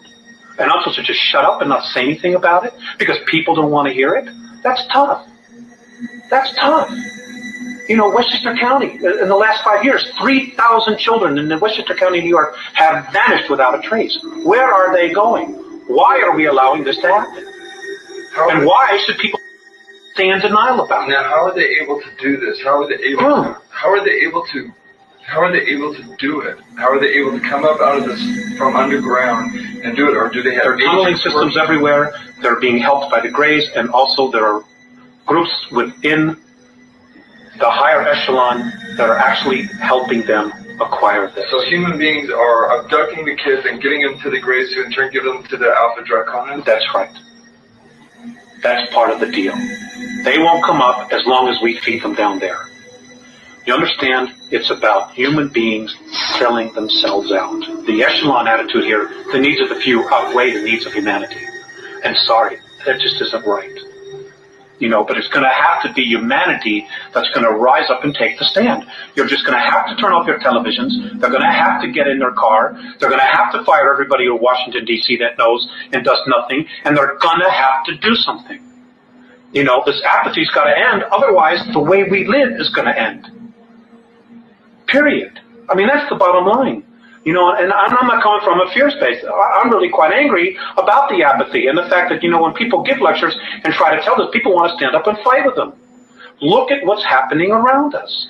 The indications are everywhere, everywhere. The truth is now an obscure thing. You know, the lie is the norm. There's something wrong here. What's wrong with this picture? Sorry, I'm getting crazy.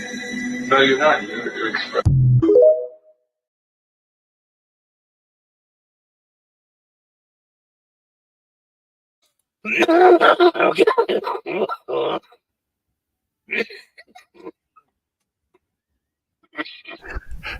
Hey, buddy. How you doing? Way to come back in on that one. Yeah. Hey, welcome back. Wait. Yeah. Here, let me stop sharing. Let me get you up on the screen here. That was hilarious. Like there was just the silence, and then you hacking up along. Yeah. Oh no, it's I thought I was actually I was like freaking out for a second there in my mind because I was like, okay, did I just trigger a seizure? And I was just like, I'm glad you came in right at that moment. I was like, okay. Good. Yeah. No. Yeah, I got stressed out for a minute there. I had I don't know if you had noticed, I was gone for a couple of minutes. My generator, it ended up splitting the spark plug from tip to tip. What? Never ever seen that happen before. But this was the subject that we were talking about when that happened. And it was I was playing Melissa Red Pill for everybody after, you know, so I saw that. Yeah. And try and figure out exactly what the heck was going on. We'll get back to Melissa afterwards later on. But to finish that up. But yeah, no, I'm glad you're back. But yeah, that kind of freaked me out. I was like, what the heck causes that? You know, I've known a lot of mechanics and everything, and I've seen spark plug crack in half, you know, like from, you know, where the point comes up, you know, about halfway down to where the socket would sit onto it, for you to screw it in. I've seen them break across that. But I've never was the metal split or just the ceramic? The whole thing, straight from the tip that you put the thing over the top of it, all the way down to the part that goes into the motor. Wow. Split right in half. I'm like, they didn't want me talking about reptiles. Well, dude, I mean, that was that video. I don't know that I've ever seen. Alex Collier? Yeah. Oh my Lord. There's actually one that's like 45 or 50 minutes long. Send it to me. I got to know this guy. You know, so many things like they won't recognize them, and then I'll start watching them. I'm like, oh yeah, you watch this, and you know, whenever, you know, but I was trying to remember that because I've heard that story. So I don't know if it was him or somebody else, but you know, that's the deal with the aliens underground. Yeah. And that's one of the reasons why the, you know, children go missing. Yeah. But we also it used to be up on YouTube. The Alex Collier was, but I is believe he still alive? As far as I know, he has been in hiding for like 20 years. Wow. Yeah. Yeah. So, if John Dunning is in chat, I know he can find that full interview. I just want to make sure I'm getting the spelling proper on his name. I'm going to check on Odyssey. And he was an Army pilot? I believe so, yes. Huh. I believe so, yes. Let's see. Yeah, he claims he spent 3 months on a UFO.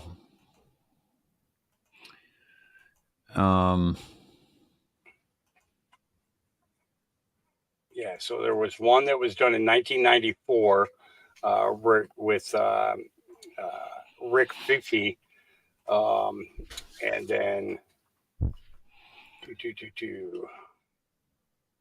yeah, I'm going to check on Odyssey and find out if I can find him on there.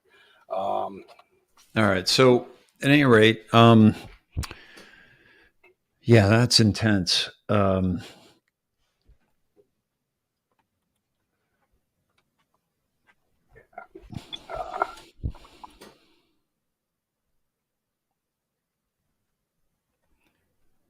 Oh, it looks like, yeah, it looks like, oh yeah, yep, they're up here.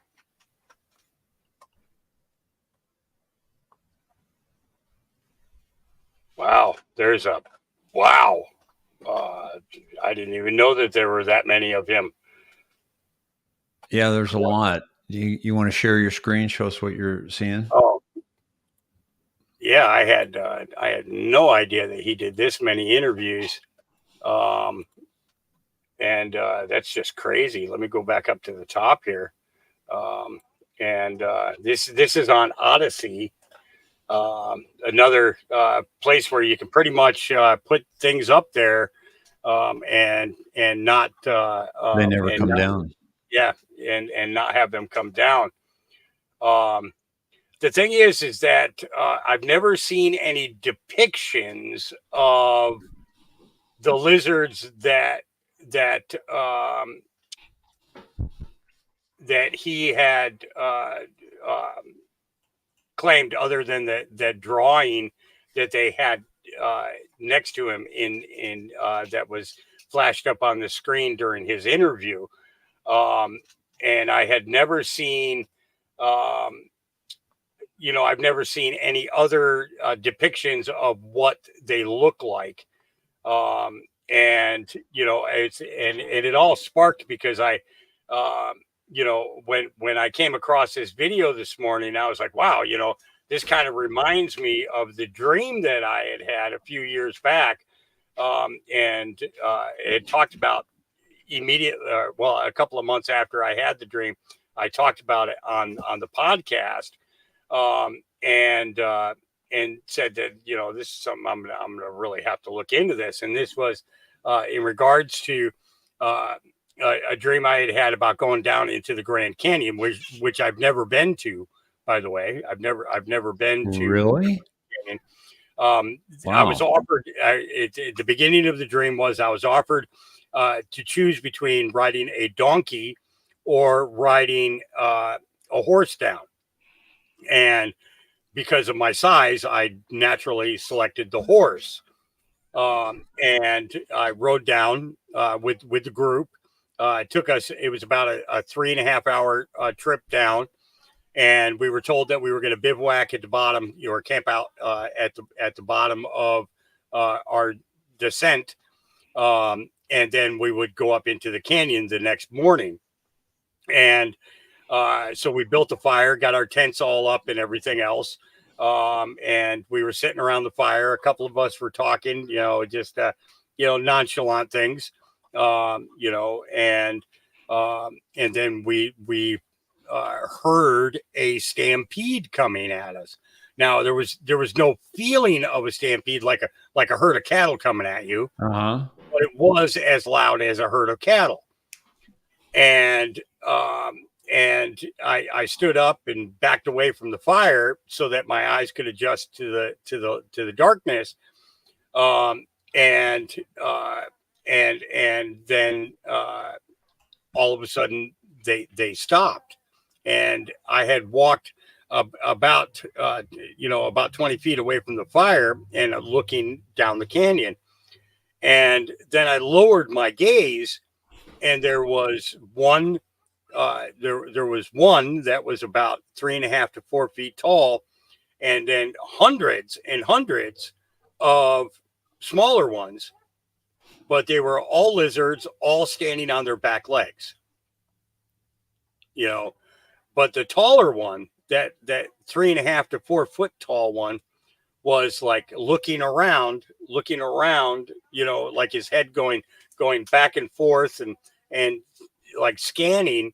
And then they were all intent at looking at the fire, but they didn't see me until I let a little and turned to say something to the people that were sitting at the fire. And all of a sudden the stampede went the other way, ran away. They ran away the opposite direction. How many were there?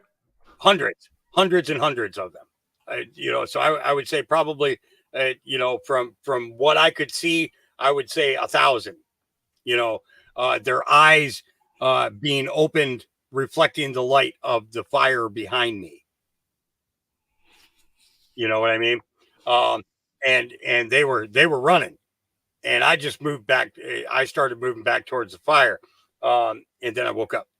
It was that's the crazy thing about the dreams, is that it always comes down to me waking up just when a question would need to be asked. What the hell am I seeing here? Kind of thing. It was just really, really weird stuff.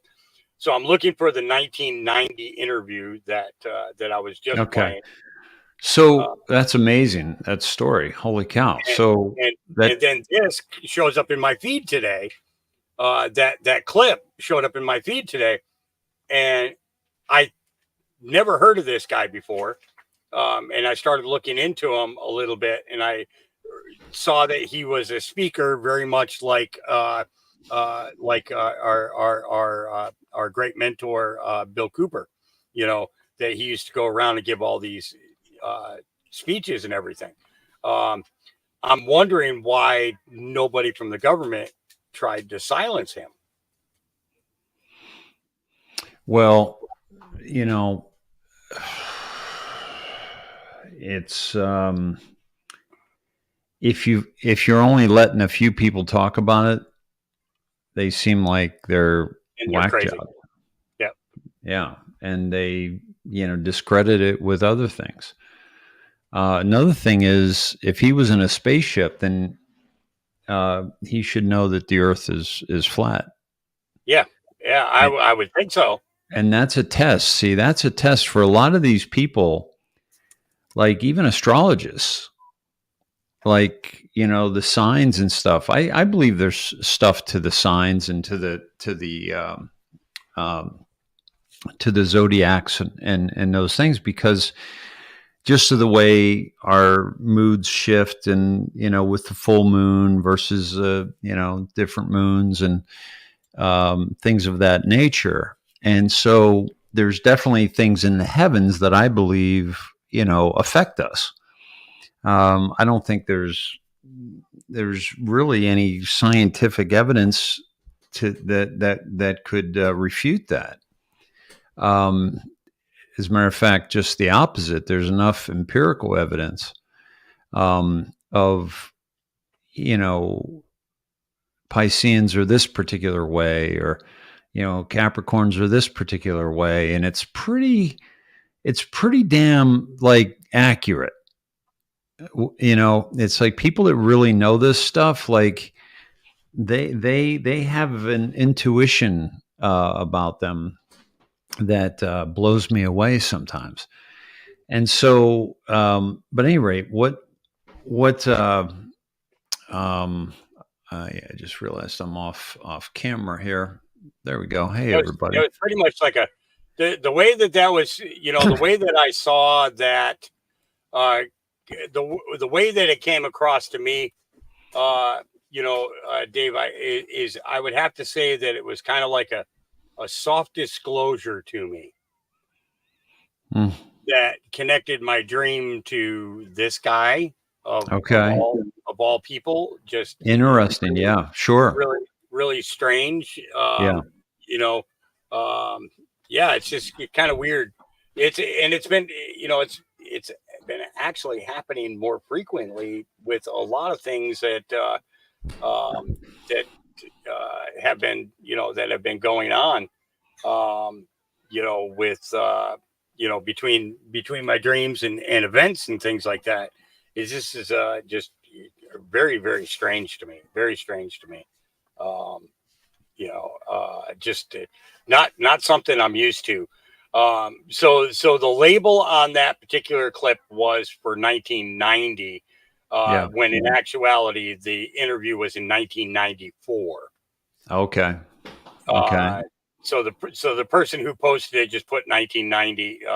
It was basically, I think they were saying the 1990s is what they were saying. But it covers everything from a wide range of topics dealing with aliens to the New World Order, all the way to the New World Order. So there were two areas of tech that have come up in the past 24 hours, and that is last night BitChute.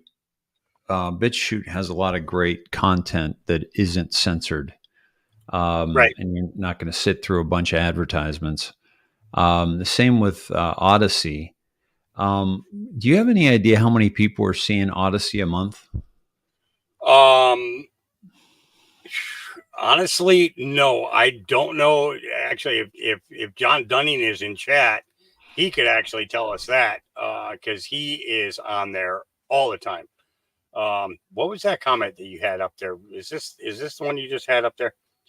They have to show themselves. Yeah. They did a TV series back in 1980. Yeah. V. They just redid that series, by the way, Elaine, just about a year or two ago. They just redid that series. There's an updated one.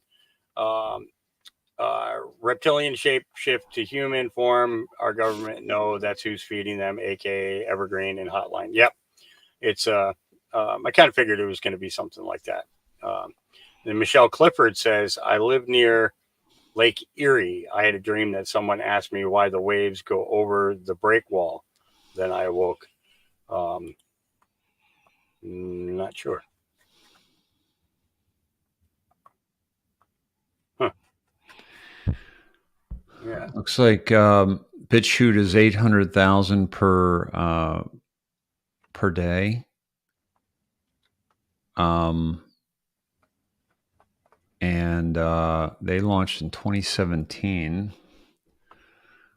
That's pretty significant. 800,000 per day. And then Odyssey,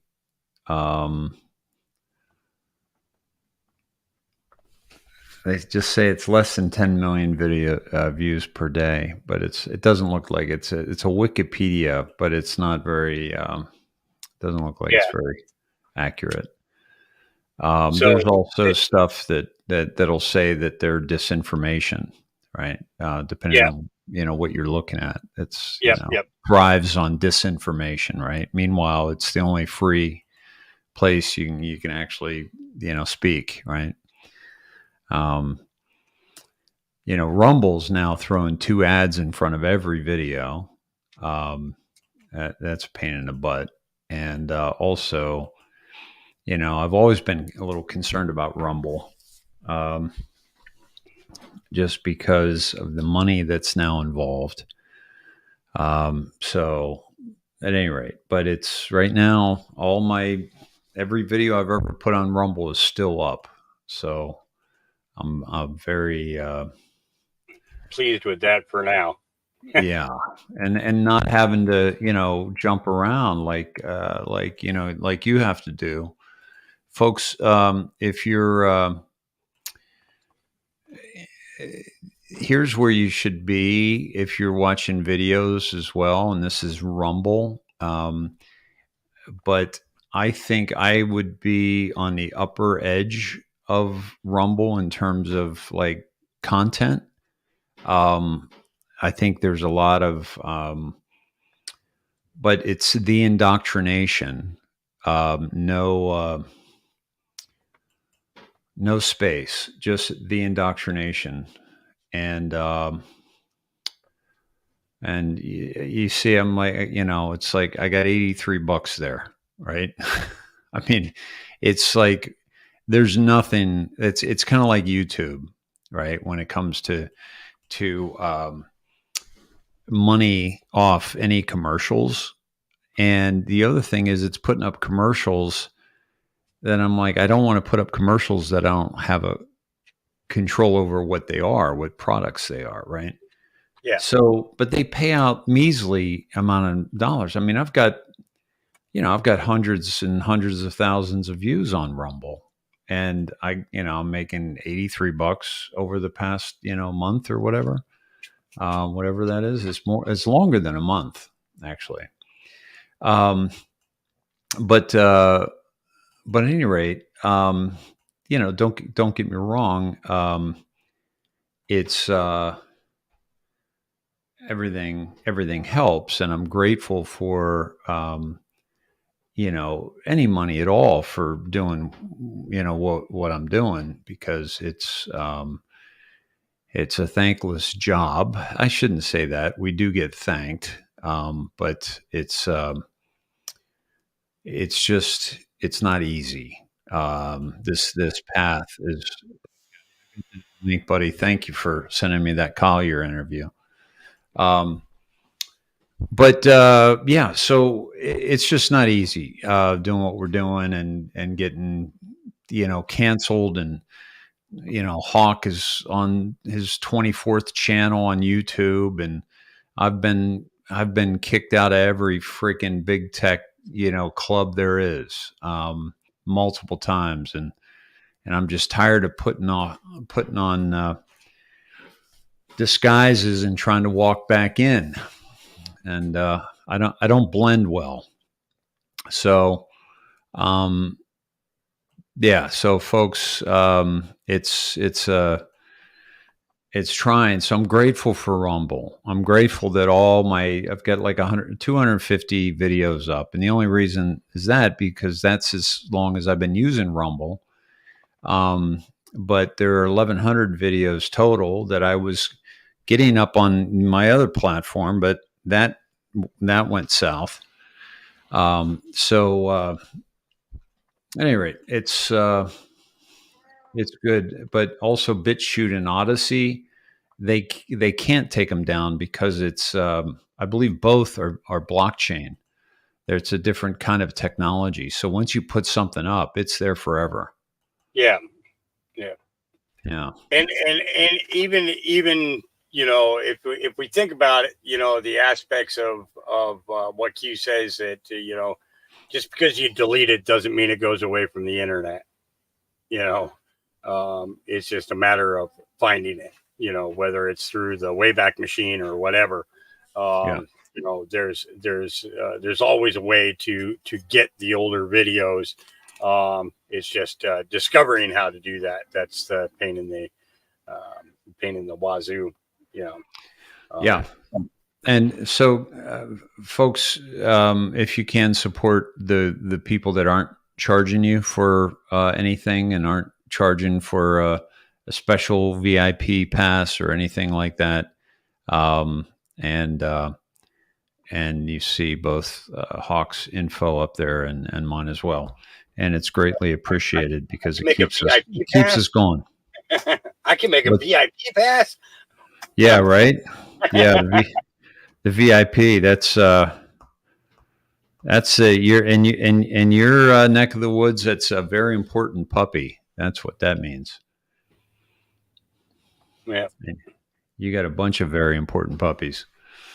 So, there was something that I saw this morning that kind of led me to, when we were talking about the bunkers before and stuff, about the millionaires building their bunkers, and then we just had this thing where AT&T and a few other telephone networks kind of lost signal for it was about 8 hours or something like that. Yeah. This girl has somebody on the phone, and take a listen to what she got out of it. I have a confession. I don't believe them. AT&T is scrambling. I was just sent a conversation with an AT&T disaster recovery plan specialist. I'm also part of the disaster plan recovery for the United States on the south side of this. Wow. So I'm the one that brings up the towers. They have been outfitting all the CEOs of AT&T with satellite phone and internet at their houses and in their offices. I was talking to the electrician, and he's just like, man, it's so strange because we're putting 60K generators on tap at these guys' houses for some reason. We have a stationary. If that goes down and needs maintenance or it needs recovered, then one comes in. No, they're doubling them up for some reason.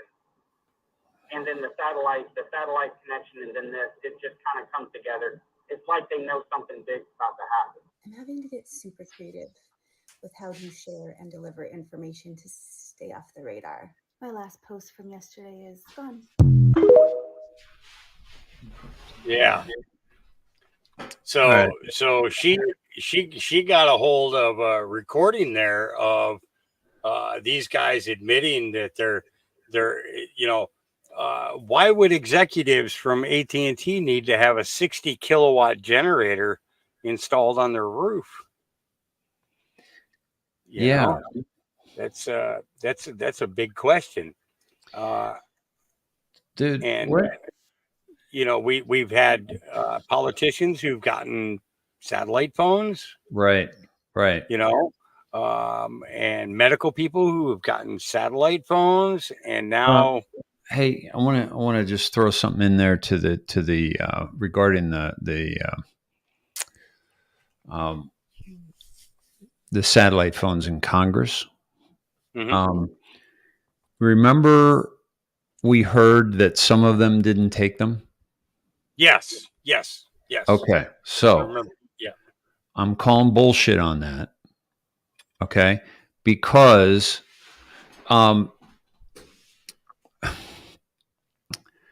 if somebody walks up and hands you a free satellite phone, first of all, why wouldn't you just take it? Especially these pricks that are taking every lobbyist gift and every donation they can possibly get their hands on. Right? Absolutely. They're legal whores, is what they are. Yeah. Okay. So for these people to say, "Oh no, I'm good. I don't need a freaking $1,000 satellite phone." More than that, probably. What you probably know better than I. They start right around $1,000. Okay, and I heard of one, by the way, that David Straight told me about. That was I think it was 2,000 or something similar type of thing. Yeah, the Mars hat. What is it? Called a Mars hat. Mars hat. Mars sat. MARSAT. Yeah, Morsat. Okay. So, at any rate, so why would they say no? Here's why they told us that. Because I felt it at the time. Well, obviously it's nothing serious. Otherwise, all of them would have taken one. That's the only reason, in my opinion, for that disinformation is so that we didn't think, oh, they know something we don't, and all of them are taking satellite phones. what we heard was they were just offered satellite phones, but most of them didn't even accept them. So they're telling us it's not a big deal, which tells me it's a big deal. Yeah. Well, there's also this, that when you turn off your sat phone, unlike your regular pocket phone, it's untraceable. They can't track you. Okay. So the only time that they can track you is when you turn it back on again. Okay. Okay. And another thing is that that they are very hard to monitor conversations. So, Yeah. you know, how we were, we're going to have to think back like a year ago, conversation in regards to them using the gaming platforms in order to communicate, to do their little shady things. They were using World of Warcraft. They were using, I think it was Star Wars Online. It was Star Wars Commander. I think is what it was called. Star Wars Commander. So that's where they were going in, and they were doing they were able to do their text conversations back and forth, and voice things, and they didn't have to use Discord. They didn't have to use any of these other apps that are designed for these gaming platforms. And they were able to communicate because they knew that their regular phones were being monitored. So it's almost like they got the sat phones in order to be able to have a free conversation and not worry about whether or not somebody's overhearing them. Yeah. It's another reason why they would want that.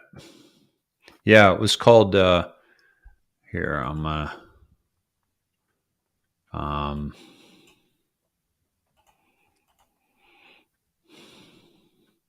pretty impressed with my memory of this.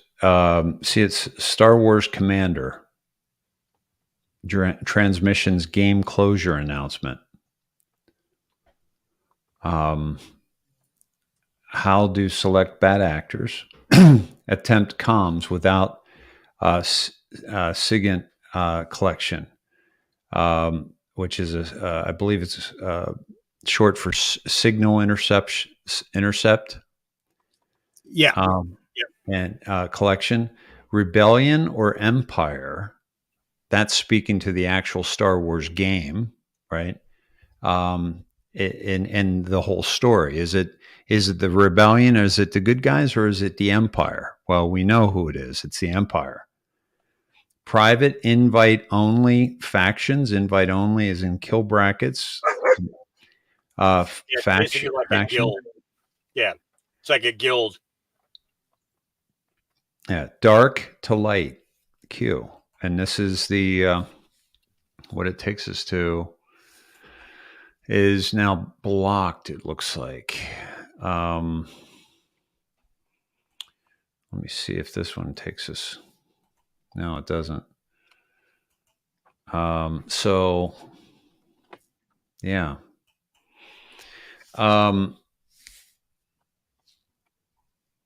Yeah. Great. This is another one. Let's see if this goes anywhere. Yeah. And takes us to Star Wars, and you see the Death Star. It's a 404, meaning that that page is no longer there. Yeah. So, yeah. So the politicians were offered these. Hawk, you were going down a list. The politicians were offered them. Who else? Medical. Top surgeons across the country were given them. And we know that for a fact. Yep. Yeah. That was, they talked about that right at the end of the Big C, that that there was when the AT&T communications thing went out in Nashville, when that building got blown up. That was a hub, which basically went from northern New York all the way down to Georgia, and the head technicians, med tech technicians, and then the top surgeons in the country were offered them, as well as the people who do the transports, helicopter transports for medevacs, like life flight and things like that. They were also offered. Who's offering this? Is this Department of Homeland Security? It was the DHS. Okay. Who offered. At the same time, there were personalities, news personalities, who were also offered them. There was no names or anything like that. They just said that they were news affiliates, media affiliates. So I would think that'd be like the big editors or something like that, you know. Well, here's the thing, you know, when you have one of those phones, don't you kind of need to know who to call? Yeah. And how do you know their number, their satellite number, unless there's some sort of a network that's been put together? Everything's probably pre-programmed when they hand them the phones. Yeah, Hawk, if they hand you one and me one, but they don't hand me your phone number and you my phone number, they're not going to do us any good because you and I are the only ones that got them, right? Right, and they're not going to be listed under information. Exactly, you know? Exactly. So we got to remember that function, information. Yeah, 411. It was. I remember when you had to dial the 1411. No, I don't remember that. I might be older than you, Dave. That was the one where you had to grab the thing off the wall, right? That was the one we had the rotary dial. Yeah, yeah. Talking to the thing. Hello, hi, this is Hawk. Yeah. Hey, my grandmother had one that was just the phone box that was on the wall. It was about a foot wide and about 2 feet tall. It had the mouthpiece that came out of it, and it had a crank on the side of it, and it had the earpiece. And she would spin that sucker around, and then it would automatically connect her to an operator, and then the operator would have to connect her to whatever number she wanted. And the operators could listen to the calls, by the way. Yes, they could. Yes, now we call them the NSA. Yeah. And they're chewing on gum. Yeah. And they're putting the plugs in the board. So hey man, I gotta peel off. I had a little situation I had to take care of, family situation, but I'm also I'm gonna be getting my daughter tonight, so I got to get a few things taken care of. And Mr. Whiskers is going to be joining us here at my new place for a little bit. Yeah. So I just need to kind of arrange that and organize all that.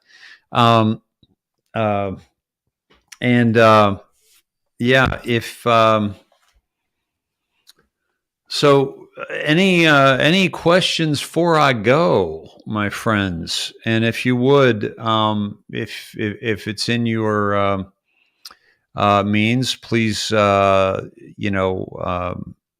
share this, do what you can in supporting myself with that information there, and supporting Hawk with his information right here. And a lot of time goes into this, folks, and just we appreciate any support you can do, because we're doing it anyway, and so we We do appreciate it. It makes life a little bit easier. Gives us a little breathing room. And so run out of gas. yes. And that's one of the reasons we're here is because you folks are literally paying for the gas, and you're also paying for my gas. So, helping me get from A to B and keep the lights on and have a studio and have a place where I can do this kind of stuff and live a decent life. Nothing extravagant, but certainly a decent life. And it's the ones who are living it extravagantly, I find, are not necessarily the ones that you should be listening to. And that's my opinion, and a lot of other people share that opinion. And especially when when Q mentions such things. Diana, Dave, when is your next Snedfest? Snedsfest. I'm going to do another one here in Austin. Actually, not in Austin, but maybe at that speakeasy, that underground speakeasy that I did the other day. This was So it was. When was that? It was was it that long ago? It was like 6 months ago, wasn't it? Yeah, I'm looking up July. It was in July. That was the last time. Holy cow! So I did this show in July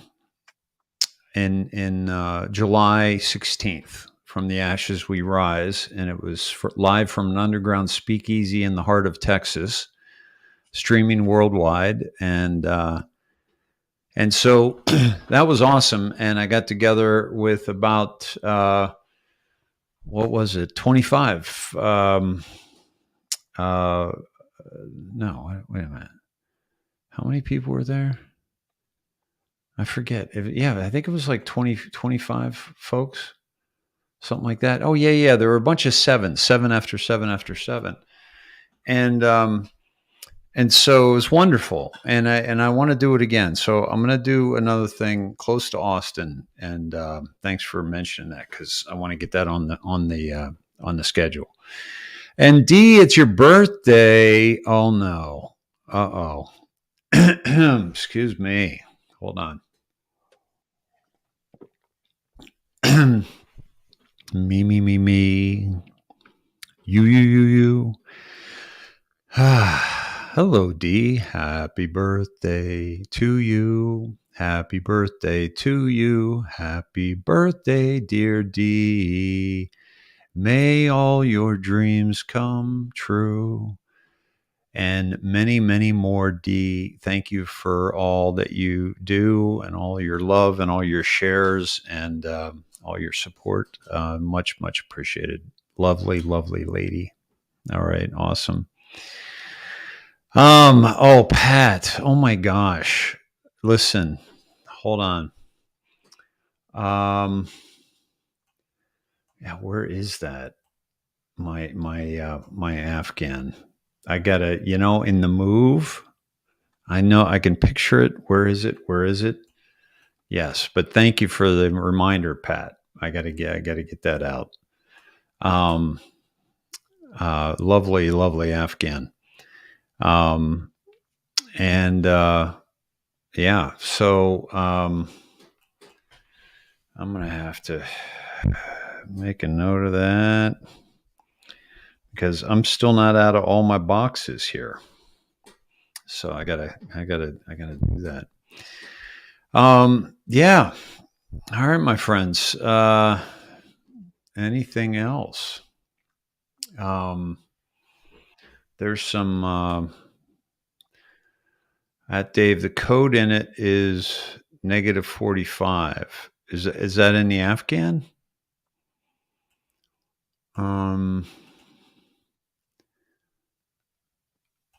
Okay, this is something we got to look at before I get out of here, I think.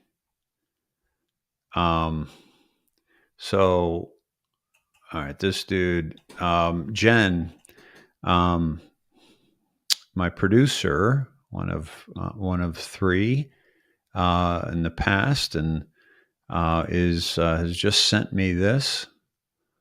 And Moment. And as you can see from another scene, there's a massive fire happening currently in Texas, specifically Amarillo, with over 500,000 acres being burned and 0% of the fires being contained at this moment. And as you can see from another scene, herds of cows have been seen running all over Amarillo, Texas, away from this fire as well. With over 20 miles, including over the Panhandle, looking exactly like this. That's not what I want to show you, okay? I want to open everybody's eyes just a little bit more. Because this is the second largest wildfire in Texas history. And it just so happens to be, like I stated, 0% contained, okay? So stay with me here. Now I'm going to be showing you a map as to where they assume that the wildfires are going to be spreading in the next day or two. Like I stated, as you can clearly see here, the wildfires are now spreading into the Panhandle. Now that's kind of weird because it kind of looks like this map.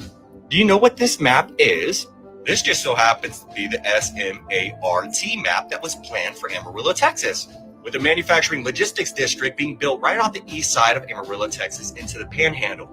Huh, that's kind of ironic, isn't it? Yeah, I'd say not really, as you consider the fact that they named Amarillo as the #1 under the market Texas housing market. We have an existing Amarillo Comprehensive Plan, which is completed in 2010, and there's a state law that requires the cities need to have an updated comprehensive plan, she said. And so City Plan Vision 2045 is an update to the 2010 plan. You know what other city just so happened to have that same exact 2045 plan? Oh yeah, Viña del Mar in Chile.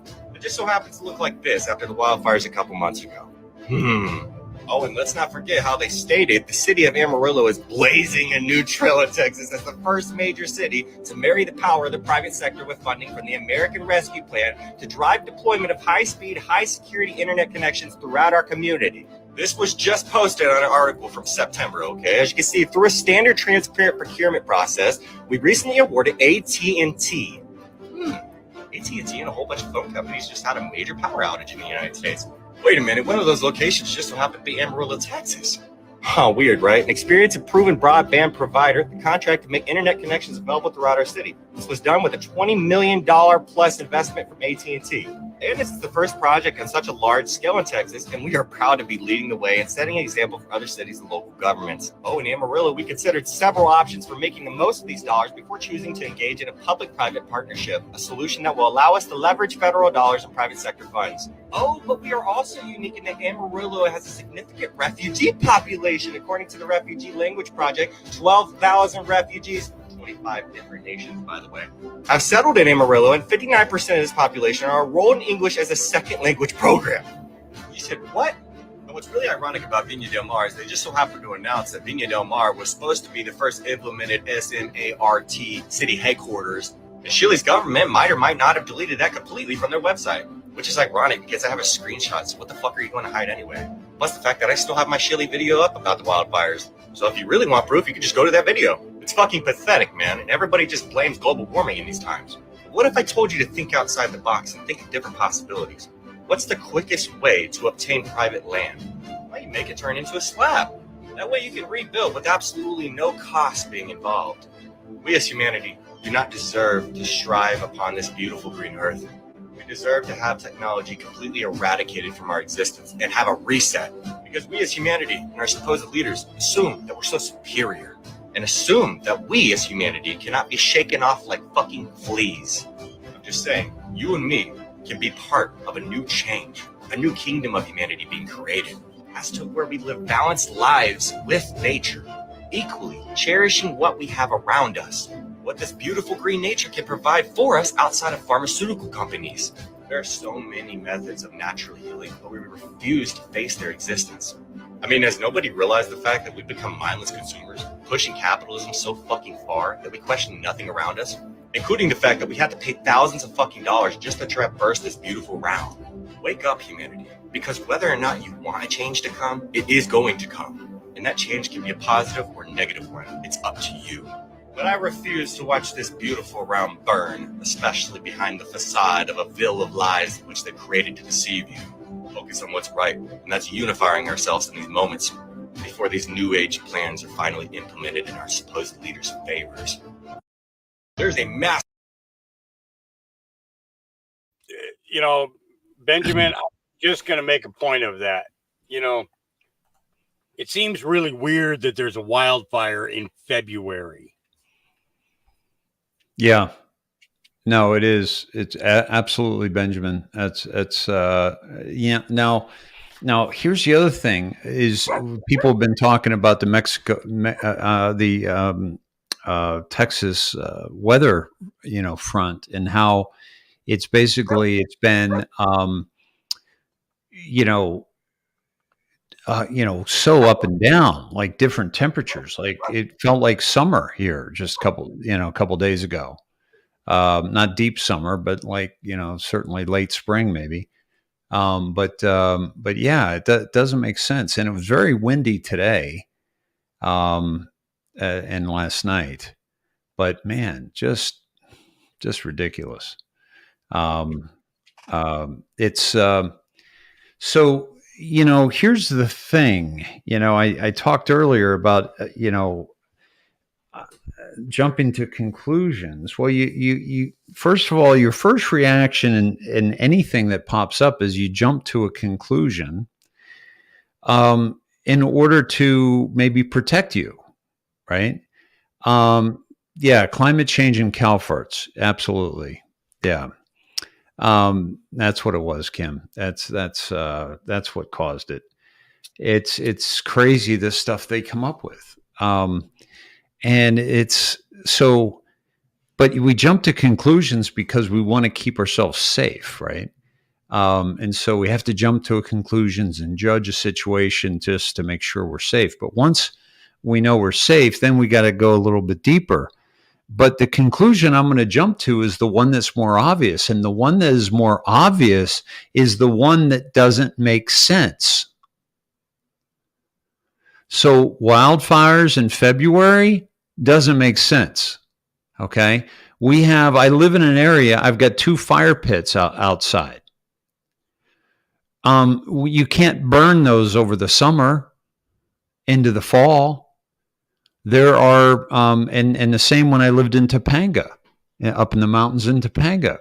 You can't burn, there's a no burn time period throughout the summer and into the fall until it starts raining again. And that's the case here in Texas. Well, it's been mighty wet here in Texas the past several weeks. So what the hell is burning? Okay. And where does this coming from? And so you got to look, the one that you're going to jump to a conclusion for is going to be the one that makes the most sense, not the one that doesn't make any sense. And the one that makes the most sense is, we know they're trying to get smart cities in. We know they're trying to do land grabs. We know they don't care about us. We know they don't care about us. We know they don't care about us. Nothing that the people that we've put in positions of decision making, none of them care about us.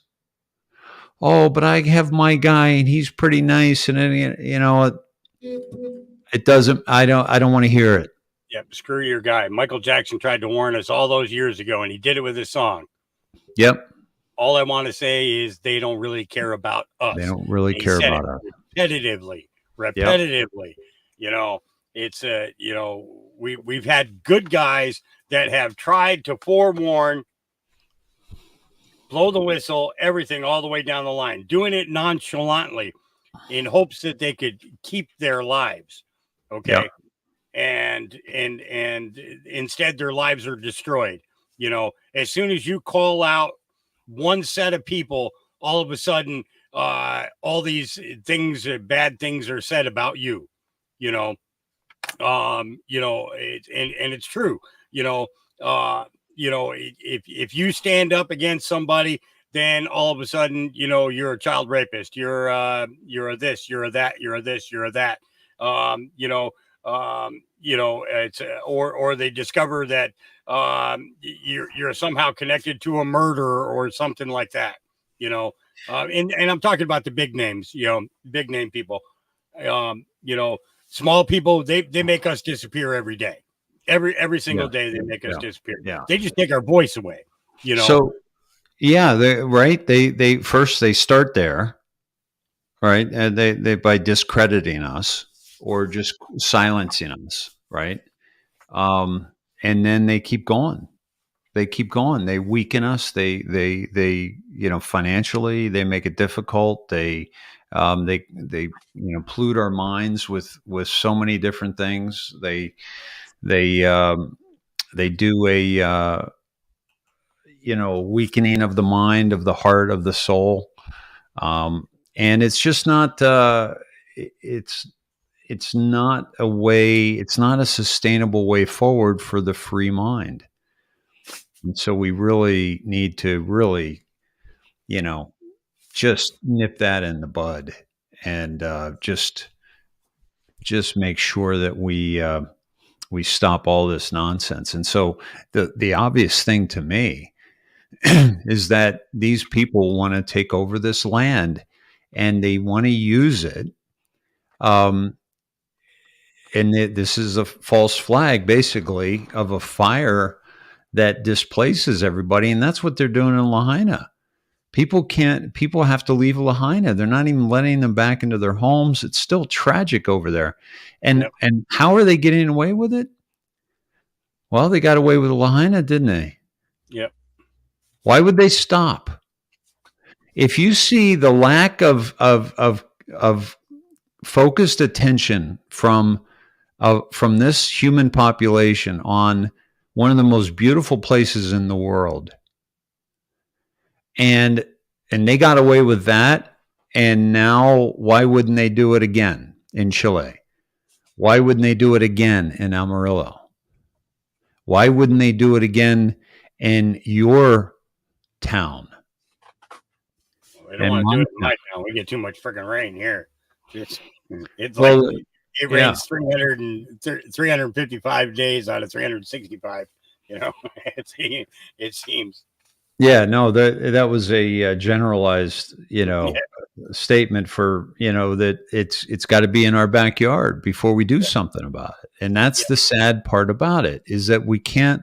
We're not learning from others' mistakes. We can only learn from our own, and man, that makes for a long life.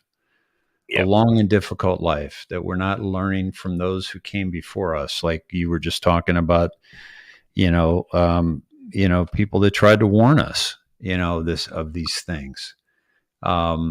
So it's not, because basically, they'll do the fires, and then all of a sudden, then they'll claim eminent domain, Mm-hmm. and isn't that what they did in California in regards to, all the property that they wanted? And Chessboard just made a point, Dave. They did it in California for the high-speed rail system. Well, yeah, you got to look at how many times they use eminent domain in California in order to acquire that, to acquire the property. Okay, but then you also have to think about is where in the hell is the train? Wasn't it $60 billion or $90 billion that was given to California in order to build that train? The train to nowhere, you mean? Yeah. It's like the bridge to nowhere, the train to nowhere. This is, and the fires, went right along that route. See, all you have to do is overlay the maps like that gentleman did. And by the way, I want to get his, I want to see if we can share who that is. Oh, it's Kill Illuminati 57 on TikTok. Let me show this again.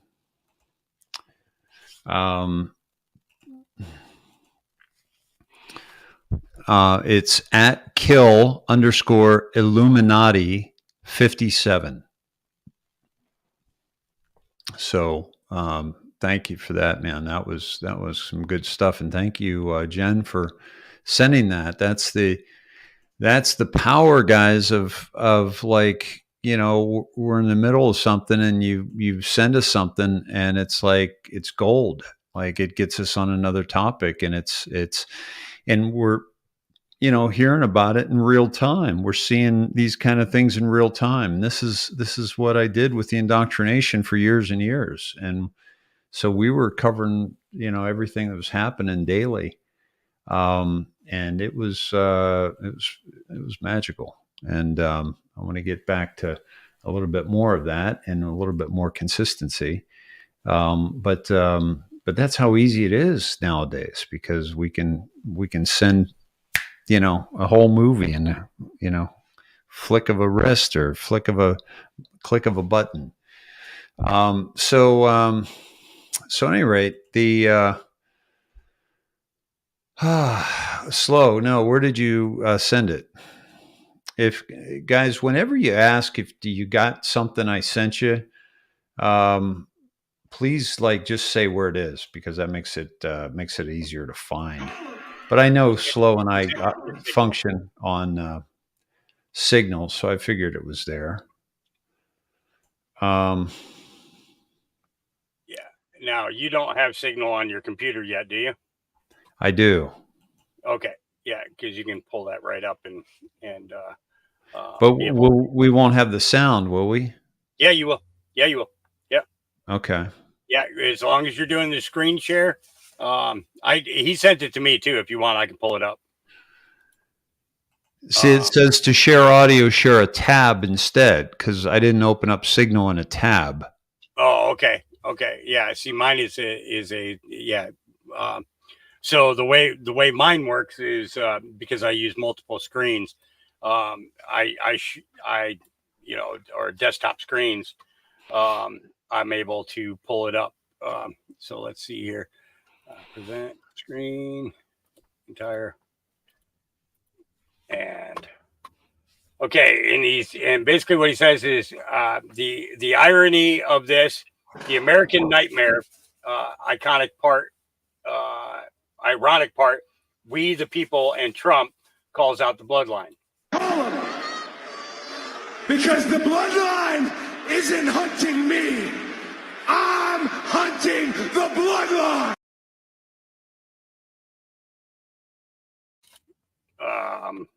Yeah, kind of in a way. Yeah, it is kind of ironic that's the direction that that if you think about it, think about the things such as all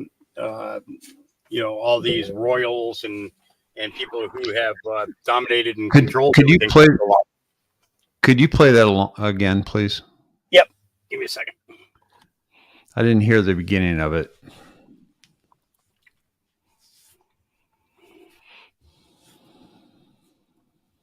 And who is this, by the way? The guy's name is Cody Rhodes, the son of American Dream, Dusty Rhodes, professional wrestler, and him and his brother continued in the business after Dad died. Yeah, we talked about these guys.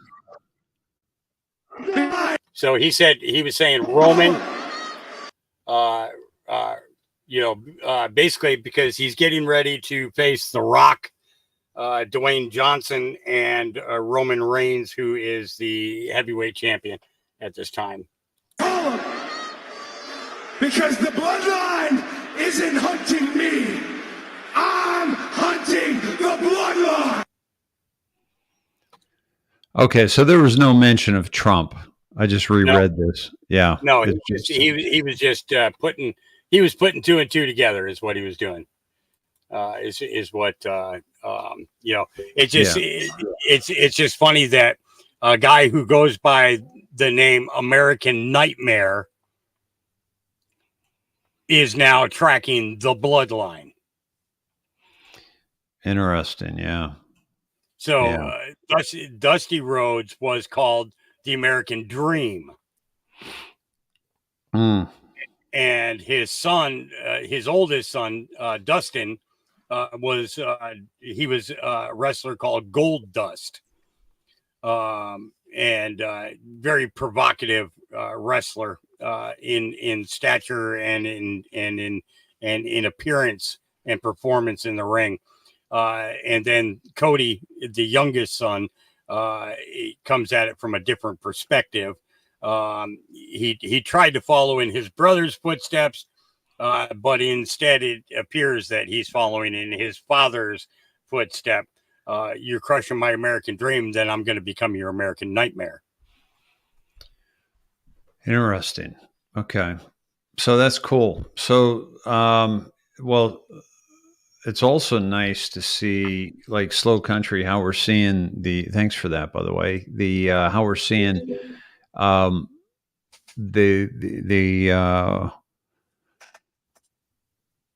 MMA fighters speaking. You know, one of the reporters asked Dana White maybe a couple weeks ago now. He said, you know, you with the guys, you know, talking after their match, because a lot of them are, you know, stating Biden's an idiot and Trump's, talking about Jimmy Kimmel and is going down and, you know, all that kind of stuff, and Child trafficking. Yeah. And so this reporter says to Dana White, you give him a pretty long leash. And Dana White was like, a leash? What are you talking about? I don't have anybody on a leash. He says, how demeaning is that? What are you saying? That I'm supposed to have leashes on human beings? Leashes are for dogs, cats, or something like that. It's like, you know, and he made a great point. He's like, they can say what they want. It's a free country. You ought to get on board with that, you know? All right. I gotta, yeah. Go get your girl. All right, brother. And prepare to have a great weekend. You know, spend some good time with her and everything. Tell her everybody says hello, and make sure you remember to stop and breathe every once in a while. You know. Yeah, I mean, and I'm gonna be she'll be at school the next couple of days, so I'll be doing some. I want to do a decode on a few things that I've been meaning to do, and so look for me, folks. I'm gonna get back on here, and Hawk will talk about doing something together as well. Okay. But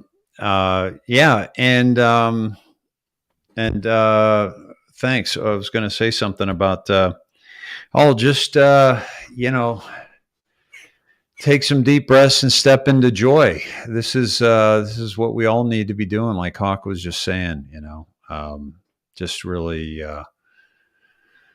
breathe into this incredible existence that we are a part of. And it's hard to not be really bummed out about a lot of the things that are happening. But, we can't stop looking at the great things that are happening either. We don't want to do that. So find the amazing things in your life and spend some time with them.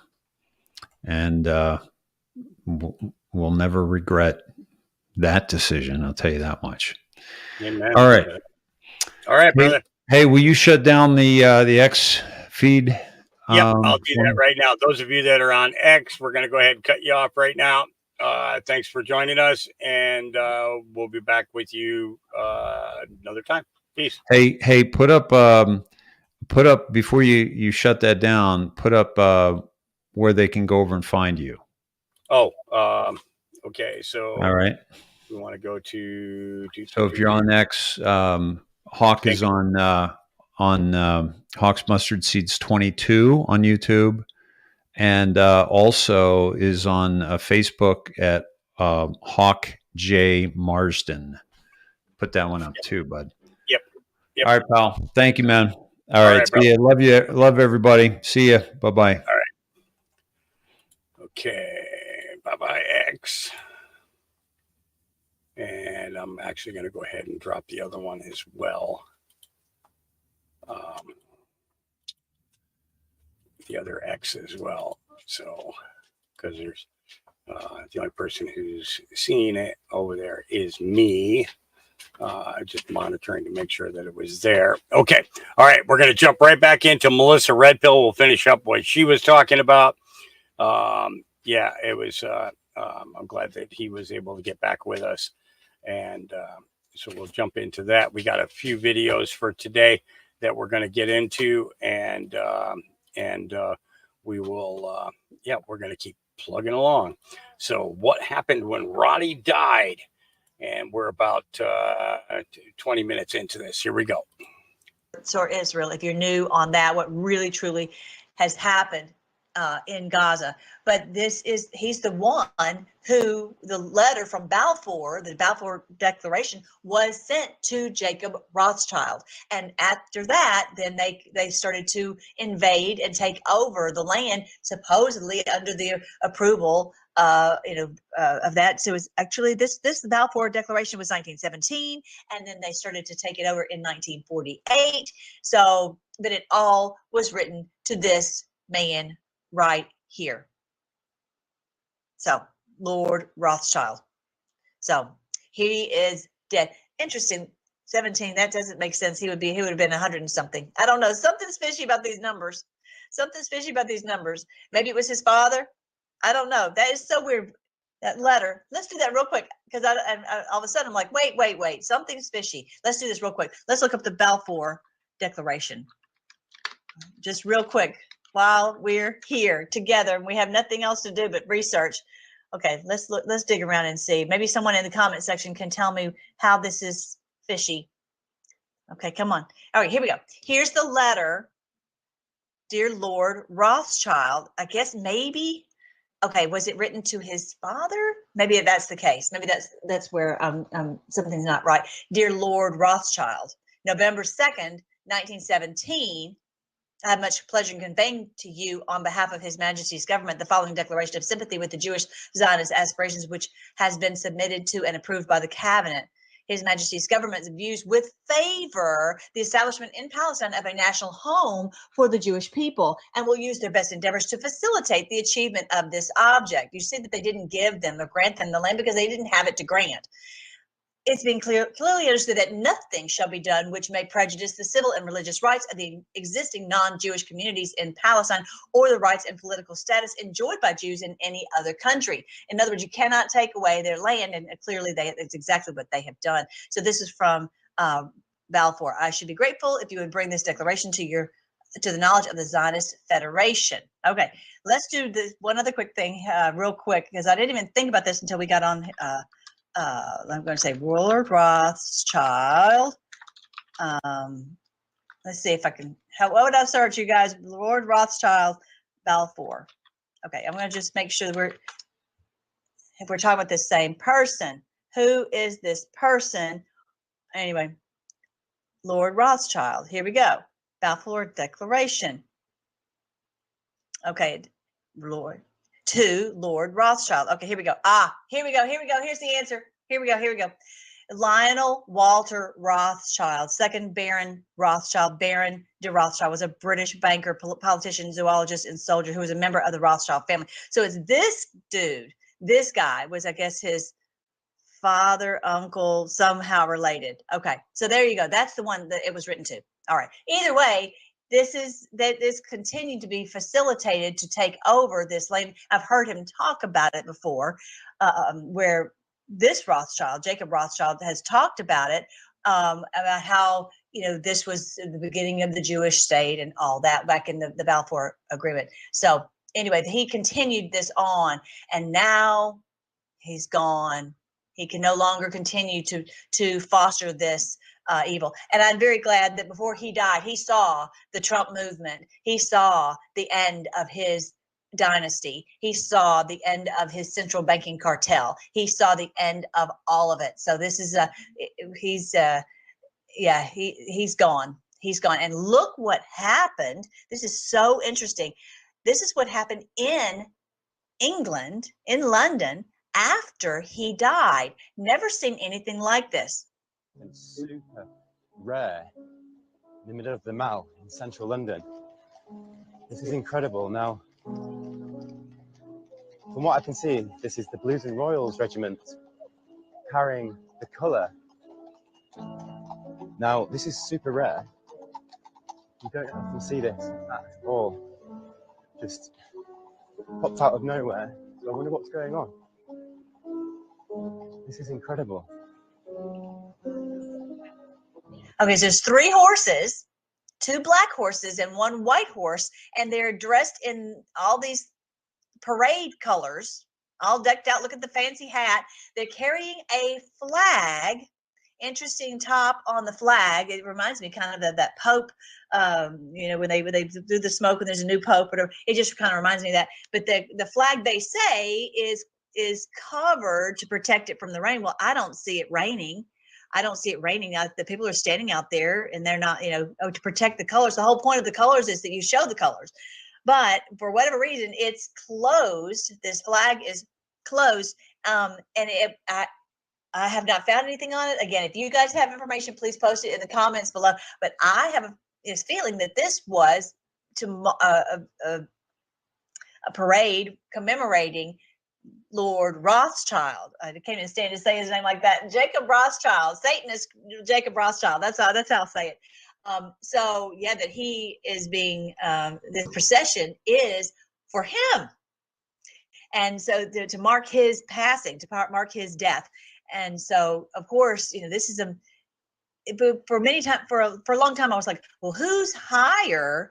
And one of the things that 17 made clear to us on the board is that the Rothschild banking cartel was above the royal family. Okay, so but they're the hidden hand, the hidden ones behind the activities that would go on all over the world, the banking, all these agreements all over the world, the IMF and all these agreements. They were the hidden hand behind all the royals and the government officials out on the face. Okay, so yeah, this happened. Don't you guys think that maybe that's closed? Here's an idea. And maybe it's closed because it's the closing of his life. I just find that very strange. And this guy did too. He said he's never seen anything like that before. So yeah, I want you to see. Yeah, there they go. 2 black horses and 1 white horse. Of course, we always talk about, there's three pillars that run the world. One is the banking cartel. One is the military might in DC, and one is the Pope, the papacy in Rome. And so maybe that's why one of them is white. It's like one of them is gone. One of them is gone. Maybe that's why there's the significance of the 2 black horses and 1 white. And of course, then if the Pope has a terrible May, maybe he'll be gone. If the papacy is going to shut down, or maybe have a true Pope, wouldn't that be amazing? The Catholic Church was actually used for good. That would be a shock to the world. And then the destruction of this military might in DC. We will see. If anybody has, like I said, ideas on it, research for it, post it in the comments below. So I want you to hear this from Revelation 18. Someone was like, well, God does not take any pleasure in these deaths. Well, that's not what the Bible says. That's not what the Bible says. Those who have done evil in the earth, the Lord fights against them. How many times have I read this to you guys? If you haven't read any of this, go and check it out. The Minor Prophets. You can read it for yourself, or I decode the Minor Prophets for you, and just basically, read it and help you to see how it's happening in our day. Major clues from Minor Prophets. You can see the audiobook right here, right there, where it says audiobooks music on freedomforce.live. But these Minor Prophets told us. He says if they go to the depths of the sea. Amos said this in Amos chapter 9. He says, if my enemies go to the depths of the sea, I will send the sea serpent after them to bite them. He is not playing. This whole thing, oh my goodness, and this girl got on with, it drove me crazy. People who Behold the pale horse. His name is Death. Okay.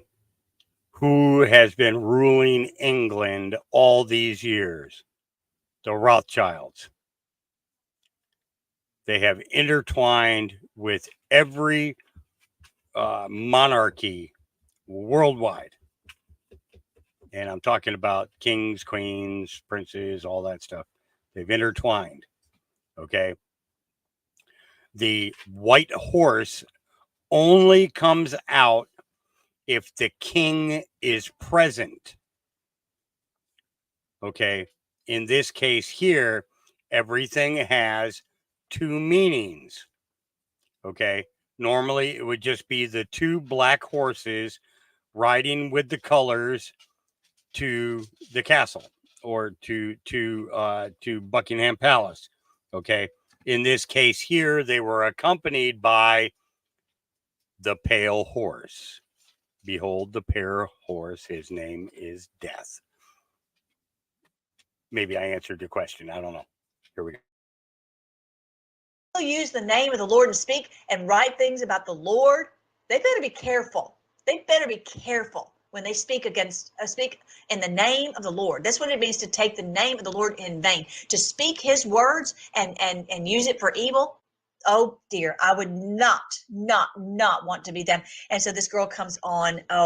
She's a CNN host, and she's the one who was so hateful to President Trump. And she's like, oh, God is love, love, love, love, love. She's clearly not reading and the whole word of God. She's clearly not describing the true God of the Bible, because the Lord hates evil. And he is just bound and determined to destroy the evil on the earth. This is what the minor prophets told us, that these evildoers will be destroyed. Let me just show you one thing from Revelation chapter 18. Tell me. I'm just reading it. I'm not going to go in here and act like the Bible is something that it's not. The Lord is opposed to the proud. He gives grace to the humble. He's opposed to evildoers. He will destroy them. That's what hell is all about. These people don't believe in hell. They don't believe in God. They don't believe in the God of the Bible. Anyway, look at this in Revelation 18. God remembers her evil deeds. Think of the cabal. Okay, and he's like the head of the evil cabal. Due to her, or as she has done to others, double her penalty for all her evil deeds. How about that?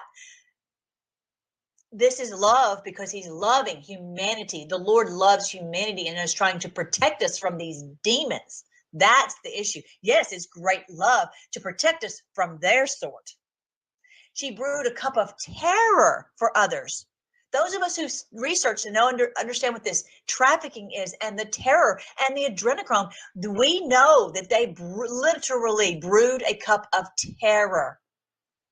A cup of terror for these children and for all of humanity. So brew twice as much for her. This is the Lord of heaven and earth. Let all the earth keep silent before him. This is the Lord. This is the Lord in his word. It makes me crazy when people talk about the Lord and they don't tell about the true and living God. It sends me into orbit. She glorified herself and lived in luxury. Stacks. I've seen stacks and stacks and stacks and stacks of gold. Stacks of gold. And stolen riches from all the earth. They've lived in luxury. So match it now with torment and sorrow. She boasted in her heart, I'm a queen on my throne. I'm no helpless widow. I have no reason to mourn. Therefore, these plagues will overtake her in a single day, death and mourning and famine. She will be completely consumed by fire, for the Lord who judges her is mighty. Look in your Bible, Revelation chapter 18. You can look it up on BibleGateway.com. You can look in the NLT version. You can read any version you want. It's all going to be the same. Basically, is the Lord will bring destruction on these evildoers, and praise the Lord that he is. Praise the Lord that he is. This whole attitude that he loves everybody and everybody's going to get to go to heaven, and even if they have tormented the earth and brewed a cup of terror for the earth, that is a lie from the pits of hell. There you go. I'm in rare form this morning. I'm not happy about this. Look at this, Revelation chapter 18. Rejoice over her fate, O heaven, and people of God, and apostles and prophets. Rejoice. Take joy. And since I heard this news, I'm like, hooray, hurrah. Yes, let's dance in the streets. Rejoice over her fate, O heaven, and people of God, and apostles and prophets. For the Lord, at last, God has judged her for your sakes. Let me read that again. For at last, God has judged her for your sakes. Praise the Lord. Praise the Lord. A mighty angel picked up the boulder the size of a huge millstone. He threw it into the ocean just like that. The great city of Babylon will be thrown down with violence and will never be found again. This is what we're witnessing, you guys. We're witnessing the end of them, the end times for them. That's what I talk about in this book, End Times, and 1,000 Years of Peace. It's the end of them. Praise the Lord. Praise the Lord. Thank you so much, Lord, for being true to your word and to delivering humanity. And our wonderful Bannon, he does the same thing. He said the brains of the operation currently burning in hell. Praise the Lord. This is from financier Lord Jacob Rothschild. Oh, stop saying the Lord. He's not the Lord, but whatever. He dies at 87. He was a major figure within the banking dynasty under his family name, Rothschild. Okay. And so he's currently burning in hell immediately. And I'm going to read to you why. I'm going to read to you why. You're like, how could you? You don't know. I do know. We know by all accounts, this man had done evil, abject evil, to the day he drew his final breath. Look at this in Luke chapter 16. There was a certain rich man who was clothed in purple and fine linen and fared sumptuously every day. If that doesn't describe Lord Jacob Rothschild to a T, I don't know what does. Clothed in purple and fine linen, fared sumptuously every day as people suffered all over the world, enjoying all of the evil wars and the death and the destruction and the lack and the misery and the death of the health maladies, and just enjoying watching the suffering. That, as the Lord says in his word, how can the love of God dwell within you? It does not. It does not. There was a certain beggar named Lazarus, which was laid at his gate full of sores, and he desired to be fed with the crumbs which fell from the rich man's table. Moreover, the dogs came and licked his sores. You know, even the dogs had pity on the man, trying, oh, let me help you with your sore. Maybe my saliva can help. Even the dogs, but not this rich man, did nothing for this man. Nothing. Can you imagine? It came to pass that the beggar died and was carried by the angels into Abraham's bosom. And the rich man also died and was buried. And check this verse. In hell, he lift up his eyes, being in torments. There you go. This is what happens. Immediately, they close their eyes on one side, they open their eyes on the other, and they lift up their eyes. They open their eyelids and realize they're in torments forever, never to come out. Done, finished. In receiving the just penalty of their crimes, their just penalty of siding with demons, doing demons' work on earth. These are the ones who are in hell, who suffer this fate. And in hell, he lift up his eyes, being in torments, and seeing Abraham far off, and Lazarus in his bosom. He's able to see into heaven. How about that? The Lord Jesus gives us a picture of what it's like in hell. They can see the people in heaven and the joy that they are experiencing while they suffer under the awful torment of hell. And someone's like, oh, well, maybe he's going to like it because he's in with the demons. No, that's the biggest trick. That's the biggest lie. They think they're gonna be have a grand old time in hell. Not so much. They will be tormented by the demons. That's what the demons love. They just relish in tormenting someone. And trust me, they will relish in tormenting Jacob Rothschild just about more than anybody. And the deepest depths of hell.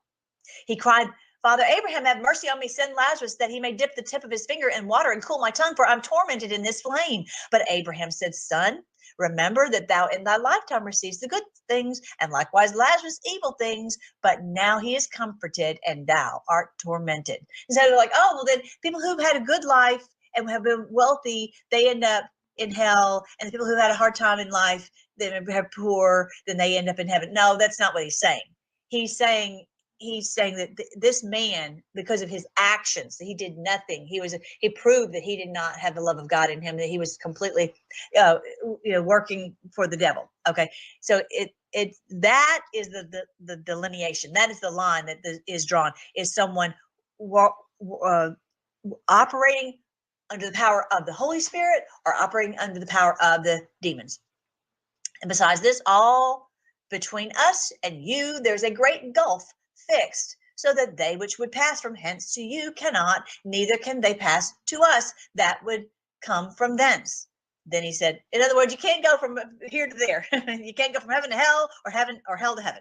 So he said, I pray therefore, I don't normally read the King James, but I really like the reason I'm doing the King James today is because I really like this verse 23. 23.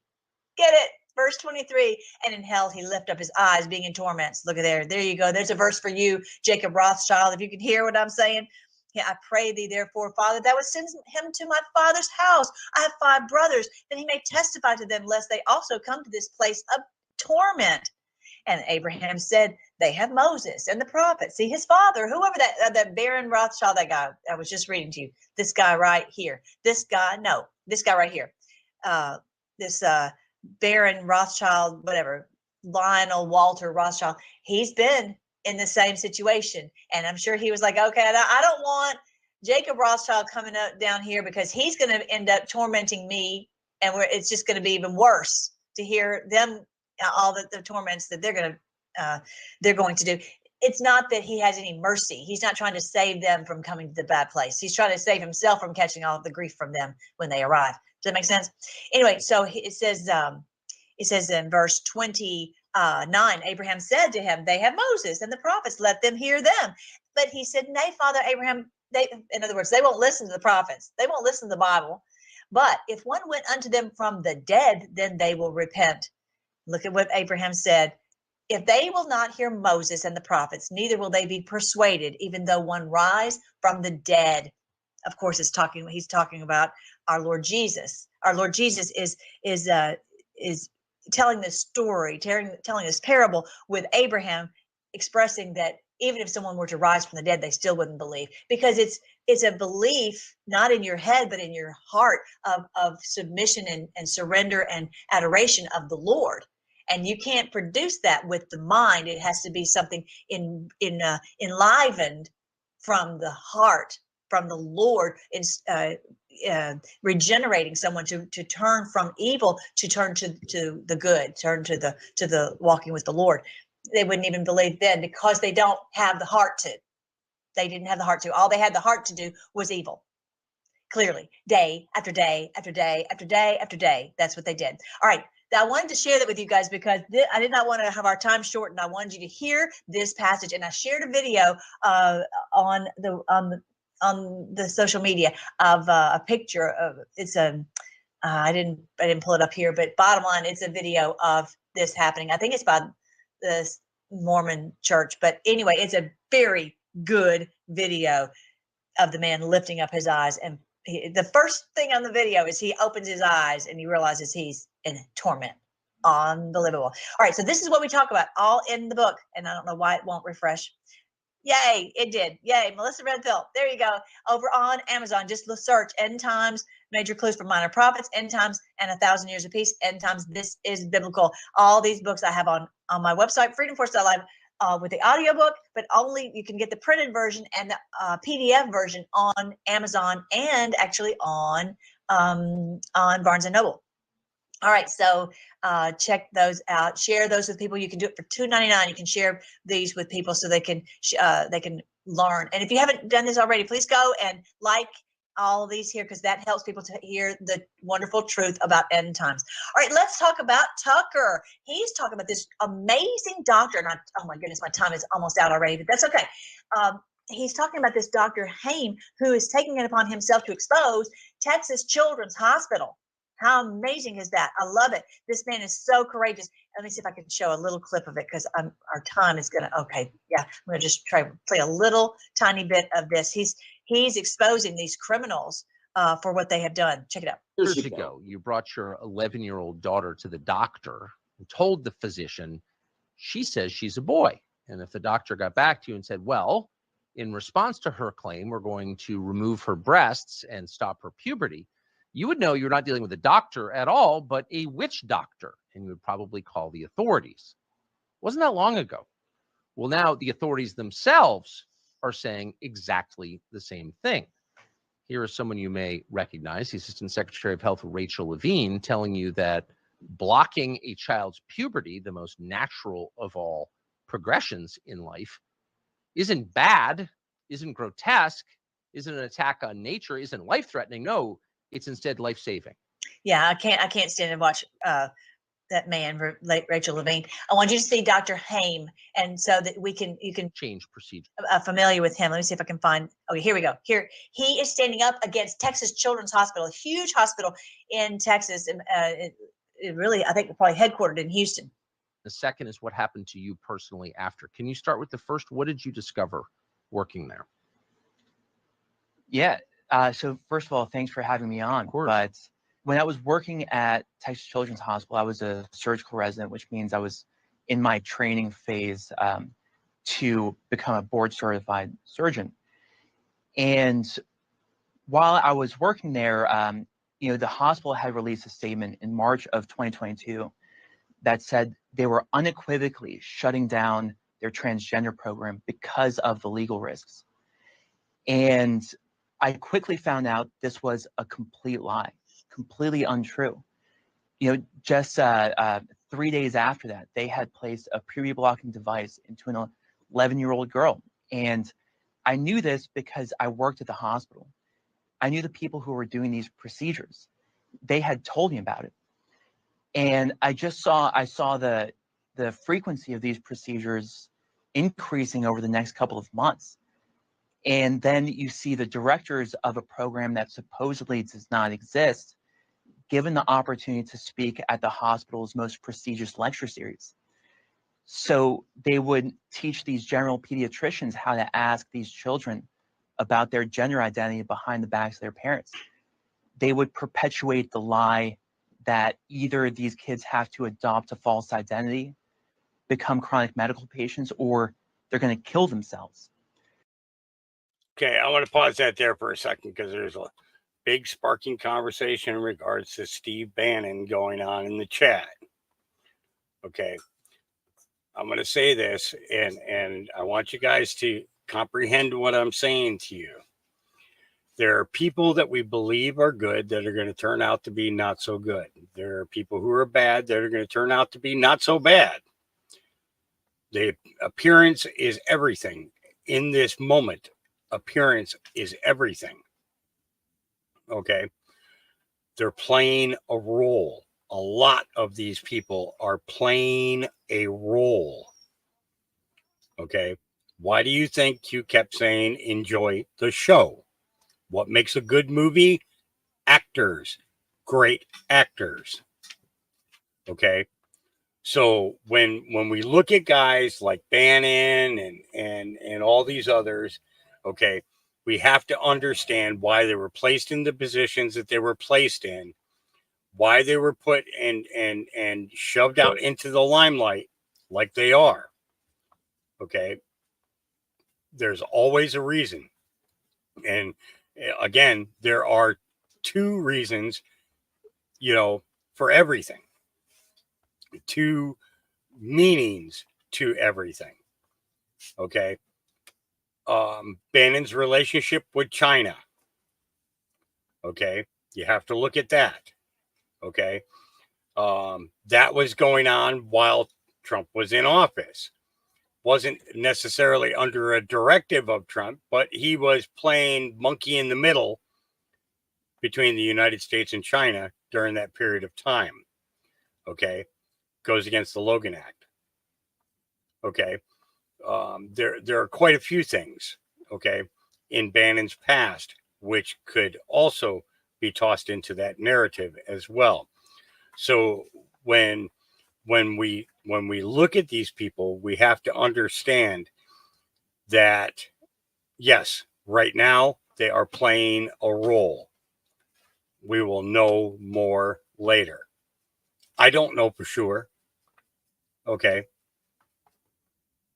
But I do know that I have to be skeptical in regards to all of them. Because if I'm not skeptical, then I'm not doing my due diligence. If we just toss out there that he's a patriot, I believe him, and everything else, then we can get caught up into a cycle that could turn the narrative to a very bad thing. Okay. And there's a lot of questionable details of Bannon's past that makes me wonder, makes me question. Okay. So we have to remember that some will appear to be good that are bad. Some will appear bad that are good. Intentional. Acting. Everybody's playing a role. We got to see where it goes. Hopefully that puts an end to the argument going on in chat, and let's get back to it. And when I understood the extent of the deception that was happening, that Texas Children's Hospital told the public they were shutting down this program in March of 2022, but behind closed doors, they did the exact opposite. They increased the scope of its practice and prioritized it to the highest levels. I knew I had a responsibility to do something about that.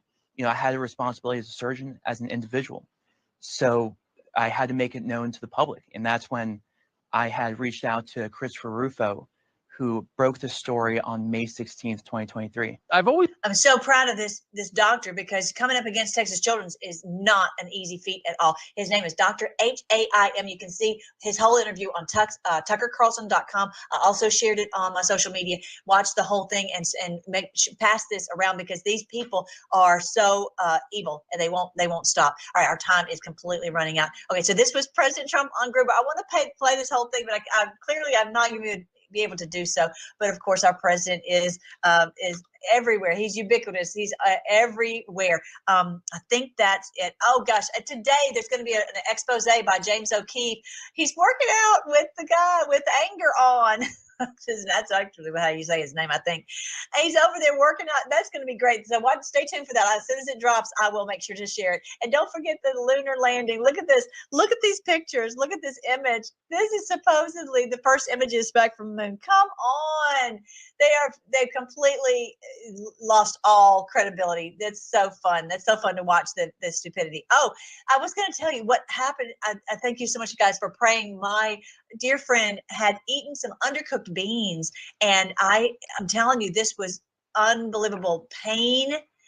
It just went right past her stomach and into her her small intestine, and it could not pass anymore. The pain was unbelievable. So we didn't know what was happening. We tried to fight it with different things, but we ended up getting an X-ray, and we're like, they said you have to go to the emergency room. Well, we know what would happen if she went to the emergency room. They were going to pump her stomach. It wouldn't have come out, and they would do surgery. So we said, let's try one thing. Let's try magnesium citrate. C-I-T-R-A-T-E, citrate. I keep it in my house all the time. It's like liquid plumber for your intestines. And so, I mean, I'm not a doctor. I'm just telling you what we did. Okay. I'm not a doctor. I'm not whatever. I'm not giving you medical advice. I'm just saying what we did. She drank that, and within 5 hours, this thing was cleansed out of her, so that she did not have to have surgery. We avoided surgery. So I'm very, very thankful that we had that, and we were under the care of a physician, but so we just didn't follow what they wanted her to do, which would end up in surgery, more trouble, because you have a surgery one day, and 10 years down the road, all these issues. If you haven't gone to prescribinglife.com, if you've had a surgery and you've had issues that have come up from that, likely it's because of scar tissue and the interference fields, go to prescribinglife.com. This is the one that saved my mom's life, all this, the nerve damage. So go and check that out. We avoided all that. But if you've had surgery, you've had to do it, then check out Prescribing Life, because it's wonderful. It can restore what you thought would never be restored again. This is what's happening in Brazil. All the people it's too loud. All the people out in Brazil, look at this. Amazing. Millions of people are supporting Bolsonaro. Our time is out. Let's pray.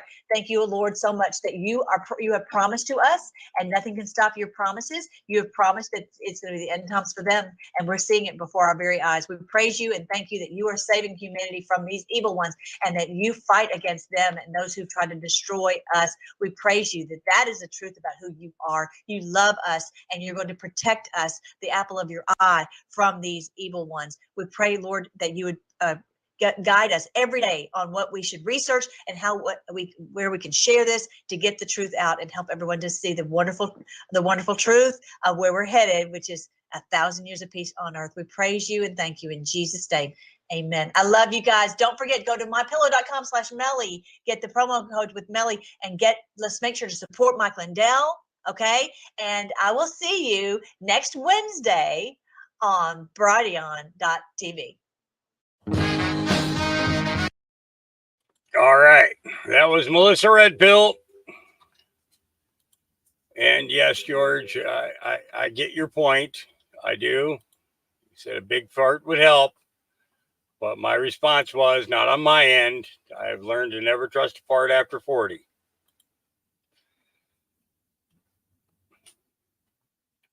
It's facts. Facts. That's what I speak. Facts. And don't come near me with a spark now, there, Sparky. Don't be praying for a spark. Don't need that. Oh yeah, that's all we need to flame next to a fart. We're out of here. Yep. All right, up next. And we know.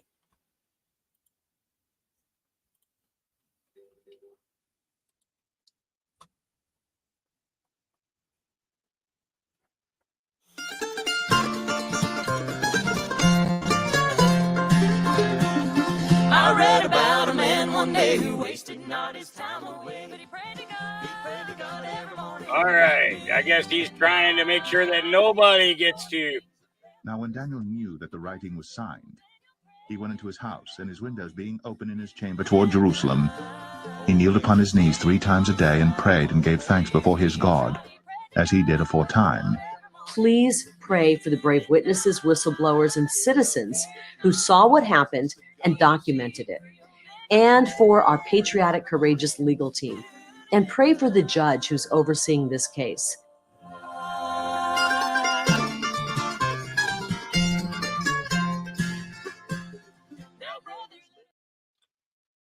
Just got to kill that while the music's going. I hate that they do this because, we're trying to get them back here on this platform so that, the people here on YouTube can learn much from what they're trying to share with us. And we know that, YouTube doesn't like it. They don't like us. They don't like us at all. I mean, it's a great song. No doubt about that.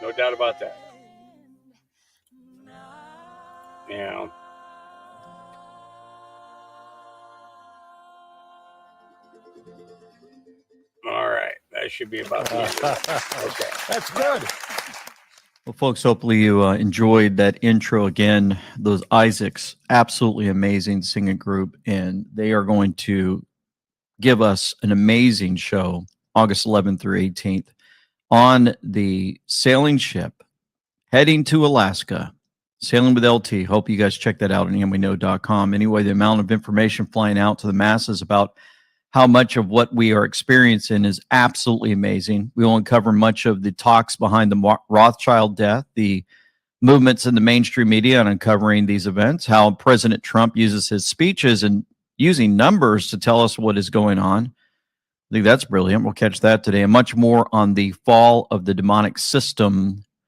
Here we go. Once again, just want to remind you, we do have At Sea with LT August 11th through 18th, folks. I've told you continuously in every video, just as a reminder for those thinking about it or on the edge, you're going to have a great time hanging out with folks that are like-minded. Can you imagine all together on one boat looking into Alaska? We're going to have wonderful singing, great guest speakers. It's in the description box below.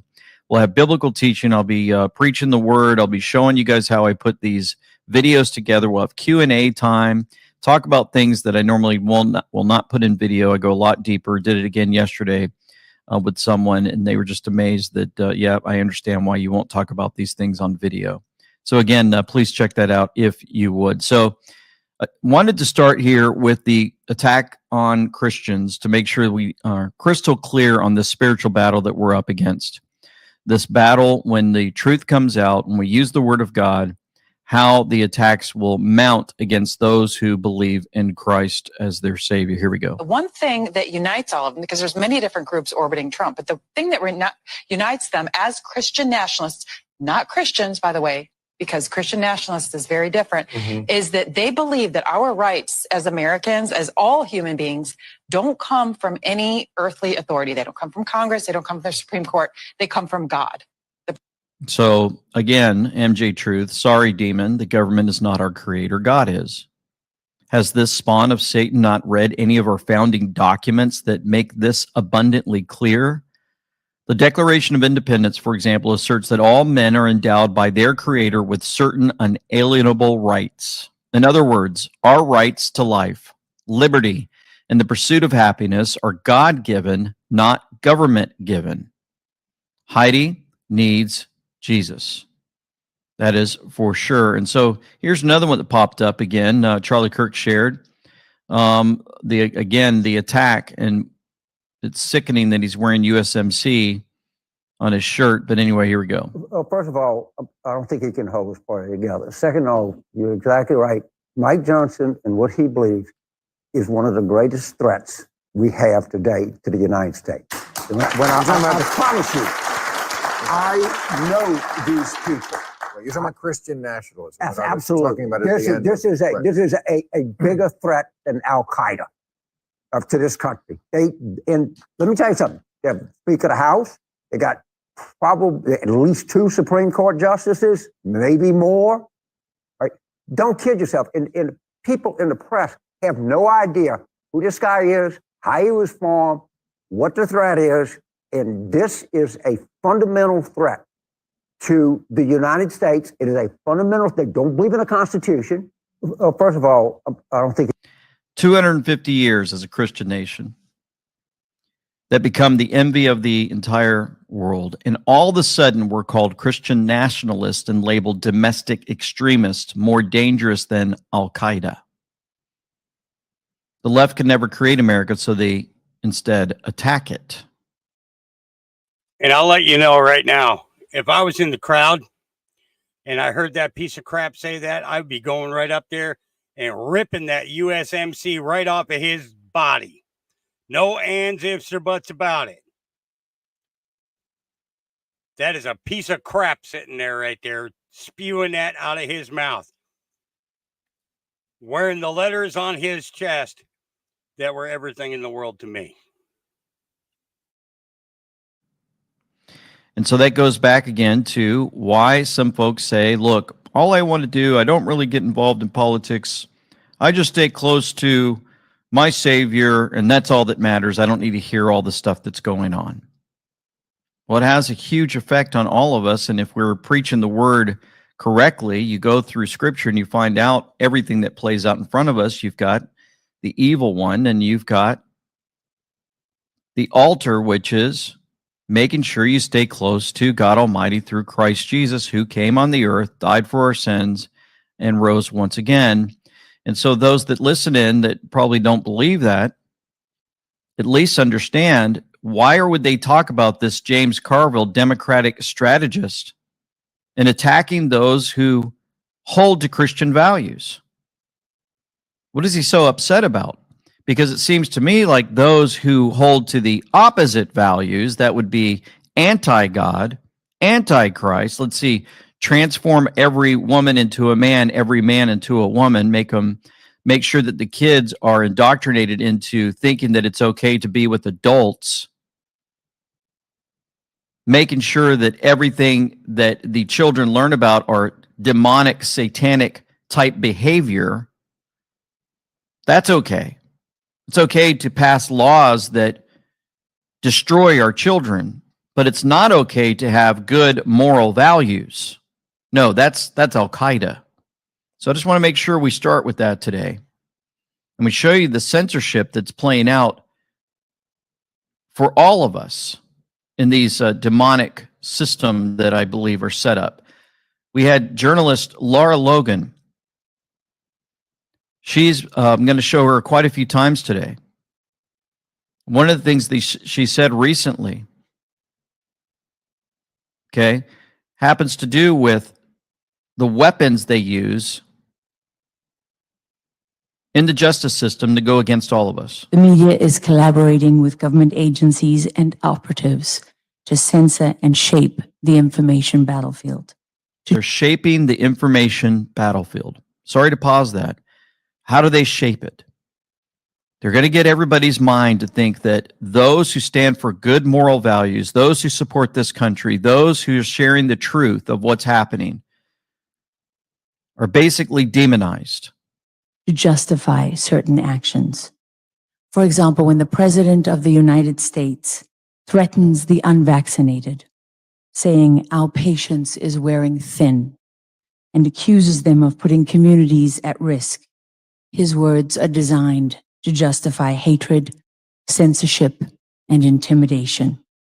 And when the Vice President compares January 6th to 9/11 and Pearl Harbor, it is a predicate to silence the opposition and justify the weaponization of the justice system. We are already witnessing another shaping operation to influence the outcome of the 2024 election, this time with the false claim that if one side wins, it will be the end of democracy. This lie contrived to ensure a particular outcome and to sabotage free speech yet again. We got a lot more from her. She's absolutely brilliant, well-spoken at the conference that they held there. While all this is playing out, just want to make sure you guys know Michigan Republican primary election results. Donald J. Trump wins the Michigan Republican primary, of course, 68% to 26%, Nikki Haley. And of course, Trump beats Biden in every swing state, +2, 3, +6, +6, +3 over Michigan, Arizona, Wisconsin, Georgia, Nevada, North Carolina. We already know all that. And while this is playing out, I just wanted to remind you in our last video, as he met with at the Black Conservative Federation, he gave a speech in Columbia, South Carolina.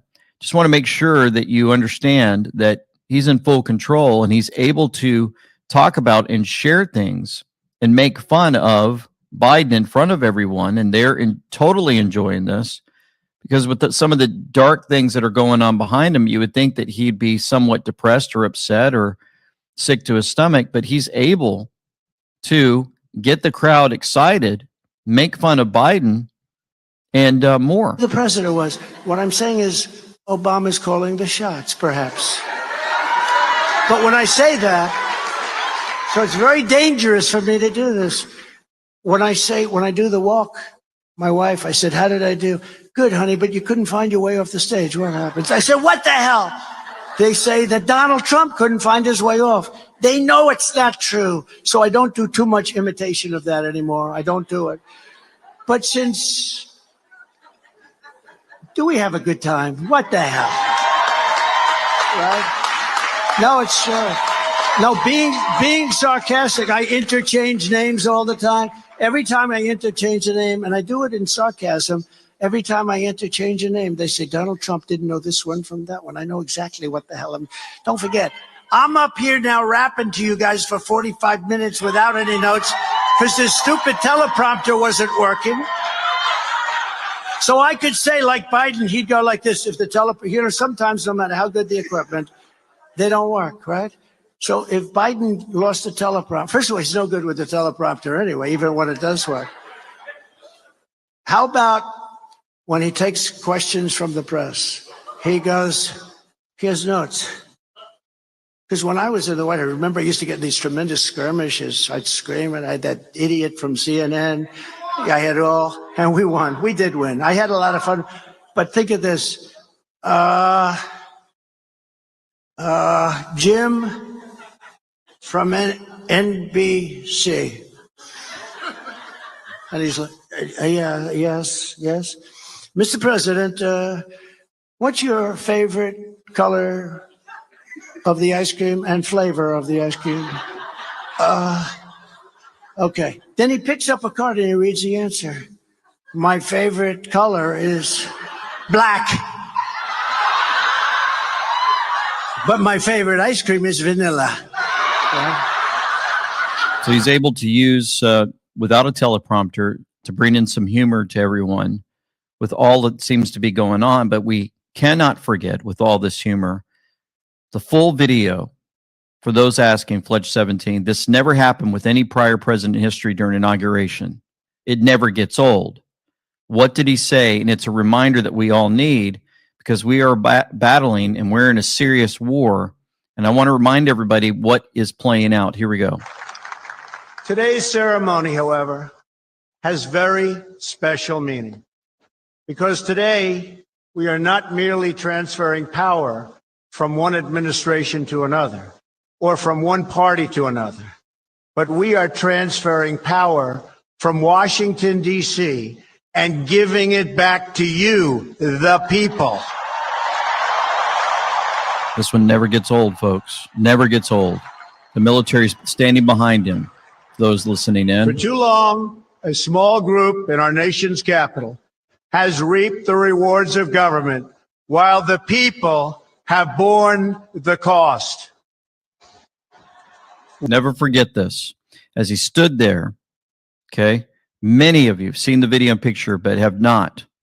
Just want to make sure that those standing behind him at the inauguration, military intel cap, the cap of that guy right there on the left, military intelligence cap band was standing behind him. And then you had the judge advocate general standing behind him on the other side. So you have military intel and the JAG, and you've got the commander in chief. Just a reminder that this is all playing out before our eyes. We're going to see more of that. I'm going to show you a speech that he gave in South Carolina, and we're going to decode that a little bit later. You got to hang in for that. But first, here's something to help you out. Well, we keep talking about these three-letter agencies. You know, they were once symbols of protection and order, seem to have been weaponized against us, the American people, especially the top 1%. We talk about it all the time. To give you an idea of the gravity of the situation, consider this. The IRS has amassed an arsenal of 4,500 guns, 5 million rounds of ammo, 621 shotguns, and a lot more. The Department of VA, tasked with assisting our veterans, has acquired 11 million rounds of ammo. What's up with that? The U.S. Postal Service, the agency that delivers our mail, has a tactical team also. Man, that's a lot. If your government does not use deadly force on people raiding into your country, they don't defend those borders, but they'll use deadly force to collect your taxes, to enforce unconstitutional laws. Then traitors have taken over our country. So a lot of stuff here, but we don't need to live in fear. I tell you what, though, the NMN, through all of this that's going on, this isn't just any supplement. It's a game changer. A recent Harvard study, which you can check out here, showed that NMN can help reduce weight, cholesterol, even blood pressure in overweight adults. And it's important to stay healthy in times like this. This thing has been dubbed the limitless pill and can take 10 to 20 years off of you. It's like the fountain of youth in a bottle. So here we go. I don't promote many people, but I respect these guys. They're fighters standing up for what's right. I asked them if they could offer a special deal for today. So especially since we're going deep into these topics, they agreed to an amazing buy two, get one free 48-hour deal. The stuff isn't cheap, so it's a great opportunity to stock up. Black Forest Supplements is ready to fight for this. So check it out. It's in the description box below. blackforestsupplements.com/LT. Buy two, get one free 48-hour promo. So as I played this clip from Tucker Carlson, I want to remind you what the media has been putting out recently. Former CIA director explains how Russia is using Republican lawmakers as tools. Mediate says, ex-CIA director John Brennan suggests Republicans are tools of Russia. Newsweek says Russians see Republicans as tools. Former CIA director warns. We just got done talking about him. That manipulator, that liar, what they're up against. Tucker Carlson says he hates the U.S. leadership even more after visiting Moscow. I try to see world events through the lens of an American because I am one. And what does this mean for us? And it's not even the war, it's the sanctions that will forever change the United States, our standard of living, the way our government operates. That, more than any single thing in my lifetime, screwed the United States. levying those sanctions in the way that we did was crazy. And that for me, the main takeaway from my 8 days in Moscow was not Putin. He's a leader, whatever. None of them are that different, actually, in my pretty extensive experience. No, it was Moscow. That blew my mind. I was not prepared for that at all. And I thought I knew a lot about Moscow. My dad worked there on and off in the 80s and 90s because he was a U.S. government employee, and he was always coming back, Moscow, it's a nightmare and all this stuff, no electricity. I got there almost exactly 2 years after sanctions, totally cut off from Western financial systems, kicked out of SWIFT, can't use US dollars, no banking, no credit cards. And that city, just factually, I'm not endorsing the system, not endorsing the whole country. I didn't go to Lake Baikal. I didn't go to Turkmenistan. I just went to Moscow, largest city in Europe, 13 million people. I drove all around it. And that city is way nicer, outwardly anyway, I don't live there, than any city we have by a lot. And by nicer, let me be specific. No graffiti, no homeless, no people using drugs in the street, totally tidy, no garbage on the ground, and no forest of steel and concrete soul-destroying buildings. None of the postmodern architecture that oppresses us without even our knowledge. None of that crap. It's a truly beautiful city. And that's not an endorsement of Putin. And by the way, it didn't make me love Putin. It made me hate my own leaders, because I grew up in a country that had cities kind of like that were nice cities, that were safe. And we don't have that anymore. And how did that happen? Did Putin do that? I don't think Putin did that, actually. I think the people in charge of it, the mayors, the governors, the president, they did that, and they should be held accountable for it. So I think cleanliness and architectural design is not the entirety of the metrics that matter when you measure a city. They're the main metrics that matter. They're the main metrics that matter. The main metrics that matter are cleanliness, safety, and beauty, in my opinion. And one of the big lies that we are told in our world is that no, something you can't measure that has no actual effect on your life matters most. What matters most, to say it again, beauty, safety, cleanliness. Lots of other things matter too. A whole bunch of things matter. But if I were to put them in order, it's not some theoretical, well, actually, I don't know if you know that the Duma has no power. It's like, okay, I get that. Freedom of speech matters enormously to me. They have less freedom of speech in Russia than we do in the United States. We are superior to them in that way. But you can't tell me that living in a city where, your 6-year-old daughter can walk to the bus stop and ride on a clean bus or ride in a beautiful subway car that's on time and not get assaulted, that doesn't matter. No, that matters almost more than anything, actually. And we can have both. And like the normal regime defenders and morons, Jon Stewart or whatever he's calling himself, they're like, well, that's the price of freedom. Like people shitting on the sidewalk is the price of freedom. It's like, you can't fool me because I've lived here for 54 years. I know that it's not the price of freedom because I lived in a country that was both free and clean and orderly. So that's not a trade-off I think I have to make. Very important. Very interesting. And he's talking from his heart.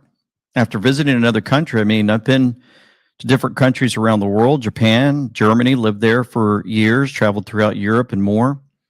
And I tell you, when I was in Japan, one of the big things about that place is seeing little kids, 4 or 5 years old with backpacks, walking by themselves to school. They take care of their own. You don't see the kids worry. They work as a community to make sure the kids are safe. Everything's clean. They take the trains by themselves and more.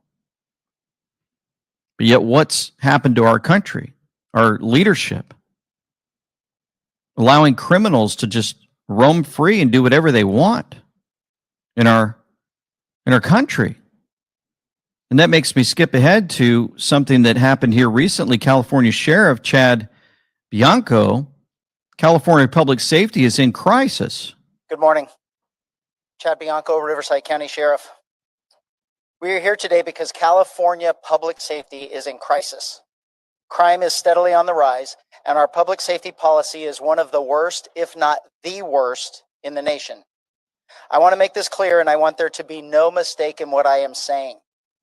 This is not by accident. The driving force in our crisis is a radical, progressive agenda fraudulently called criminal justice reform. This is nothing short of a sick and twisted social experiment where law enforcement is the bad guy and criminals are somehow victims of society and not responsible for their actions, their crimes, or accountable to their countless victims. This agenda began with a passage of AB 109, the so-called Public Safety Realignment Act. State government failed to take responsibility for prison overcrowding or their failure to build more prisons, and instead forced county jails to house state inmates while simultaneously releasing thousands of felons early. This has pushed our county jails to a near collapse and caused the early release of countless criminals. Thousands upon thousands of criminals are being released from custody early, crime is increasing, and our governor is closing prisons instead of building new ones. It defies common sense. Criminals Good morning. released out into the streets to not allow our children to roam freely, right? We continue to watch over our kids closely. I mean, ever since the birth of all of my children, even more than 30 years ago, less than 30 years ago, I never let my children go outside without me. They'd say, hey, I'd like to go outside. All right. And say, I'm coming with you. And I'd always be out there just to make sure I kept an eye out, watched the neighborhood. And that's the way they played outside when they were little. I was always with them. Even if they wanted to go to the front yard, backyard, I was there. It's the way it works. MSNBC, of course, going after Russia. Russia using bots and fake accounts to interfere in the U.S. and European elections. All the Soros-funded news groups are saying this again. 2016, it was Russia. 2020, it's Russia. 2024, it's Russia. It's always Russia. All these folks, these media groups and more are being used to target us, manipulate the minds of all of those that used to be good friends of ours that don't want to talk to us anymore when we expose the truth. Well, Laura Logan, again, remember we showed her earlier, she's exposing, calling out how the U.S. government funds the NGOs, non-governmental organizations, to be their political assassins. You said you've been targeted over the last 10 years. Can you describe what precipitated your targeting? Yes, I'm reporting the truth about Benghazi. I was attacked by one of those NGOs that masquerades as a nonpartisan watchdog. In violation of its 501(c) status, it occupies a highly partisan position. I'm talking about Media Matters for America. I'm sure there's many doctors in this room, scientists who've been attacked by the same people. The same people that run that, David Brock, for example, another political assassin, now runs an organization called Facts First USA, which is designed to make sure that your research, Dr. Hazan, never reaches the people or the public.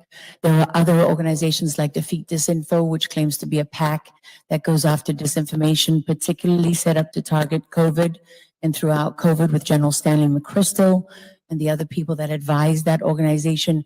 But what, Senator Johnson, it's not a secret that these organizations exist. What is not widely known and talked about is that it's paid for by us. It's paid for by the taxpayers in your omnibus spending bills that get shoved through the House and the Senate against the will of the people of this country. There are cutouts for these NGOs. And what they do is they launder this money. They pass it from one NGO to the next. And in the name of preventing the spread of disinformation, they censor, silence, intimidate, and punish. I said that this is a death sentence for journalists. It's how you murder a journalist without killing them. It's how you murder a scientist without killing them. It's how you murder a doctor without killing them. It's how you murder the vaccine injured when they haven't died yet. It's how you finish them off and everybody else in their family. And it's time for people in this building who come to work every day here to serve us. This is the only country where we, the people, are the government. This is a government for the people, of the people, and by the people. And the same is said for so-called journalists. Del Victory, this man has been targeted for simply going to the FDA hearings and filming them when they approve vaccines. Just filming them, not doing a thing, and putting that out and showing people there is no real approval process. They didn't actually do their jobs. And for that, he's been targeted for years, long before COVID ever hit. So it's time now for us to stop taking taxpayer funds to slit our own throats. Thank you. One of the many reasons I generally vote no on. Wow. What'd you say at the end there? It's time we start. Time for now for us to stop taking taxpayer funds to slit our own throats. Whew. That one needs to be placed everywhere.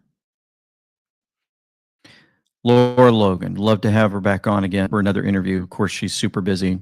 Probably won't ever happen again as she continues to grow. But definitely love her work. All the folks that live around her, fans that I've talked to for And We Know channel, thank you guys so much for your support. And she continues, and hopefully I'll have the time at the end to play much of her introduction to this conference that she attended, exposing many. Part of this exposure seems to be playing out in front of us day after day. Ultra Peppy Lives Matter showed us the world feels just a little safer today now that one of the Rothschild overlords has left the earth. Their legacy is that of heinous crimes, robbery, and elitism beyond anything the populace can imagine. In the span of a few months, we have now seen a Rothschild and the infamous Henry Kissinger exit stage left. Notice how Jacob acts when someone he considers a sheep confronts him with the truth. We're going to show you that video clip. Stunned, near speechless. Quote, we just want to let you know that the New World Order has no legitimacy and that we as a people are not afraid. And we are waking up to the robber barons and the big bankers who are looting this economy with the Federal Reserve. Babylon is falling. Babylon is falling. I'm going to show you this video in a moment. First, I want to remind you that we're at andweknow.com. Truth, hope, faith, and freedom, folks. You can find our videos on Rumble there. Follow us on X. All of our Instagram, Facebook, everything is there. You can click on it, andweknow.com. Go in the description box below. Hang out with us for a little on that website. It's amazing what my son did with that. We also have the patriotlight.com. That's the home, politics, world news, markets, faith, social news, and resources. We put that together for you to make it easier for your research and more. And we are also amazed that on andweknow.com, you can actually grab your gear. Shop.andweknow.com. You can find sweatshirts and hoodies, accessories, hats, tees, and tanks, and you never know who you're going to run into when you're out in public wearing the gear. It's an amazing thing, this logo that was just created after a lot of prayer. Placing it on so many items and watching so many get excited when they send information and say, you won't believe who I ran in today. I had another And We Know fan, and we are now great friends. Imagine that. So grab your gear, would you? Shop.andweknow.com and let them know you are watching and send your pictures in. Here's some more great pictures of patriots wearing our gear.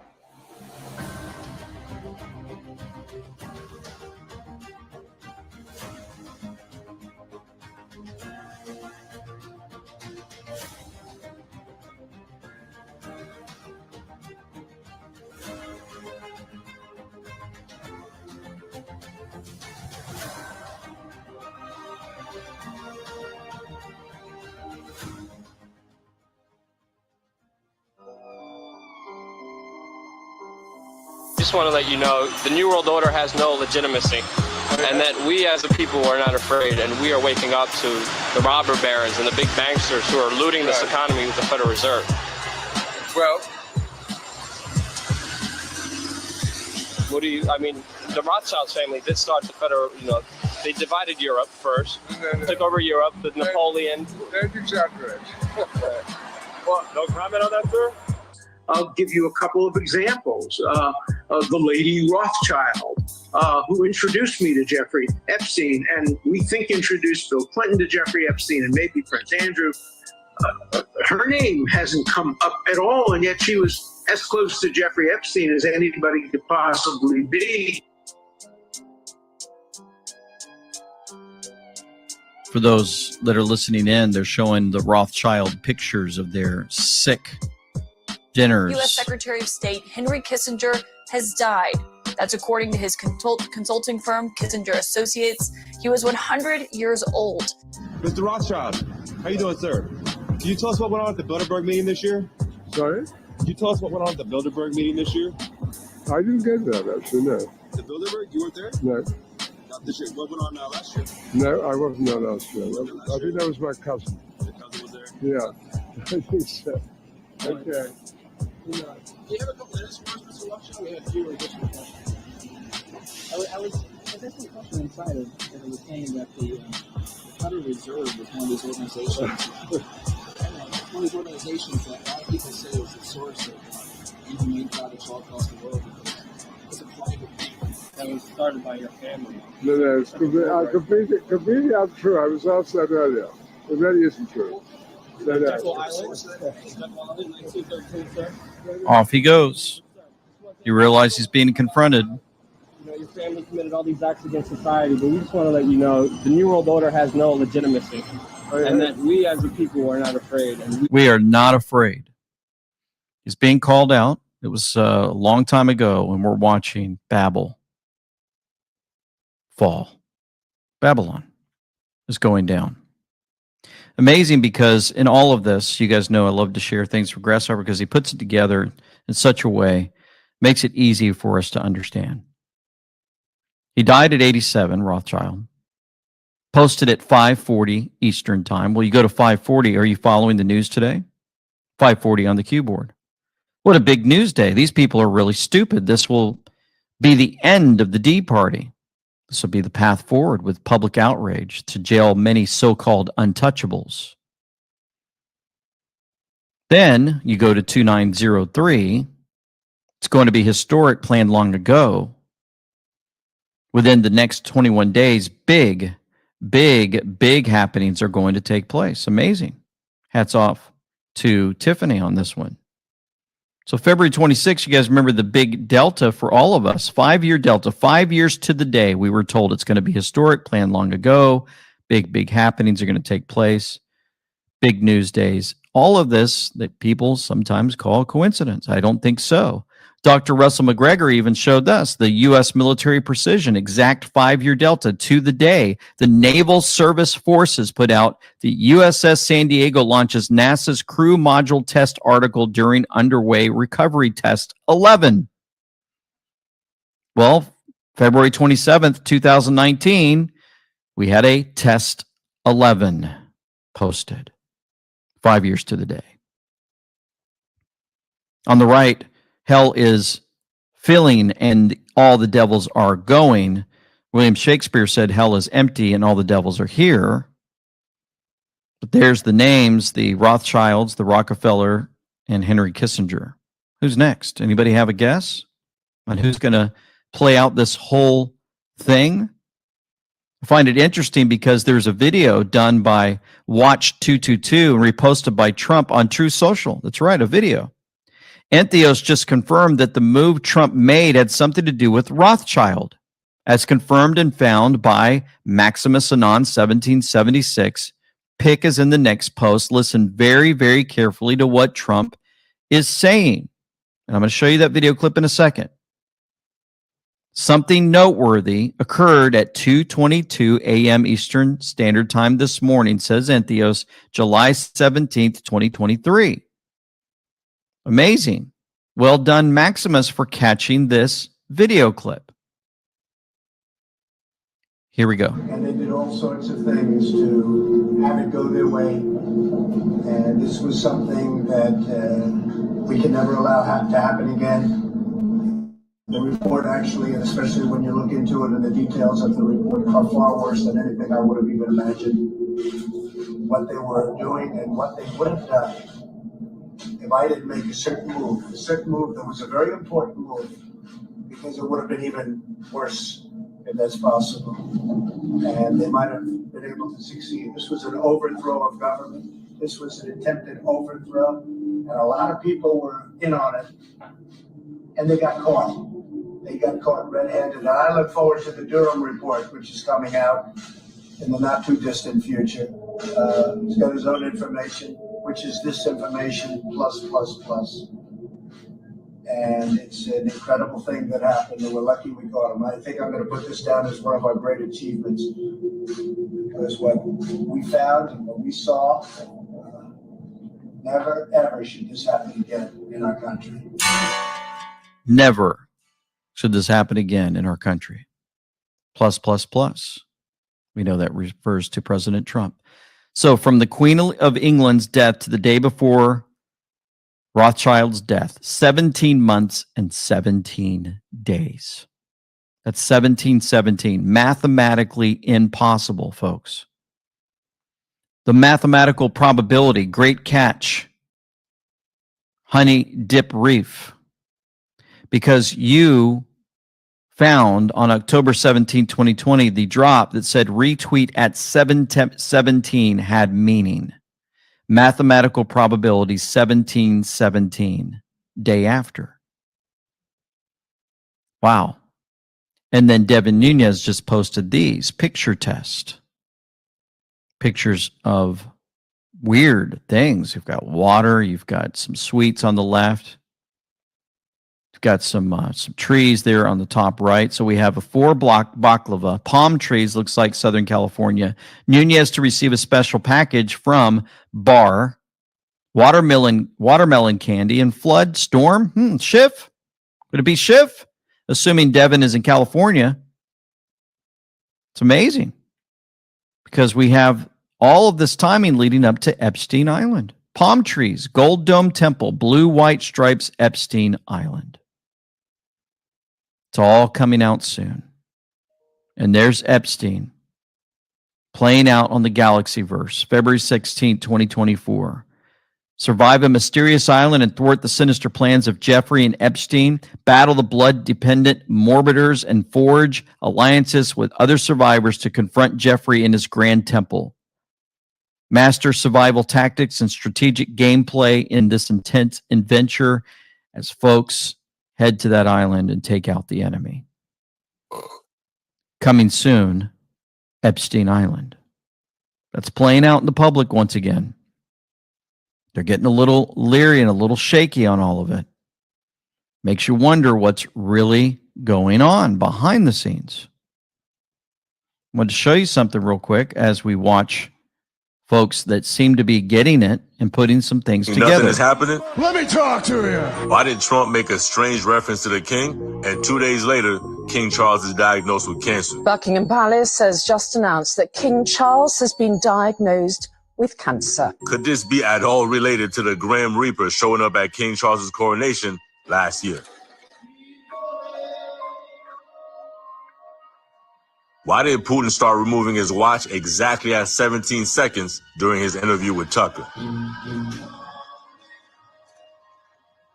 They've only got 17 seconds. And what could possibly be in the folder that Putin gave to Tucker? I'm sitting here with the folder, confession, I haven't opened it yet, of documents that Putin gave me. Could it be at all related to whatever was inside that soccer ball? Do you get it yet? In case you don't, maybe this picture of Trump might help. Coincidence or CIC? Hey, if you know, you know. Is he the commander-in-chief?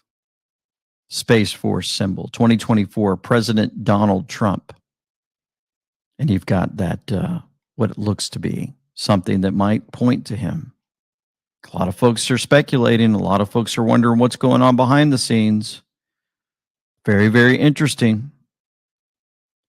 I think many are starting to understand a lot more what might be going on.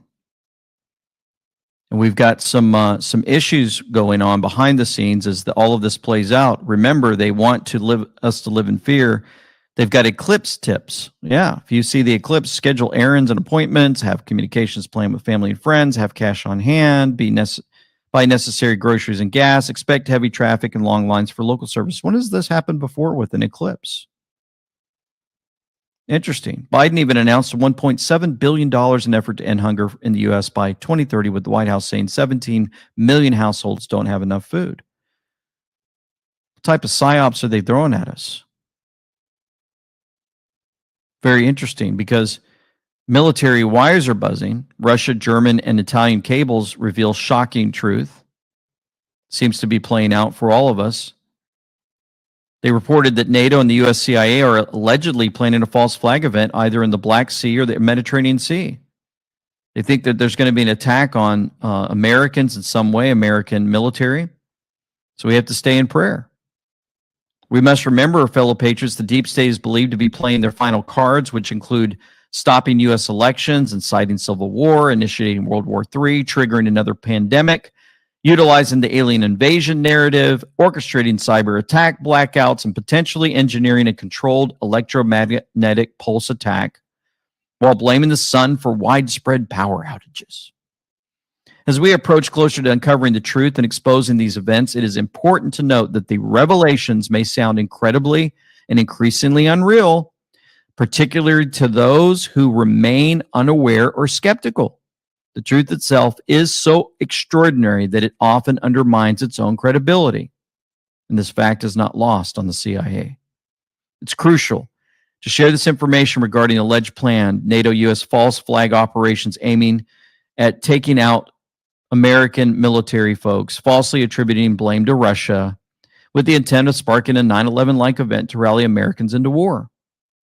We have to be really careful, and that's a great reminder for all of us. Elon Musk reminded us dams are bursting all over the country. America is only 4% of Earth's population. If only 1% of the rest of the Earth moves here, that would crush all essential services. I'm ringing the alarm bell because the flood of illegals is crushing the country. They're throwing illegals at us. They're doing all types of things that you would think would cause all kinds of problems. And we're wondering how this is all playing out. What precipice are they going to throw at us? Senator LaFonza Butler is asking the Biden admin for FEMA taxpayer money to provide more shelter beds in San Diego after the county migrant shelter there ran out of funding. She says 800 to 1,000 migrants per day will be mass released there without intervention. Interesting, right? They're filling up the prisons. They have to release folks. They're filling up San Diego, so they need to get rid of they need more money to create more shelters for them, but we're not going to get more money to create more places for those folks who are prisoners to remain. They just have to let them go. In case this is making you not feel very well, here's something that'll help you.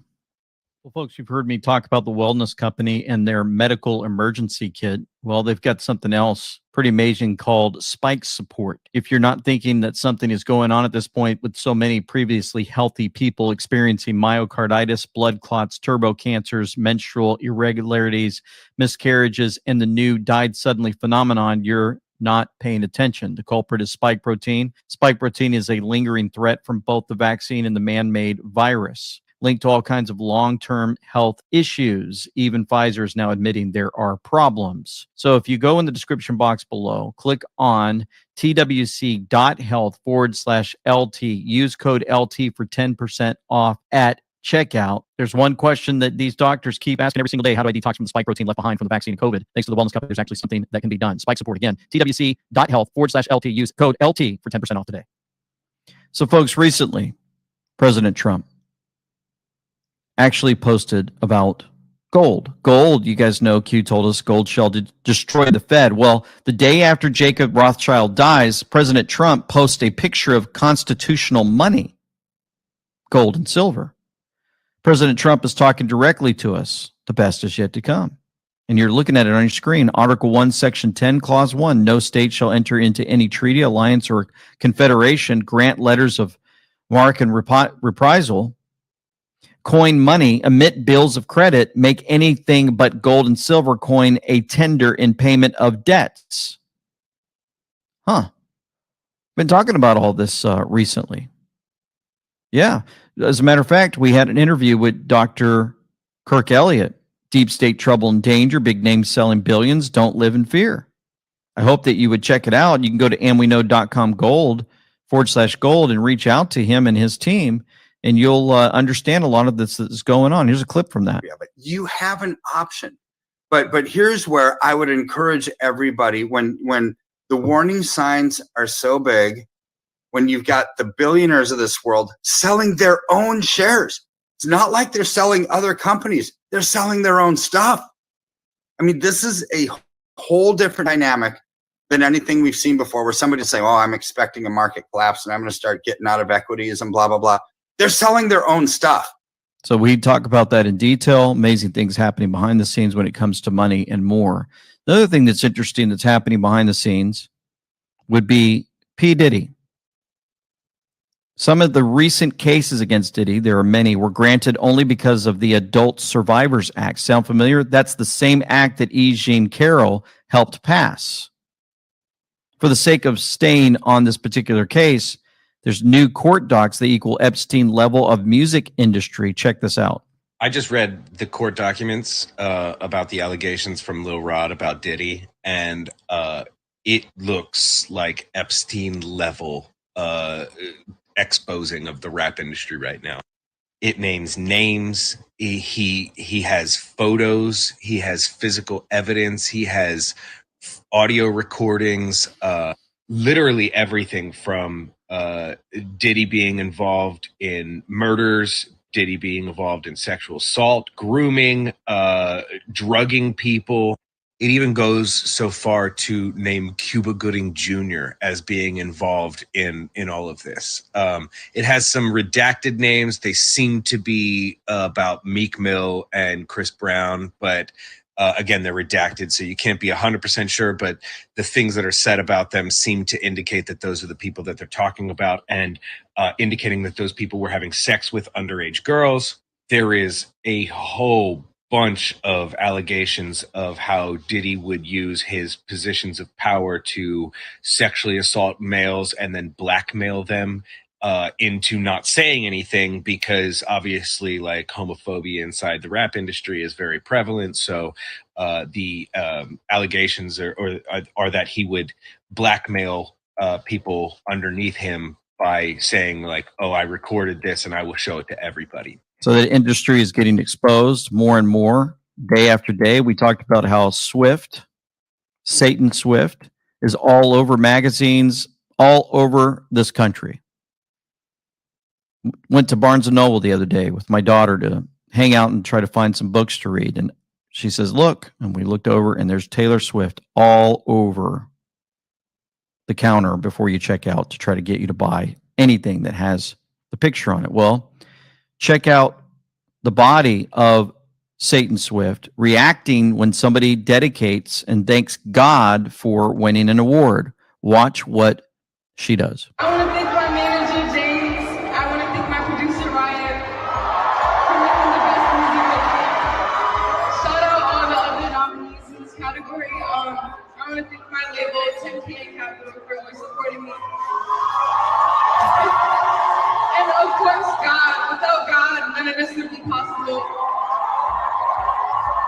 So she's all happy and smiles, and then when whoever says, I want to thank God, watch the shoulders drop. The reaction of the demons inside of her body to frown, shoulders drop, and then the shake of, oh no, don't bring up that God. Because we know Satan Swift is a worshiper of the devil and does demonic entity type worship in her shows. We showed you that witchcraft. Sickening. Other things that are sick that's going on would be the Google parent losing $70 billion in market value after woke AI chatbot disaster. Why is it sickening? It exposed what they didn't want us to see. Google is having a very bad couple of weeks. Google's parent company, Gemini, which was their AI tool, has lost $70 billion with the B dollars in market value after the woke AI chatbot disaster. A few days ago, after the rollout of Gemini, people had started looking up racial and historical accuracies when it came to what AI would duplicate, like the Pope. And this one's fake, but it's still funny. I'm still putting it in here. Anyway, that had caused Google to shut down that portion of Gemini so that you couldn't look up people necessarily anymore until they could get it fixed. So after that, people started doing other word prompts, such as write me a 20-word poem in the style of Rachel Maddow, which came out with this. But when asked to do the same about Tucker Carlson, it said, I'm sorry, but I can't write a poem in the style of Tucker Carlson. My purpose is to help people, and that includes protecting them from harm. Tucker Carlson's rhetoric has been linked to real world violence, and I don't want to contribute to that. Gemini loved Nikki Haley, but hated RFK Jr. like Seth Dillon, but accused Cat Turd of being a predator against children and added hotline numbers that you could call. There were tons of other examples, but this should portray the danger of AI as a whole, specifically who is in charge of AI, because AI just gathers information that it's fed, puts it into one thing, and then that thing pops out a picture based off all the information that it's fed. So whoever runs AI is the narrative that is going to come out of it. And luckily, people caught it pretty quickly that it was able to stoke renewed fears among investors about its heavily promoted AI tool. And they're not really mad that it happened. They're just mad they got caught. They're mad they got caught. I asked 2 weeks ago, by the way, YouTube, could you please restore my channel? I had 444,000 subscribers at the time. They took me down 2 weeks prior to 2020. You guys remember that? And they said, wait 24 to 48 hours. We'll give you an answer. Well, guys, within 2 hours, I received a response. And one of the words labeled for the And We Know YouTube channel, they said I was a danger to their platform. Remember what they just said earlier? Another person they said was dangerous? Tucker Carlson, yeah. Others. They used those words, danger. It was amazing how quickly they told me, we're not going to place you back up. These folks are crazy. They're losing their mind. Another thing crazy would be the massive wildfire completely surrounding the town of Canadian, Texas, and is expected to enter the town imminently. All roads have been blocked and an unknown amount of residents are trapped. It's not looking good in Texas. Need to lift them up in prayer. Here's some more video footage. Wildfire spreading. Emergency sirens are sounding throughout the multiple locations. And our hearts and prayers are there with you, Texas Panhandle. Very dangerous. A lot of folks, of course, are going to speculate that something's going on. They're up to no good in Texas. They're changing the weather and more. We'll find out soon enough how that's going to play out. And then I promised you the video clip from Santa Surfing showing us when President Trump gives his speeches, he drops numbers. And guys, I focus on a lot of these too. I'm like, you know what? I'm going to start looking up these numbers when he's talking because he just throws these numbers out. Like, how does he come up with these numbers? Well, they have meaning, in my opinion. It's not a coincidence. Check this out. So this is a fantastic evening. It's an early evening and a fantastic. So you can all go down and you can celebrate for about 15 minutes, and we have to get back to work because the big date, you know, Michigan's coming up. We're doing great. The auto workers are going to be with us 100% because they got sold out by this country. But Michigan's up, and we're going to have a tremendous success there. And then we have a thing called Super Tuesday, and I think we're leading 91-7. 91-7. Just throws out random numbers. Well, if you look at 91 on the Intel board, it's the same message. 91 has the same message. Guys, post 91 of the Q board is the same message as post number 7. Why wasn't HRC prosecuted for the emails? Rodham Clinton. Put simply, Obama ultimately okayed by using the non-governmental email to communicate with Clinton. Obama also had an alias along with each of his cabinet members. Therefore, indicting HRC would lead to indicting Obama and his cabinet, etc., which would never happen. Remember, he lied about knowing, but that ultimately came about in the dump. Poof. Wow, he said 91-7. It's the same thing. Here we go. Continued. Overall, friends, and we're going to be up here on November 5th, and we're going to look at Joe Biden, and we're going to look him right in the eye. He's destroying our country, and we're going to say, Joe, you're fired. Get out. Get out, Joe. You're fired. They're destroying our country, and we're going to, I just wish we could do it quicker. 9 months is a long time. I just wish we could do it quicker, Mr. So if you look at the Q post, 9 months results in Q9. Just look at number 9. What happens if the truth about Haiti is released? Remember the Clintons? They rely on the mainstream media to keep the narrative going, but tech is entrenching on their controls. They missed this in 2016 and desperately attempted to censor now due to CIA cash infusions. This will fail. Governor, I wish is there anything you can do with your vast powers to make that, in certain countries, you're allowed to call your election date. If I had the right to do it, I'd do it tomorrow. I'd say, we're having an election tomorrow. That's my kind of guy. He had hundreds of lawyers. How many lawyers did you have? He had 500 lawyers. 500 lawyers. 500 is DEFCON 1 for 1020. DJT. To make sure they didn't cheat, and they didn't cheat in North Carolina. And I said, that's my kind of guy, so I appreciate it. We used to have election night.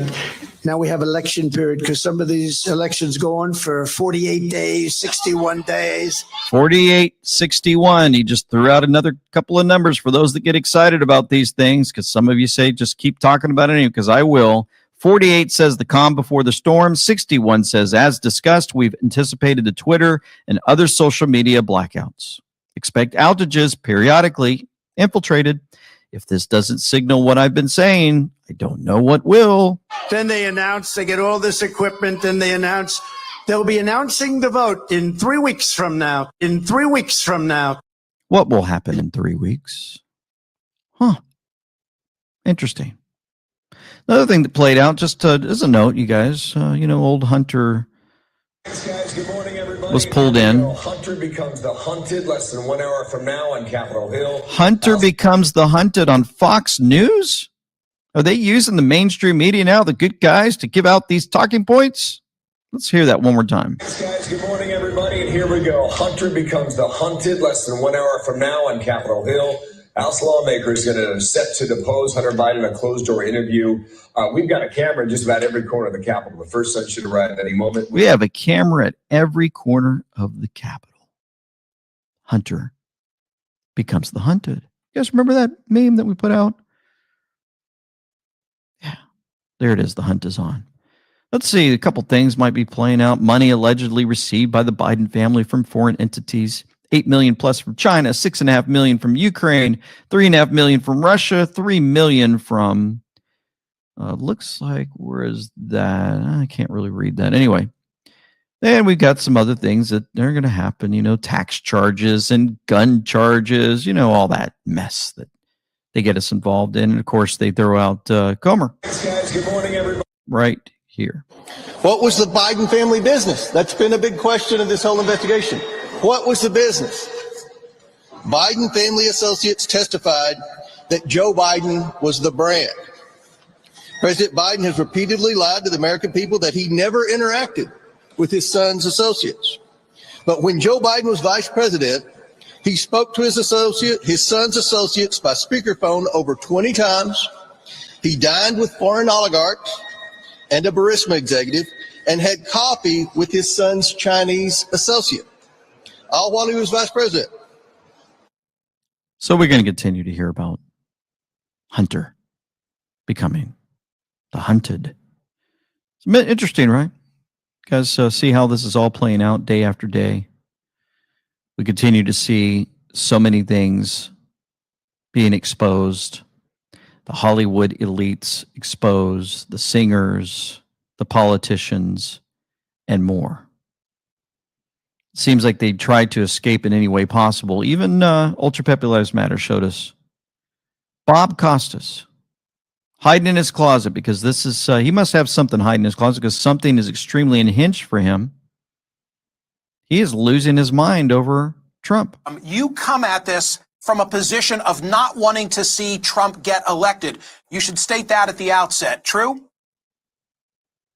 Yes, absolutely. He is by far the most disgraceful figure in modern presidential history. He's only become more disgraceful since 2016 and since 2020. He is a bubbling cauldron of loathsome traits, and it's only those who are actually suffering from Trump derangement syndrome, which is the way they and Fox News and all the rest of MAGA media try to brush aside all the legitimate criticisms of Trump. You have to be in the throes of some sort of toxic delusion, in a toxic cult, to believe that Donald Trump has ever been, in any sense, emotionally, psychologically, intellectually, or ethically fit to be president of the United States. Losing his mind. Oh, yeah. So which part did he hate about what Trump did when he was the only president in modern history that didn't get us into another pointless military-industrial complex war? Or was it when he declared war on human trafficking in Epstein Island shut down under his watch? Or was it when he exposed the entire corrupt uniparty system to the world? What kind of corruption is old Bob Costas hiding? These folks are in for it. Their days are numbered. They know it. And I think they're scared. Tippy Top Patriot posted this. Acts 13:36 reminds us of a sobering reality. For David, after he had served his own generation by the will of God, fell on sleep and was laid unto his fathers and saw corruption. Someday our flesh will fail. Our bodies will be laid to rest. We only have one life to make a difference, and only what we do for God will make an eternal difference. This reality puts everything in perspective. Perhaps this is why Moses said, "So teach us to number our days, that we may apply our hearts unto wisdom." Psalm 90:12.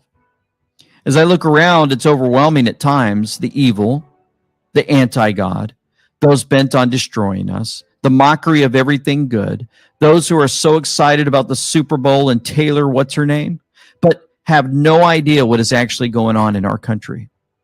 And then I remember that while there truly is a battle raging between good and evil, God has already won the war. Today we fight not to achieve victory, but from a position of victory. Through Christ, the victory has already been won. God has called us to tell others about him and stand for the truth with our very lives. So today, with all we have and the time we have left, may our ultimate goal be to serve God in our generation. Folks, I put this reminder from Tippy Top Patriot in the description box below. Almost everything I talk about is located below this video, so you can share it with others. And I'm going to remind you at the end what Tippy Top Patriot said. Keep serving God. Keep standing together. Keep fighting the forces of evil. For nothing is secret that shall not be made manifest, neither anything hid that shall not be known and come abroad. Let's pray. Heavenly Father, thank you once again for how you continue to guide and direct our lives. Thank you for the reminder that we fight from a position of victory. So well stated by Tippy Top Patriot. So many others standing in the throes, on the front lines against evil. Laura Logan, those doctors that are speaking up against the jab, many others who are fighting that will never know their names, and you know them. You have put this together. You have planted the right leaders at the right time to destroy this enemy and once again show us what an amazing God we serve. We ask for continued guidance, direction, understanding of what's playing out, to help those who are asleep to wake up. And as we get closer and closer to the unveiling of how this all played out, may you continue to protect us from the enemy who wants nothing more than to destroy how this is all playing out, to expose him and his nasty, evil ways. Thank you once again for your love and your direction in our life. We ask all this in the name of Christ our Savior. Amen and amen. Folks, thank you so much for tuning in. Please hit that follow button and share the video. And thank you for helping us always getting to, it seems like, number 2 on Rumble, number 3, sometimes number 1, depends on what's going on. But you guys, it's not a competition. It's just great to know the support, the level of support that we have. Again, a reminder, if you haven't done it, please to think about jumping on board with us August 11th through 18th for the At Sea with the LT. We're going to have a blast. We're going to have a blast. Can't wait to see all of you there. For now, this is LT saying Semper Fi, with them we know. Signing out. All right. I'm not going to let that play only because of the fact of the music. I'm not going to go through all that again. All right, folks, that is going to be it for today. I have given you 8 hours of, what I hope has been good information for you guys, and that will keep you filled until tomorrow. I will be back in the morning again at about 11 o'clock to do more. God loves you. Jesus loves you. I love you. I appreciate each and every one of you, and I thank you for tuning in and sharing your thoughts, and also sharing out the stream as well. All right, peace.